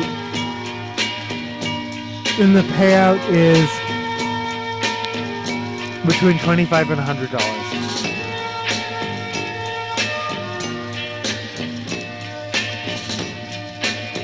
That being said, I mean, it's not nothing. I was shocked to find out, like, I am an eligible customer on the Olaplex. I guess, this bottle, it says made in the USA, but I guess it wasn't. I have the bottle to prove it and everything, like the lying bottle.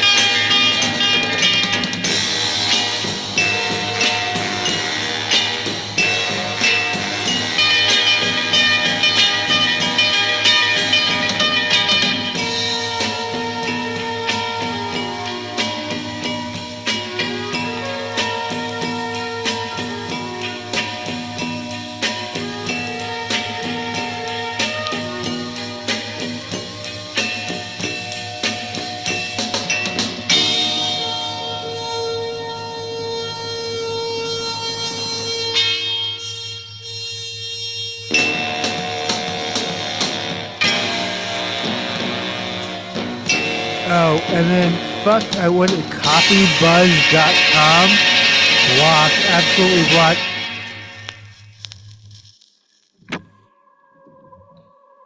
So the headline is 1702, $1,702 stimulus checks, stimulus for everyone, eligibility, payment, and dates with an image of Donald Trump.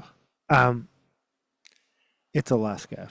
It's Alaska, and it has nothing to do with Donald Trump.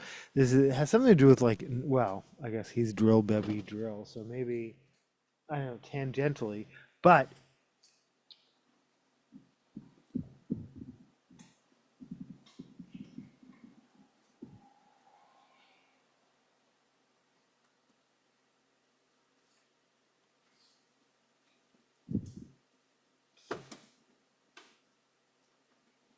this is an Alaska thing that has existed for decades. It has nothing to do with Donald Trump. It has to do with natural gas leases and every resident, every legal, and I bet a lot of people are excluded for a variety of reasons I'd be curious to hear about. But every legal resident in Alaska is entitled to it, and it has nothing to do with you or me. So for them to literally promote, or Donald Trump, for them to promote it like this is so. That's the clickbaitiest shit that, everyone, eligibility, for a stimulus. You see that? Stimulus checks for everyone. Nope. Everyone in Alaska. Do you live in Alaska? Yeah, neither do I. And then even, they're really that. That's $6,000 stimulus check. It doesn't say for every, it says for every, at least, question mark. It's California, and their wildfire payouts, and again, you have to prove damages, and I don't know all the details of that, so I don't know what you have to prove, but it's only if you live in California, and it's a specific thing, and it's, I think it's mostly related to wildfire.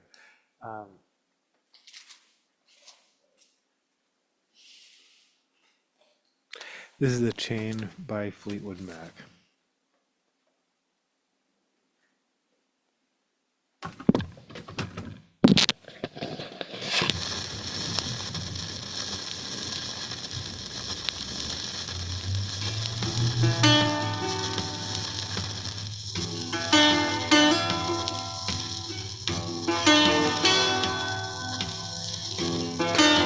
Oh my God! How have I not ever?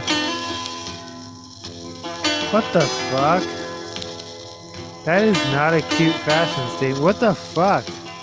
How have I never caught that? It's.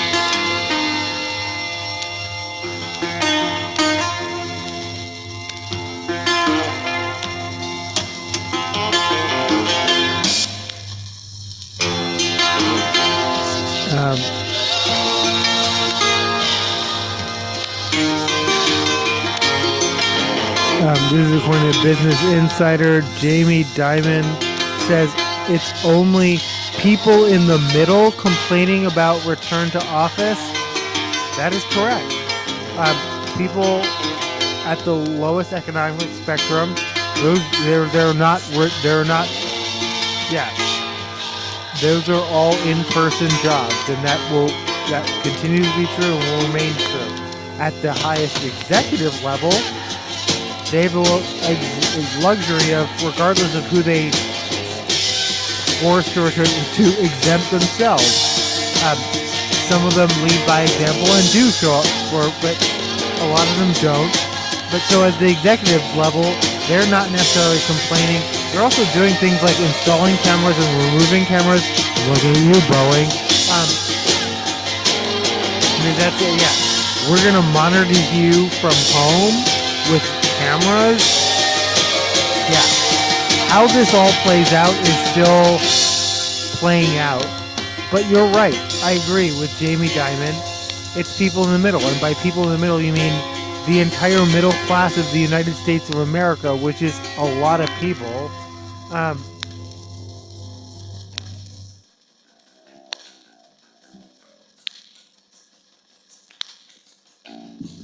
And it's because they've worked their way up and earned those skill. Yeah, no, and skill and.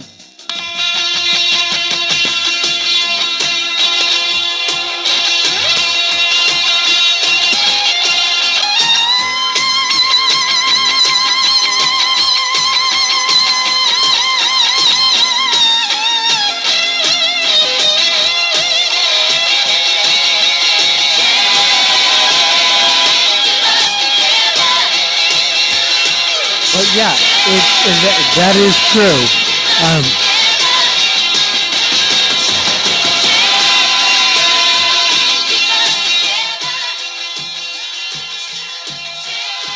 Yeah, no. Business, according to Business Insider, yeah, the headline is Jamie Dimon says it's only quote unquote people in the middle complaining a lot about RTO, or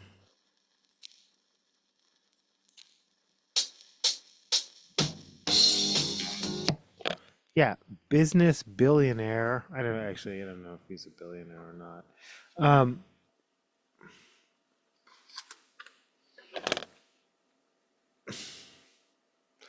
Doesn't think the middle class should have or does have or should have any rights. That's the headline. That's how I read that headline. I know, yeah.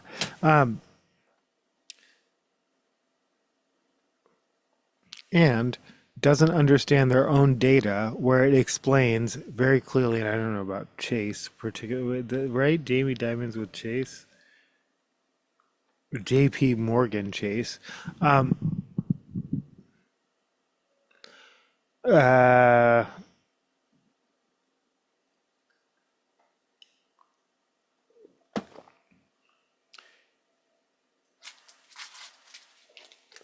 Hybrid remote options allows corporations to hire the best talent and give them the flexibility to do their best work.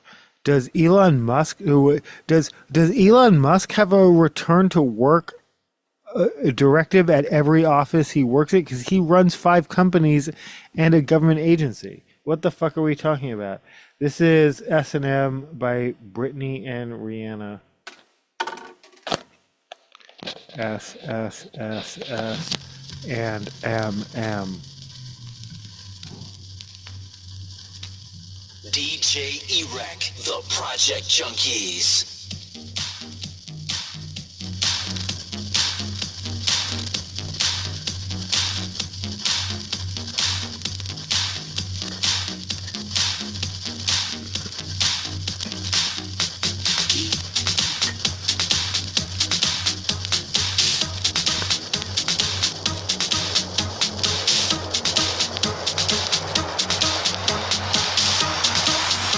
Oh.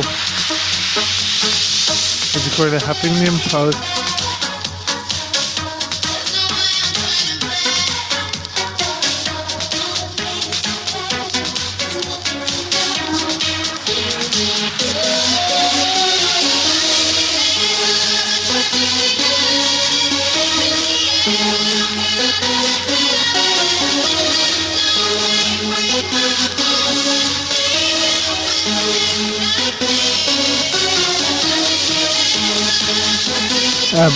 Blue Sky CEO makes a jab at Mark Zuckerberg. Makes a jab, not takes a jab, at Mark Zuckerberg with her t-shirt.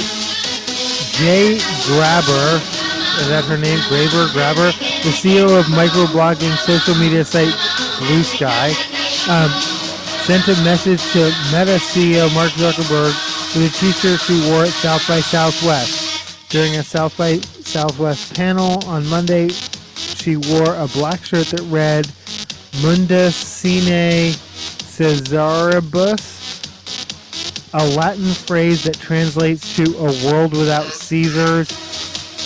Okay, as much as like I want to celebrate this, it's like, haha, owned you, pwned you, Mark. She's still living in the world that he is. Like, I don't think about the Roman Empire at fucking all. Although I realize I use Roman numerals. Like, yeah, no, XXX, Jason X.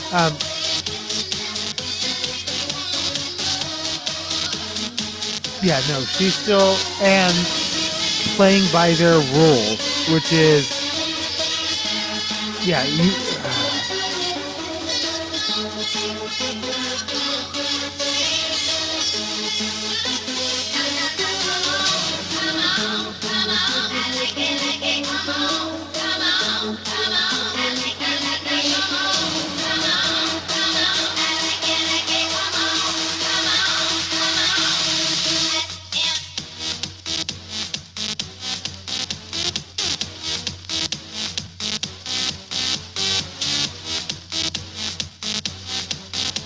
The T is a jab at Zuckerberg, who in September wore a black tee in the same style that read Zuck Nihil. He wore a shirt with his own name on it. That's embarrassing. Again, on the ongoing discussion, can bands wear band shirts? Yes. Can tech moguls wear shirts with their own name on them? No. But if you're in a band, wear your own band shirt. I don't give a shit. If you're Mark Zuckerberg, fuck you. Yeah, double standard. That's my official double standard there. A play on the Latin phrase "aut Caesar, aut nihil," which translates to "either Caesar or nothing." Whatever. I don't give a shit about any of this shit.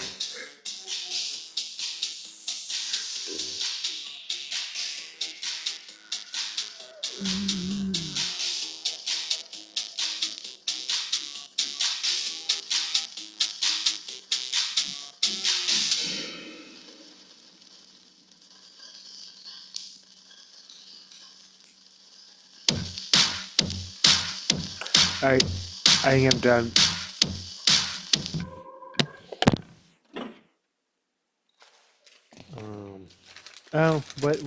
But wait, there's more. No, I got a few more songs. Let's do it. Let's be that shit. Okay.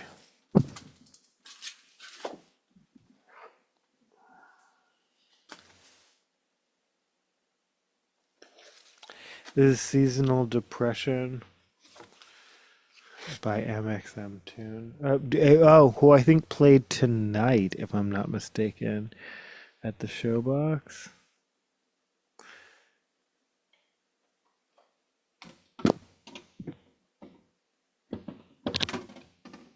Or is playing tomorrow. She's playing this week, I know that.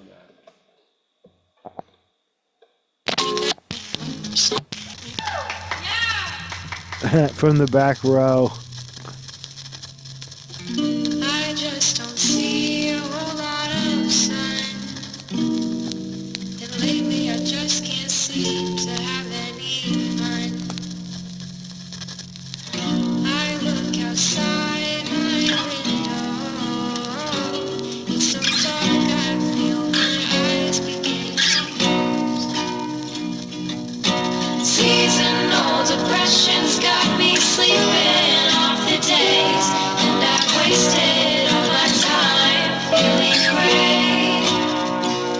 When the sun peeks out, I sit outside to bask in my tiny bit of light, to warm the cold that I feel inside. Been locked up in here with the rain coming down, and try to pull myself to lift up my crown, but I took the tea in and out, don't solve my problems. Don't like LA except for tacos in Venice, but God, I would move, get some plays and play tennis until I live driver and turn up the volume. Seasonal depression's got me sleeping off the days, and I've wasted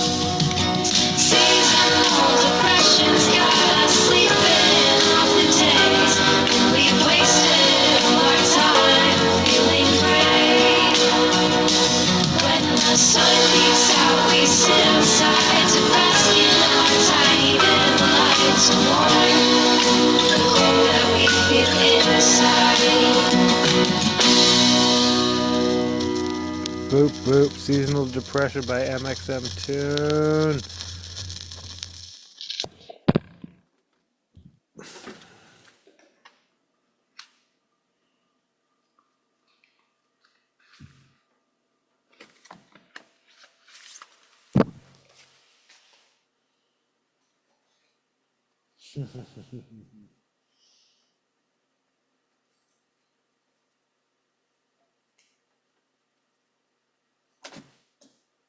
Alright, this is off of Fandom. Seriously, stream Fandom. On Veeps tomorrow night for $4.99. Starting at 6 p.m. This is Cherry Red. Yeah, no, we're going to end with the first song on Fandom and then.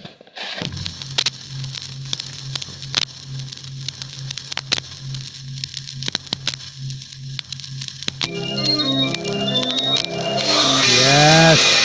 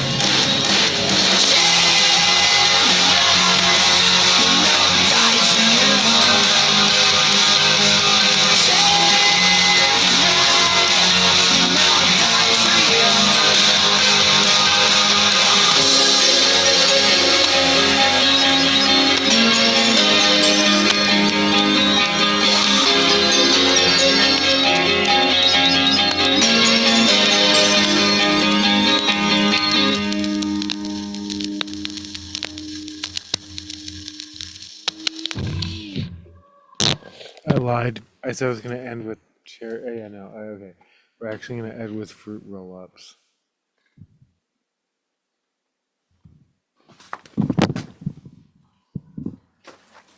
Yeah, I meant to do that.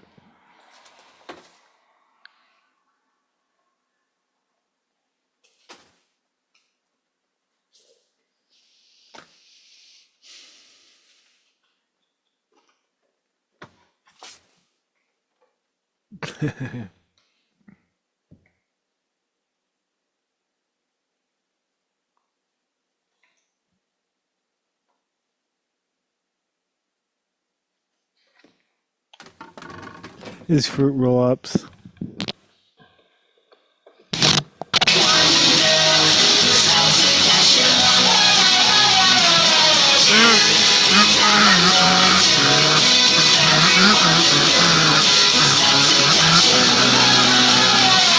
That's the end of UV Paranoid 2.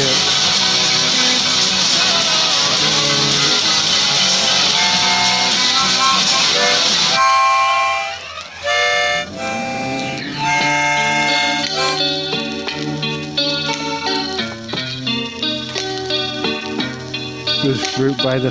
I'm sorry, this fruit roll up, not fruit. I always call this song fruit by the foot, but it's called fruit roll ups. It's by Waterparks off of Greatest Hits, which is their 4th studio album, and is not a Greatest Hits record. It's just called Greatest Hits.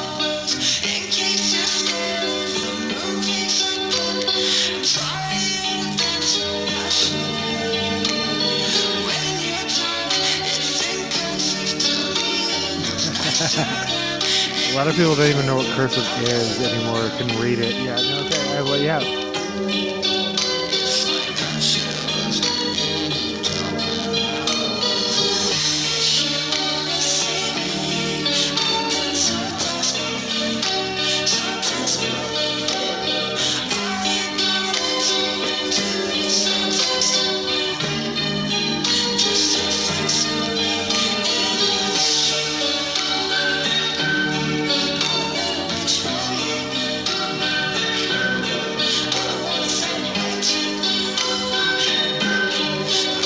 I'm not putting more lipstick up to it, whatever it is.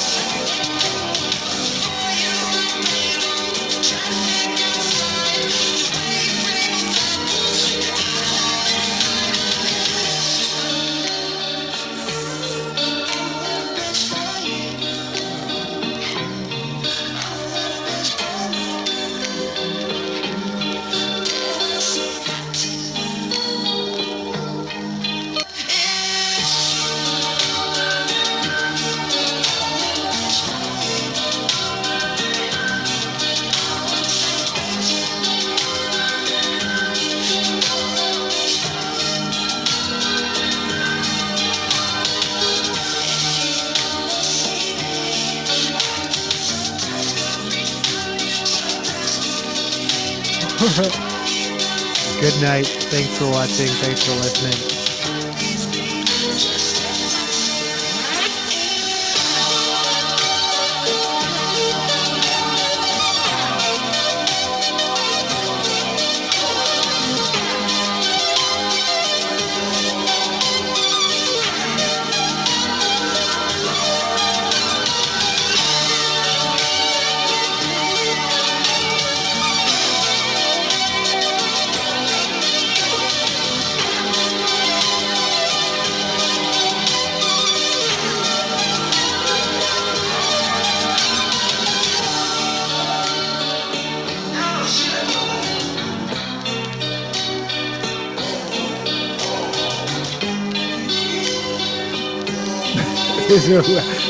Final random thought. I realize I don't think I look less like a particular celebrity that I don't particularly want to look like. I think I just work in a culturally competent environment where people don't say, "Hey, did you know you look like?" Because most people who look like a celebrity know that shit. I'm like, oh, maybe I don't look like that. I probably do, but who knows? Thanks for watching.